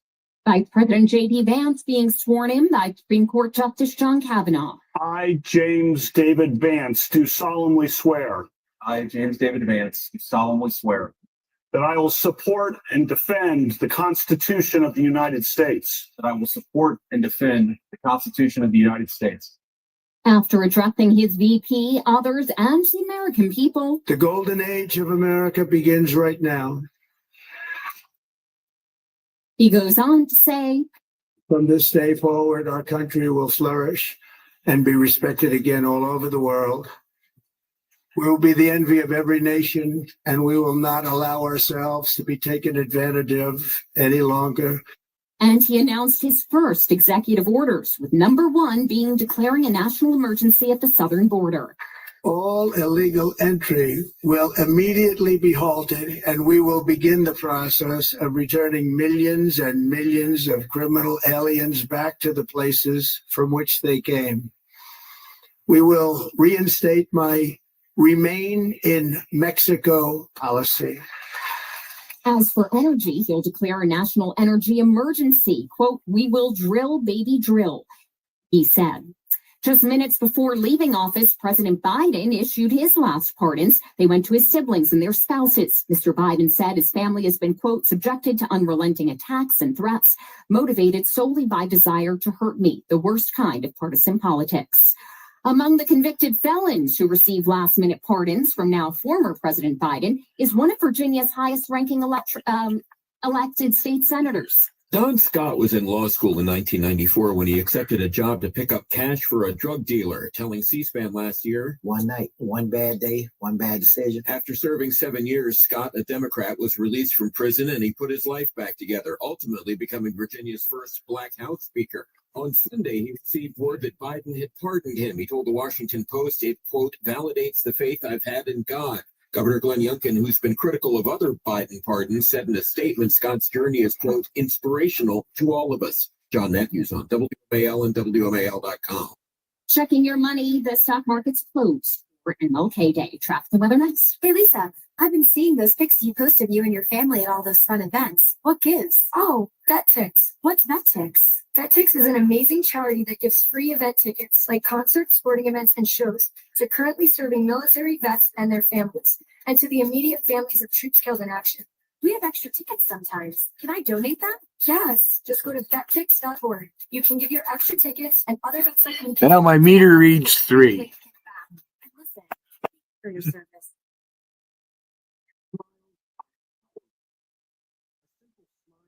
Light up a whole room.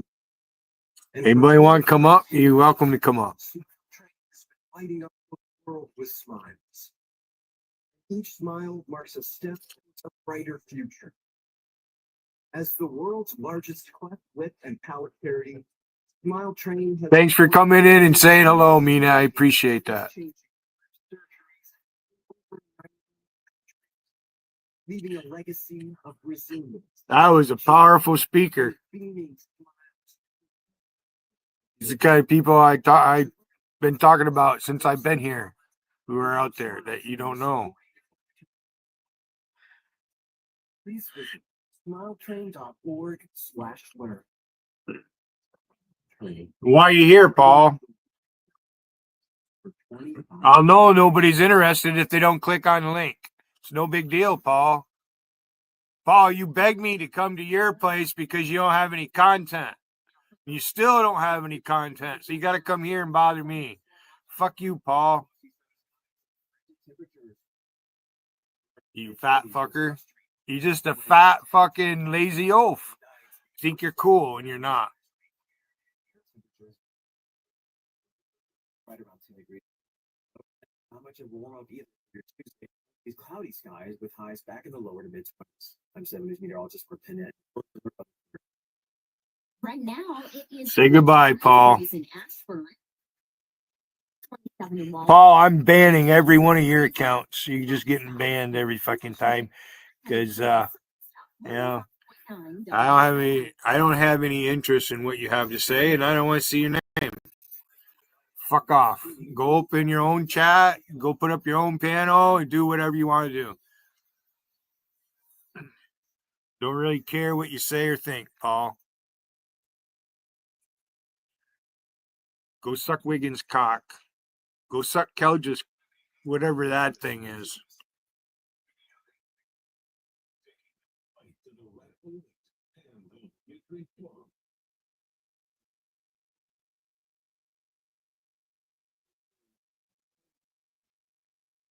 Folks, I did not want you to miss a second of what Producer Jim, when you were... Okay, Bongino is live. So I'm going to stay live. President Donald J. Trump. It is since wrapped. We covered, it was about 2-3 minutes left of it. I don't want you to miss any of it. We'll play that, then we'll come back and we'll give some live commentary on what unquestionably right now, again, is the FO portion of American history where the bad guys start to find out why FAing leads to owing after the A-ing has, thankfully come to a conclusion. But it didn't come to a conclusion without Biden pardoning a whole bunch of people in his family.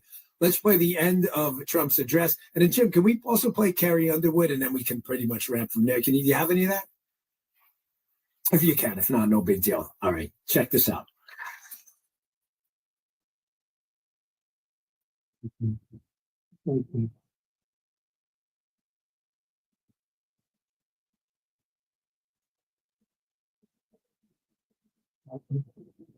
Thank you. In recent years, our nation has suffered greatly, but we are going to bring it back and make it great again, greater than ever before. We will be a nation like no other, full of compassion, courage, and exceptionalism. Our power will Exceptionalism and bring a new spirit. There it is. To a world fucking that has been assholes. angry, violent, I don't totally mean that towards you, JC. It's a good place to bring it out. I appreciate that. Including by people of religion, faith, and goodwill. We will be prosperous. We will be proud. We will be strong, and we will win like never before. We will not be conquered. We will not be intimidated. We will not be broken, and we will not fail. From this day on, the United States of America will be a free, sovereign, and independent nation. We will stand bravely. We will live proudly. We will dream boldly, and nothing will stand in our way because we are Americans. The future is ours, and our golden age has just begun. Thank you. God bless America. Thank you all. Thank you. Ladies and gentlemen, I had a lot of different names for today. Let me just say in advance, if you watched the podcast earlier, we had a number of different names. Freedom Day, Liberty Day, Let the Revolution Begin, Emancipation Day.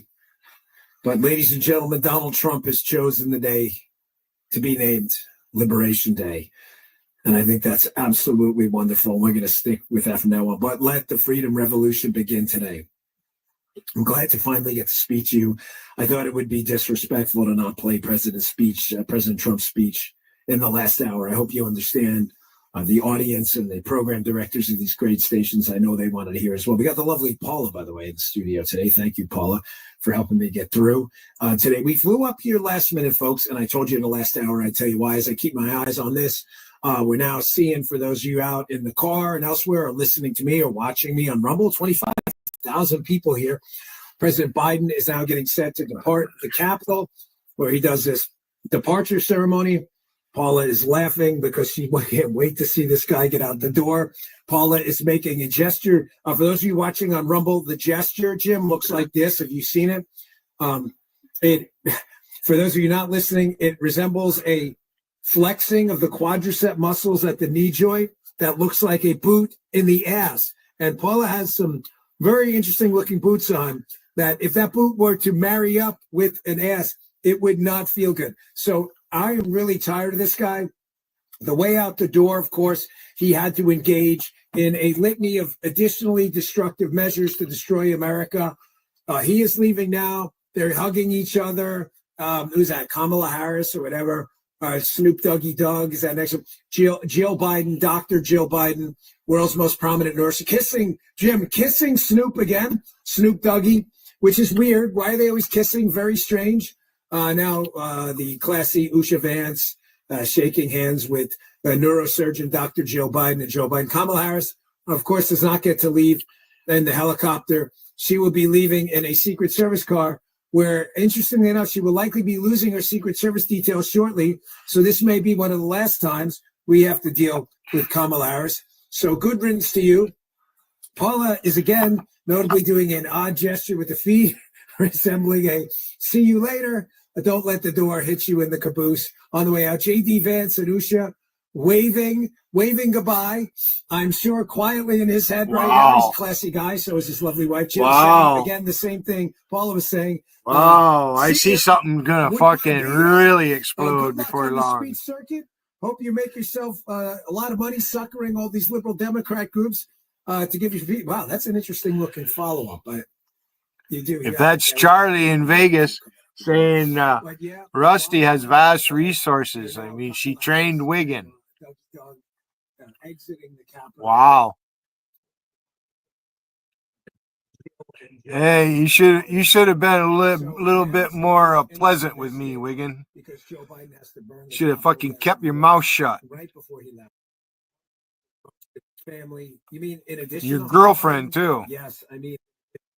Biden also pardons for Mark Milley, the January 6th committee, the staffers involved, the police officers who testified, and most dreadfully, who said LOL, Paula?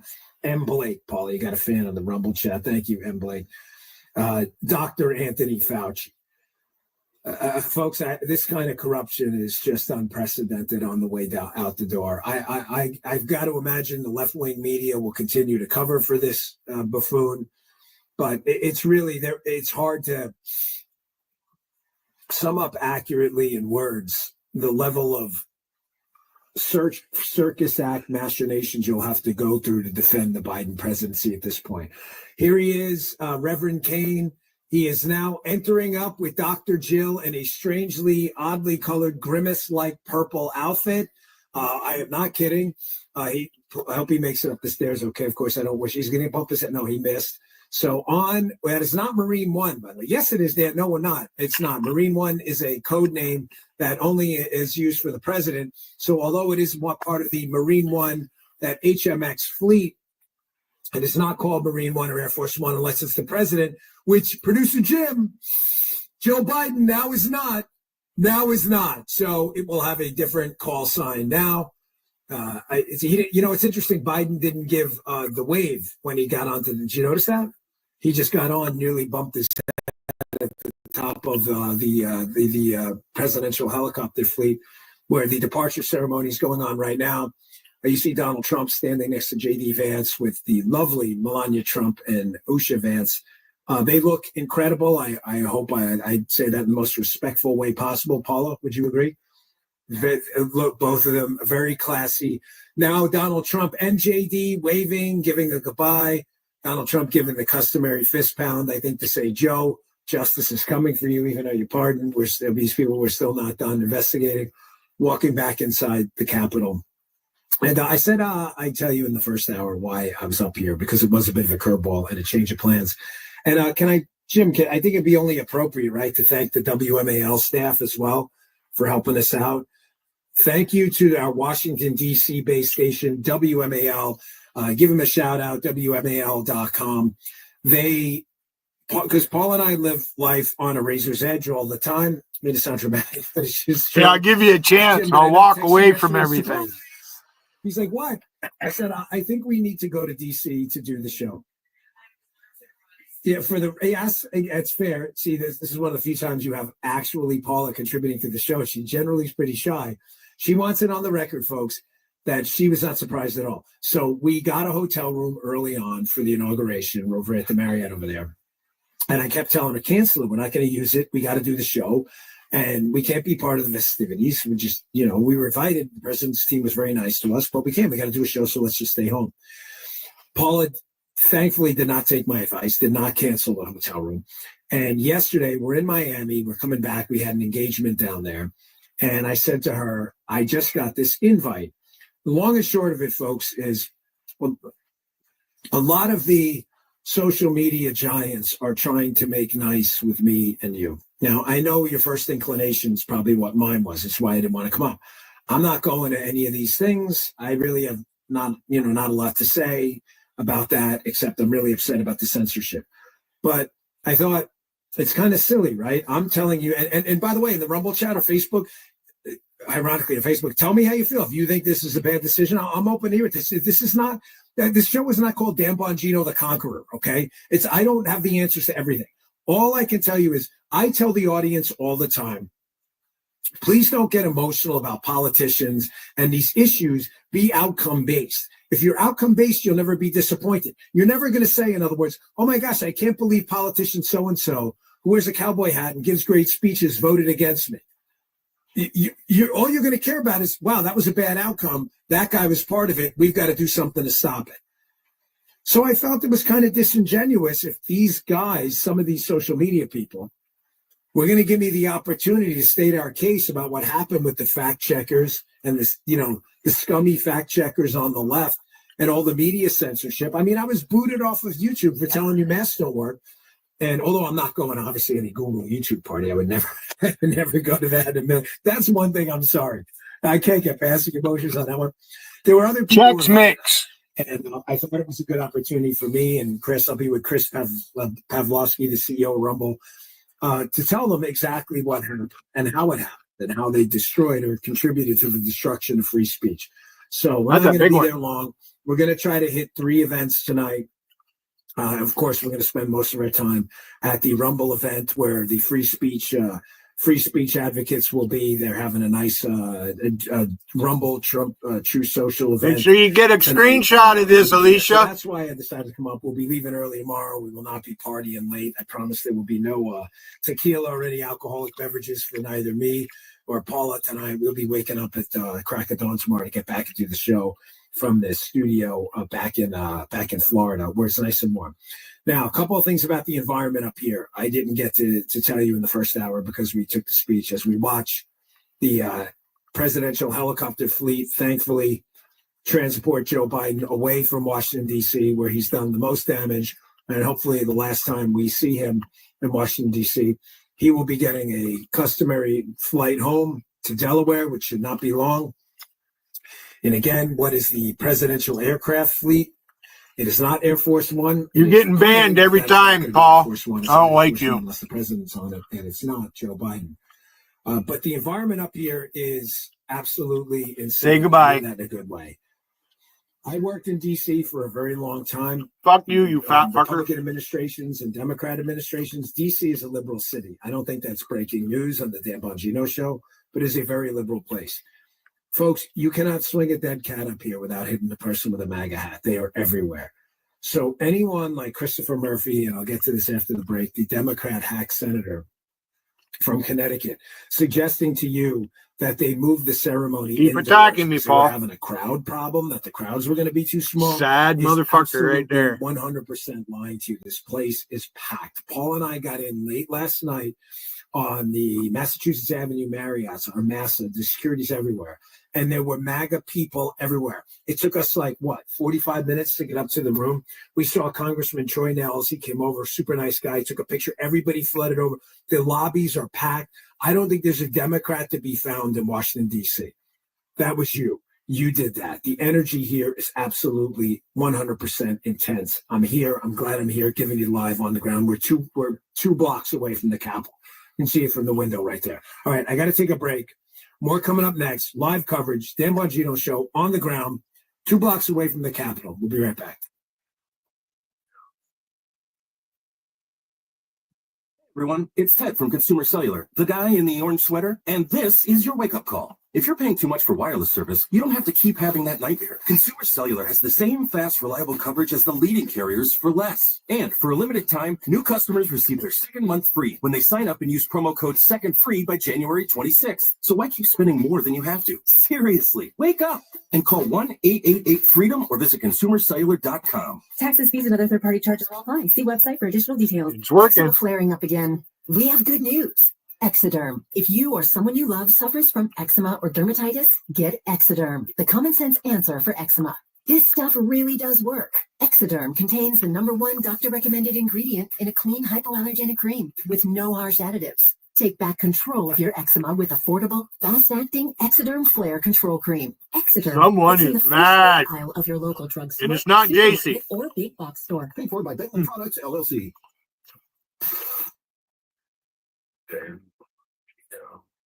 News Talk 105.9 WMAL. Making sense of the news.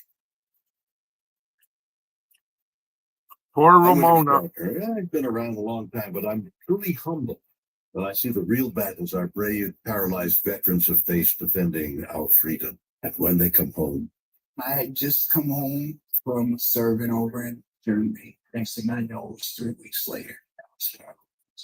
While parachuting with Michael Toon, my parachute didn't open, and I broke my neck. It left me paralyzed for the rest of my life. I was on a routine patrol, and we were in the desert of Kuwait, and the vehicle flipped and landed on top of me, which left me paralyzed from the waist down. okay, folks, this is heroism. That's why I'm proud to support Paralyzed Veterans of America, because they've kept their promise to never leave a fallen soldier behind. Roof over their heads, accessible homes, cars, jobs, benefits. PVA has brought me back to life. Show them their sacrifice hasn't been in vain. Go to PVA.org to learn how you can make a difference. What is dedication? The thing that drives me every day as a dad is Dariana. We call him Day for short. Every day he's hungry for something, whether it's attention, affection, knowledge. And there's this huge responsibility in making sure that when he's no longer under my wing, that he's a good person. I want him to be able to sit back one day and go, we worked together, we did a good job. That's dedication. Find out more at fatherhood.gov. Brought to you by the U.S. Department of Health and Human Services and the Ad Council.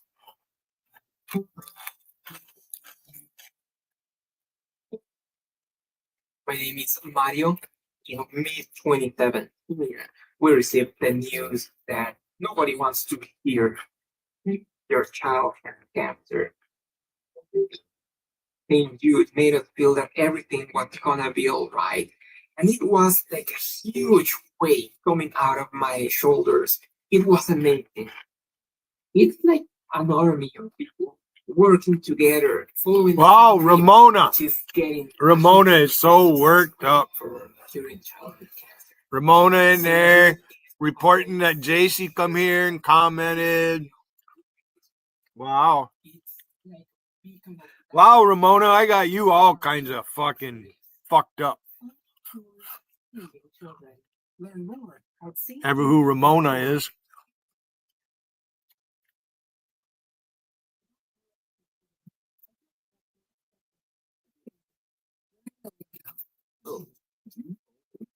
Acronym stands for greatest of all time. As in, spaghetti sandwiches for dinner. They're my favorite. Dad, you're the GOAT. You are this big teen to be a perfect parent. Thousands of teens in foster care will love you just the same. Visit adoptuskids.org. Brought to you by the U.S. Department of Health and Human Services, Adopt U.S. Kids, and the Ad Council.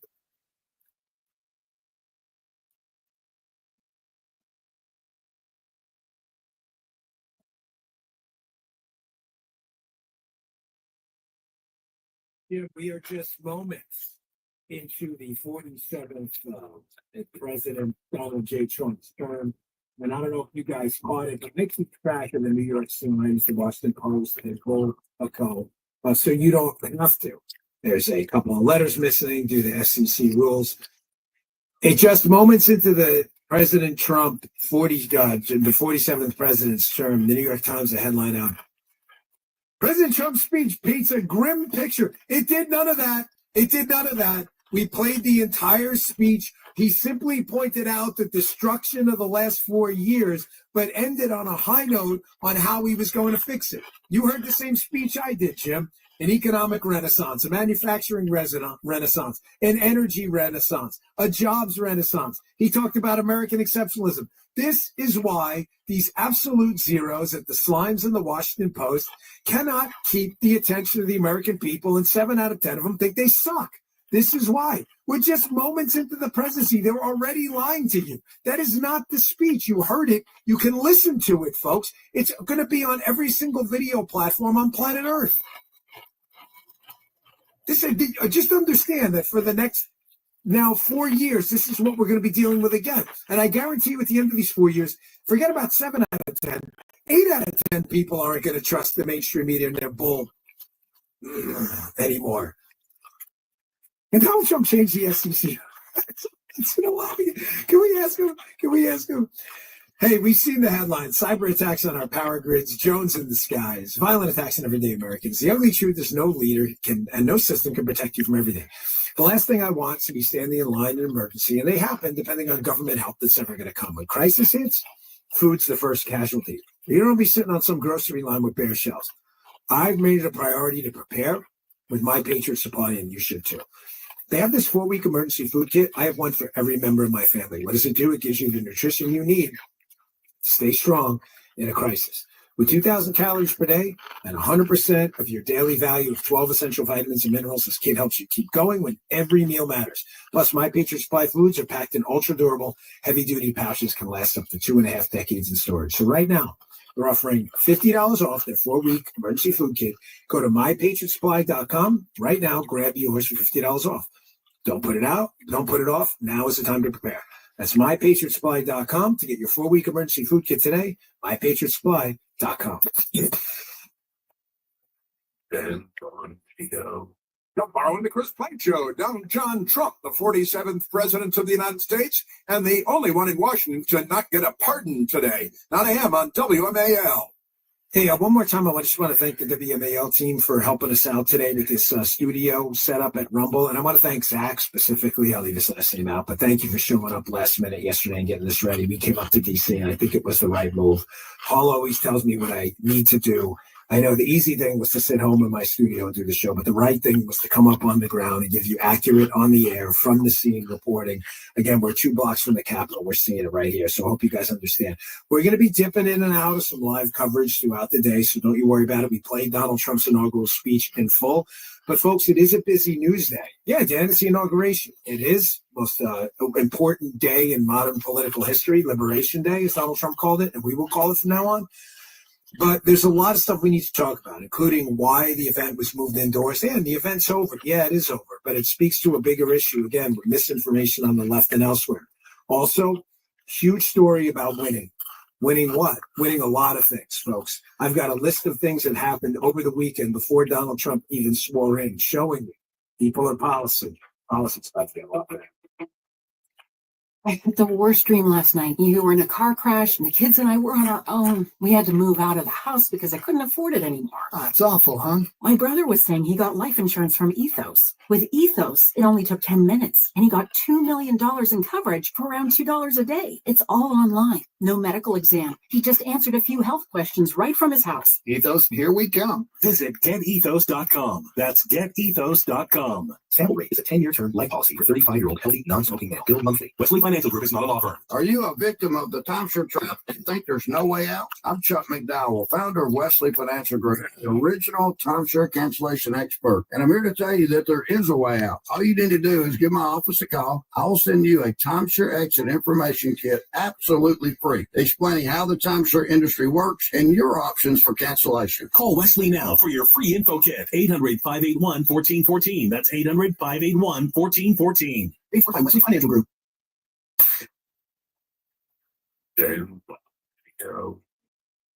News Talk 105.9 WMAL. Making sense of the news.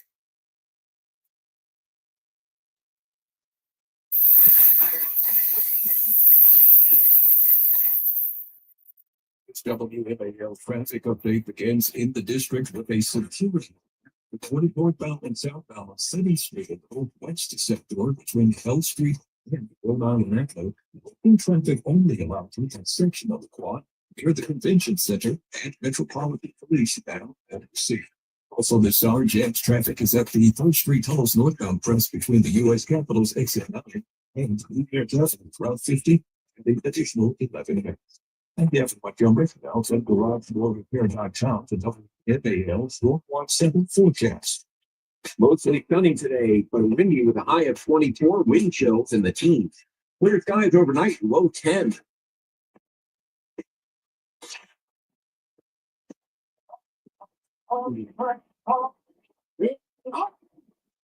As a veteran of the United States military, I can finally get the opportunity to enjoy special events, like a date with my wife, or going out together with my family and friends, things that we couldn't afford, thanks to VetTix. Every empty seat at a concert, a game, motorsports, or a play is a missed opportunity to say thanks to a veteran and service member. We can help. We can give our veterans 4 hours and 40 minutes. I accomplished what I wanted to do today. I want to thank JC and Mina for coming in and saying hello. That's nice.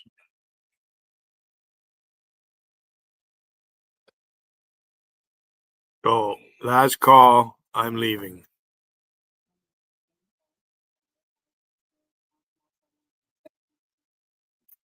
Time to take a break. Grateful for biomarker testing for when I was Unless somebody wants to have last call. Last call for alcohol. Ray 1, where are you, Ray 1? Yeah, Ray 1. Ray 1. Ray 1.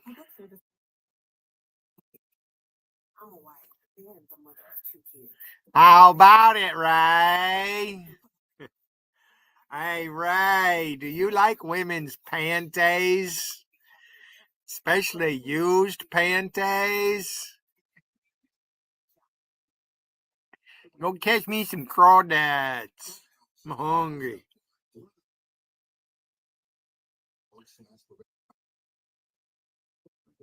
So why is this fucker in my chat? What do you want? You click on that link, because if you make another post, I'm fucking banning your dumb ass.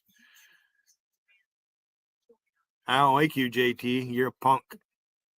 I don't like punks. Your girlfriend lied about her parents being dead.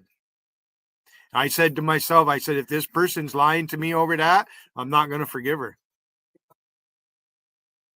She come in here, and, she had her stream first, and she said her just out of the blue, oh, my parents are dead. I didn't even ask her about her parents. Say bye, JT. I don't like you. Good night. Together, we can provide a billion meals by 2030. Because everyone should be welcome at the table. Learn more at nourishingneighbors.com. From Acme Markets, Balducci's, and King's Foundations. Let's break the cycle of hunger together. You don't have a voice here, JT. Go to your own fucking chat. Your girlfriend lied to me. She owes me an apology. You can click on the link if you want. I'm leaving here in a minute.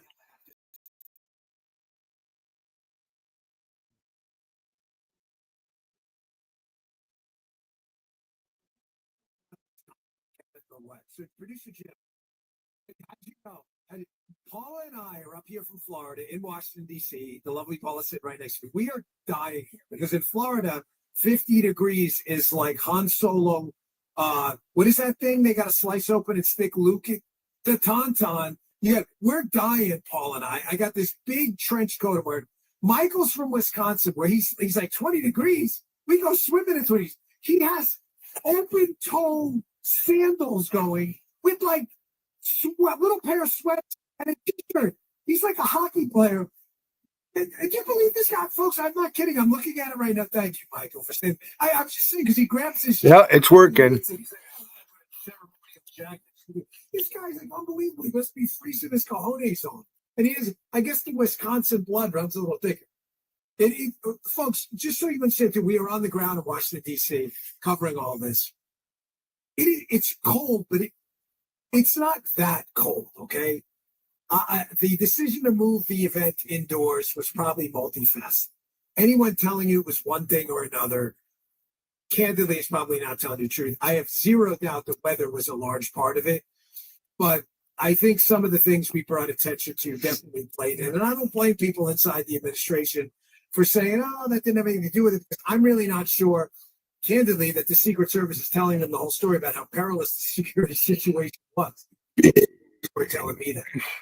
Donald Trump's speaking right now up at the Capitol again. We'll take, this is live, so we'll take some of this live. Jim, dip into that.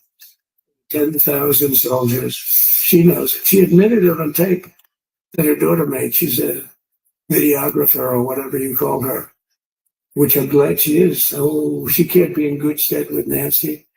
But Nancy said it was my responsibility. Your day's coming, Nancy Pelosi, you fucking old hag. Hang in there. I hope that broken hip doesn't kill you. Up to 10,000 soldiers, even more. One time I said more, as many as you need, but you needed 400 or 500. If 4 or 5, you need 10,000, that'd be more than the number of people there by lots. But we offered her 10,000. Think of it, 10,000 soldiers. In other words, it's a lot of people. J6 wouldn't be J6. There would have been no J6. But she rebuffed them. She didn't like it. No, she didn't like it. Maybe she wanted that to happen, but she's guilty as hell. And now we would have to go through the process because they destroyed. I thought I was going to shut down, but I guess I better not. There's virtually nothing left. The other fake story and some of the other fake statements. And many people Politics Nation with Al Sharpton. So that's a criminal offense. If that were a civil case, it would be a criminal offense. If that happened civilly where you did that, it would be a criminal offense. So I decided I'm not going to make this speech complicated. I'm going to make it beautiful. I'm going to make it a unifying speech. And then when they said we have a group of people that are serious Trump fans, I said, this is the time to tell those stories. The kids are outdoors playing in this cold weather.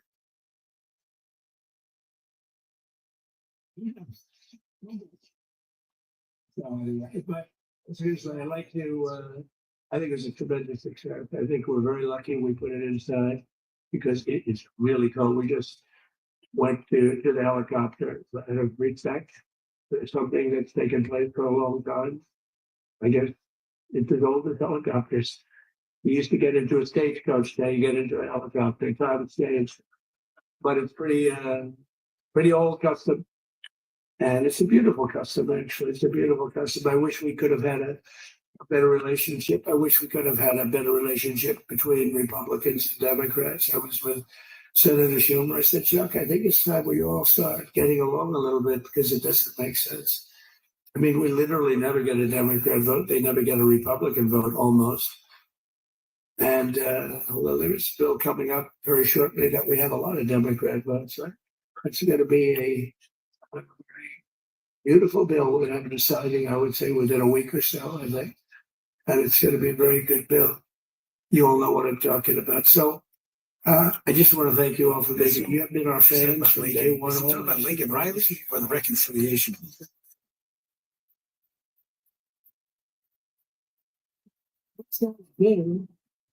This has been a never been anything like it. There's never been anything like it. This has been a movement like no movement ever in history for probably any country, let alone this country. You know, if somebody's running for president, and if they go out and they announce they're going to Arizona, they're going to Nevada, they're going to someplace, if you have 200 or 300 people, that would be standard. Ronald Reagan would go out. I mean, outside of the last couple of days where people get a little excited, but even then you have a couple of thousand people. But if you're going to go someplace, any place, any one of the swing states, any fucking funny. Other states, I mean, how about the non-swing states? We won Alabama by 48 points. We won Tennessee by massive numbers. I put some hair gel in like that, Gavin Newsom. Nobody's ever seen it. And, you know, places like California, we did great, but when they send out like 38 million ballots, nobody knows where the hell they're sending them, and then they come pouring back the whole thing. Right? You know, they passed a law in California that if you work in an election bureau, and if you so much as ask for a voter ID, if you say, sir, ma'am, could I please look at your voter ID? They have the right to put you in jail. You're a criminal. Can you believe that? There's only one reason that happens. They want to cheat. So they had it where voter ID wasn't accepted. But now if you even ask for, this is seriously a bill that was just signed, passed in their legislature, and it was signed. And I think when we get things cleaned up and we get back to a little bit of normalcy, I'm going to ask the speaker to really get involved, because I think we would have won the state of California, because, you know, if you look at my numbers with Hispanic, we're 56%. And we were winning. We won the Texas border that had never been won, as the governor said. He's doing a good job, the governor. Brought to success. But as the governor said, it hasn't. Oh, did I get lucky? Did I get lucky? Supposing I said, you know, he's not here, but the governor of Texas has done a terrible job. Wow, look at you. You mean we couldn't get you up in the front row? I tell you. Supposing I said, JD, the governor of Texas is not doing his job. You heard what I said? See, I didn't know you were there. I said he's doing a great job. He's doing a phenomenal job. But now you're going to have a partner that's going to work with you, because you didn't have. Not only did they have a partner, he had people selling you a wall. Right? We have a fence structure that we worked on. The governor worked on with me. And I didn't love it, to be honest with you. I wanted a nice precast concrete, you know, 40, 50 feet high, like a beautiful, could have been a T-shaped, Y-shaped. I love construction. I wanted that sucker to go up maybe 50, 60 feet. It would have looked beautiful. Nice Y-shaped. 60 feet. And I said, the problem is, so they Well, there'll never be another. Like a rabbit. I said, what do you mean? No way. And they brought some of these guys out. They climbed it like. And the other thing is you hit it with acid and the thing will disintegrate. You know, they have things for concrete. So they needed very hardened steel, very special steel. And then they did 7,000 pound concrete inside that steel, you know, inside that steel. And then they have a rebar that's the toughest steel made. I love when he talks like this. Very hard you don't to realize how much this man knows. So there's why very little. I've handled rebar And then they put a anti and concrete. I hated it. You don't realize. Remember when he talked about in a built forms. And I said, why would that work? Not easy work. So I went to watch the Border Patrol, gave a display. We had actually two sets of climbers. The guys that climb up walls with drugs on their back, I mean, they got like 60, 70 pounds of drug, and they go as fast as you can walk. They go bip, bip, bip. Or we have Mount Everest type climbers. And honestly, the drug guys were much better. I could. Yeah, if you want to be a Green Beret, you have to be able to carry 80 pounds on your back, walk 20 miles with it. Just couldn't when you didn't have it. So sometimes you sacrifice beauty for efficiency. I doubt Keith Farron could do any push-ups. That fucking soft marshmallow of a fuck. All you Trump haters are you're gonna fucking wither on the vein. Or vine. So fucking high right now, I don't give a shit. You want to know the truth? You, JP, and we got a lot of great people in this party, but I got very lucky, but we had the best numbers we've ever had. But I bought, what happens is when you fill it up, it's like water. You fill it up. Now we have 571 miles of wall. And they would always say, when we renovated a wall, so there'd be like a piece of plywood sitting there for 60 years, or a 2x4 sitting for 60 years on the ground and rotting. Because, and they say, you didn't build a new wall. Here we're building 50 feet up in the air, 30 feet sections, 50-foot sections, all steel, all concrete, all everything. And all, by the way, they don't even want me to say this, but what the hell, it doesn't take that long time. They were all wired for all of the equipment. We put wires and everything so they could easily wire for all the different types of equipment. So if there's a doubt, we have a wire. Whenever we just look, you just find the wires all over the place up top. So we could just hook it up. We don't have to have wires on the outside, which wouldn't do too well, right? So anyway, so we built an extra 200 miles of wall. And the governor wanted to buy it. He tried to buy it, and they wouldn't sell it to him. He wanted to put it up himself. Could have been done in 3 to 4 weeks, 200 more miles. Because when you do it now, they just keep going further out, getting around. So we did an extra 200 miles, and it was all bought. And they announced that they're not going to put it up. And that's when I realized they wanted open borders. And that's when I realized that people are going to come pouring through the wall like nobody's ever seen before. But you've seen it. A lot of you are here because of that. I made it my number one issue. They all said inflation was the number one issue. I said, I disagree. I think people coming into our country from prisons and from mental institutions is a bigger issue for the people that I know. My hair is thinning. I talked about inflation too. How many times can you say that a little an bit apple has doubled in cost? I'd say it, and I'd hit it hard, but then I go back to the fact that we don't want criminals coming into our country. We don't want the jails of every country in the world virtually being deposited into the United States. And that man had to suffer with it. And he did an unbelievable job. I'll tell you, he was a very popular governor, but now he's like an unbeatable governor because of your border policies. He was fantastic. And he really was. Governor Abbott, he's a great man, great leader. And but it did make him very more. Did you do it? You didn't do that for politics. You did it because you wanted to do the right thing. But I think it sure as hell worked for politics too. It's self-preservation.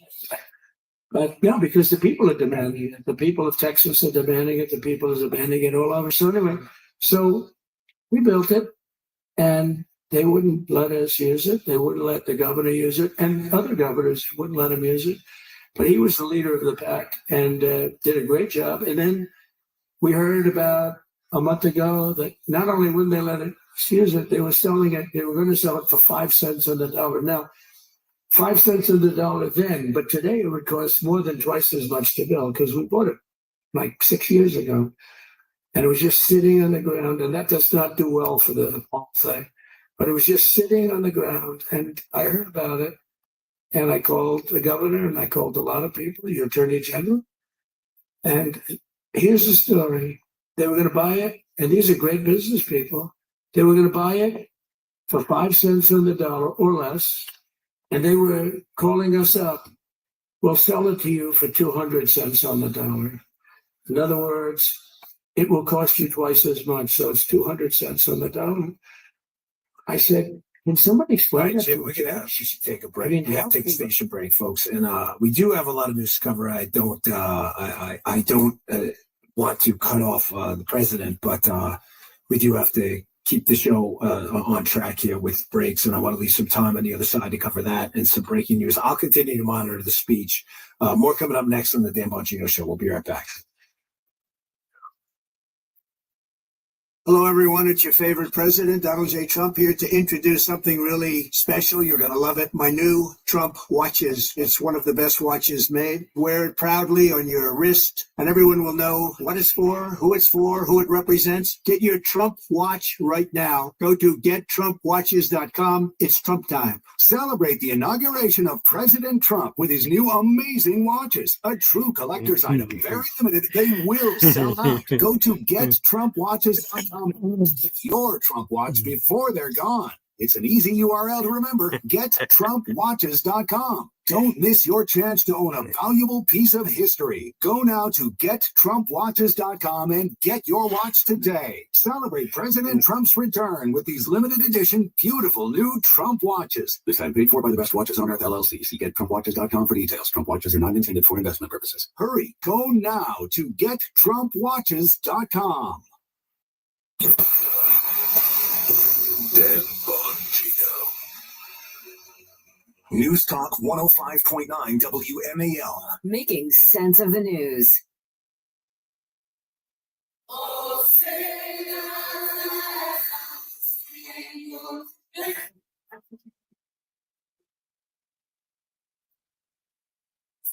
First Responders Children's Foundation takes care of the children and families. The brave ones leave it home. Help us help them. These are the beautiful voices of police officers, firefighters, nurses, and teenagers who remind us that we can come together and create harmony and unity.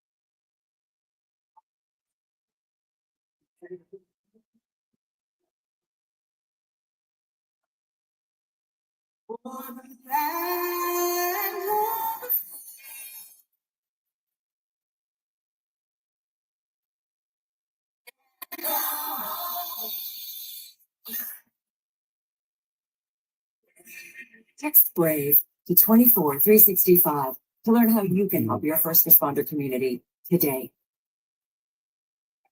At Shriners Hospitals for Children, there are a million reasons to share love. My buddy Caleb is one of them. This is his story. Hi, I'm Caleb, and this is my story. For exclusive step up, for phones all times. I've had 11 surgeries, but I didn't let that stop me. Goodbye, Greg. Hey, Cannon, that's me, cloning DA. Oh, there's Ramona. Yeah, I was going to shut down a few minutes ago. I was ready to go. I guess I'll wait. I'm on my last hours on this particular one, 23 hours. I'll leave it up, the chat.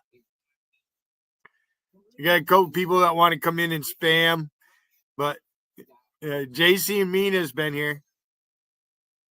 I'm satisfied. I go take a nap right now. I don't care.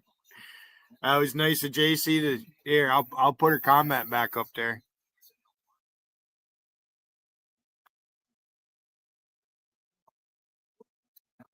On the job or in the great outdoors, call the Poison Helpline first for fast, free advice from medical professionals. Call 1-800-222-1222 anytime, anywhere. 1-800-222-1222. Save the number, save a life. Brought to you by the U.S. Department of Health and Human Services.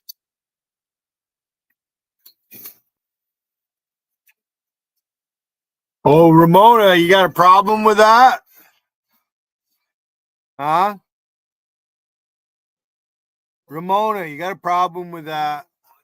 What's the matter, Ramona? Ramon some more. Moan some more, Ramona.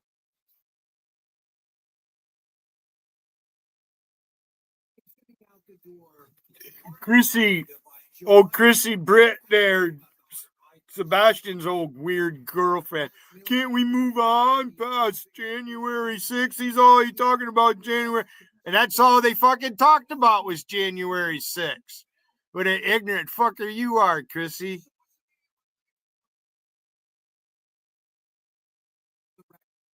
I'm going to play it for you tomorrow. I just sent one to Jim. Chuck Schumer, Adam Kinzinger, and others. Play that one. Oh, gee, Ramona. DA, Billy has a clone of you in his room. He already knows, you dumb fucker. You're dumb, Ramona. You are one dumb fuck. He already knows, you stupid fucker. You're sincerely ignorant, or you just... there's something wrong with you, Ramona. You come on up on my panel. Nah, I don't want you up here. Fucking ignorant fuck. DA knows I cloned him. He knows. You're an idiot. It fooled you.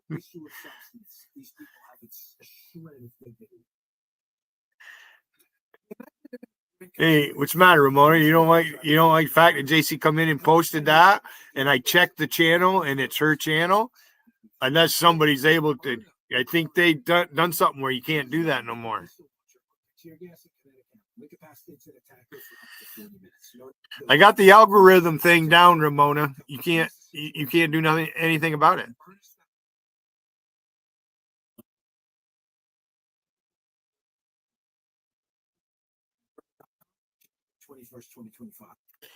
And now we got Kelja versus Mina. My money's on Mina. I don't really know who Kelja is. And with Wiggin, it could be him for all I know.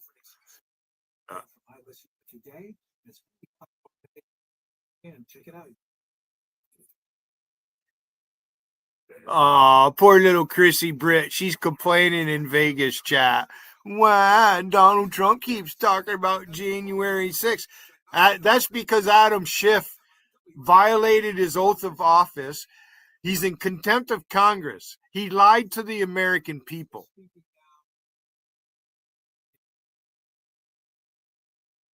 I'm going to cover in the next hour because, as I told you before, it was a busy news day, is a busy news day outside of just the inauguration and Liberation Day. My cannibalism theory of government's coming true, folks. We have a unique 2-year opportunity, 2 years up until the midterms, to change America for the better. We haven't had anything like this with this kind of political capital in a long time. A popular president coming into office with a Republican House, a Republican Senate, and a conservative leading Supreme Court. What is it with you and UHT milk? I have no idea. You're a fucking strange one, Ramona. You really are. Democrats being in disarray, which doesn't always happen, even after an election. They'll usually, like they did with the DLC after the Reagan-Bush years, they'll usually get 5 hours and 6 minutes. I'm not sure that's going to happen. All right, last one because Patrick Rowe. The Democrats start to eat themselves alive when they run out of victims on the right. He didn't turn his camera on and he left. So, I don't know what happened. 1 minute.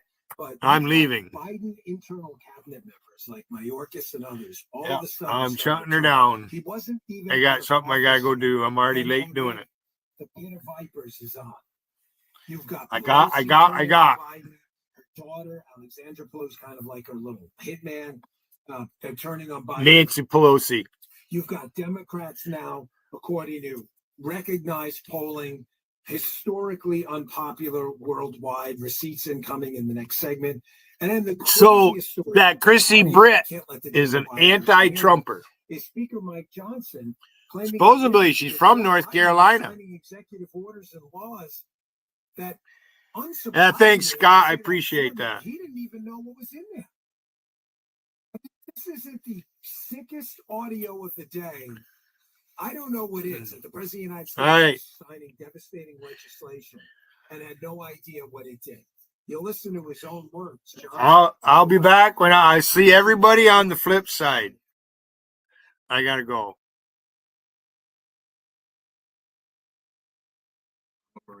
No matter how you served,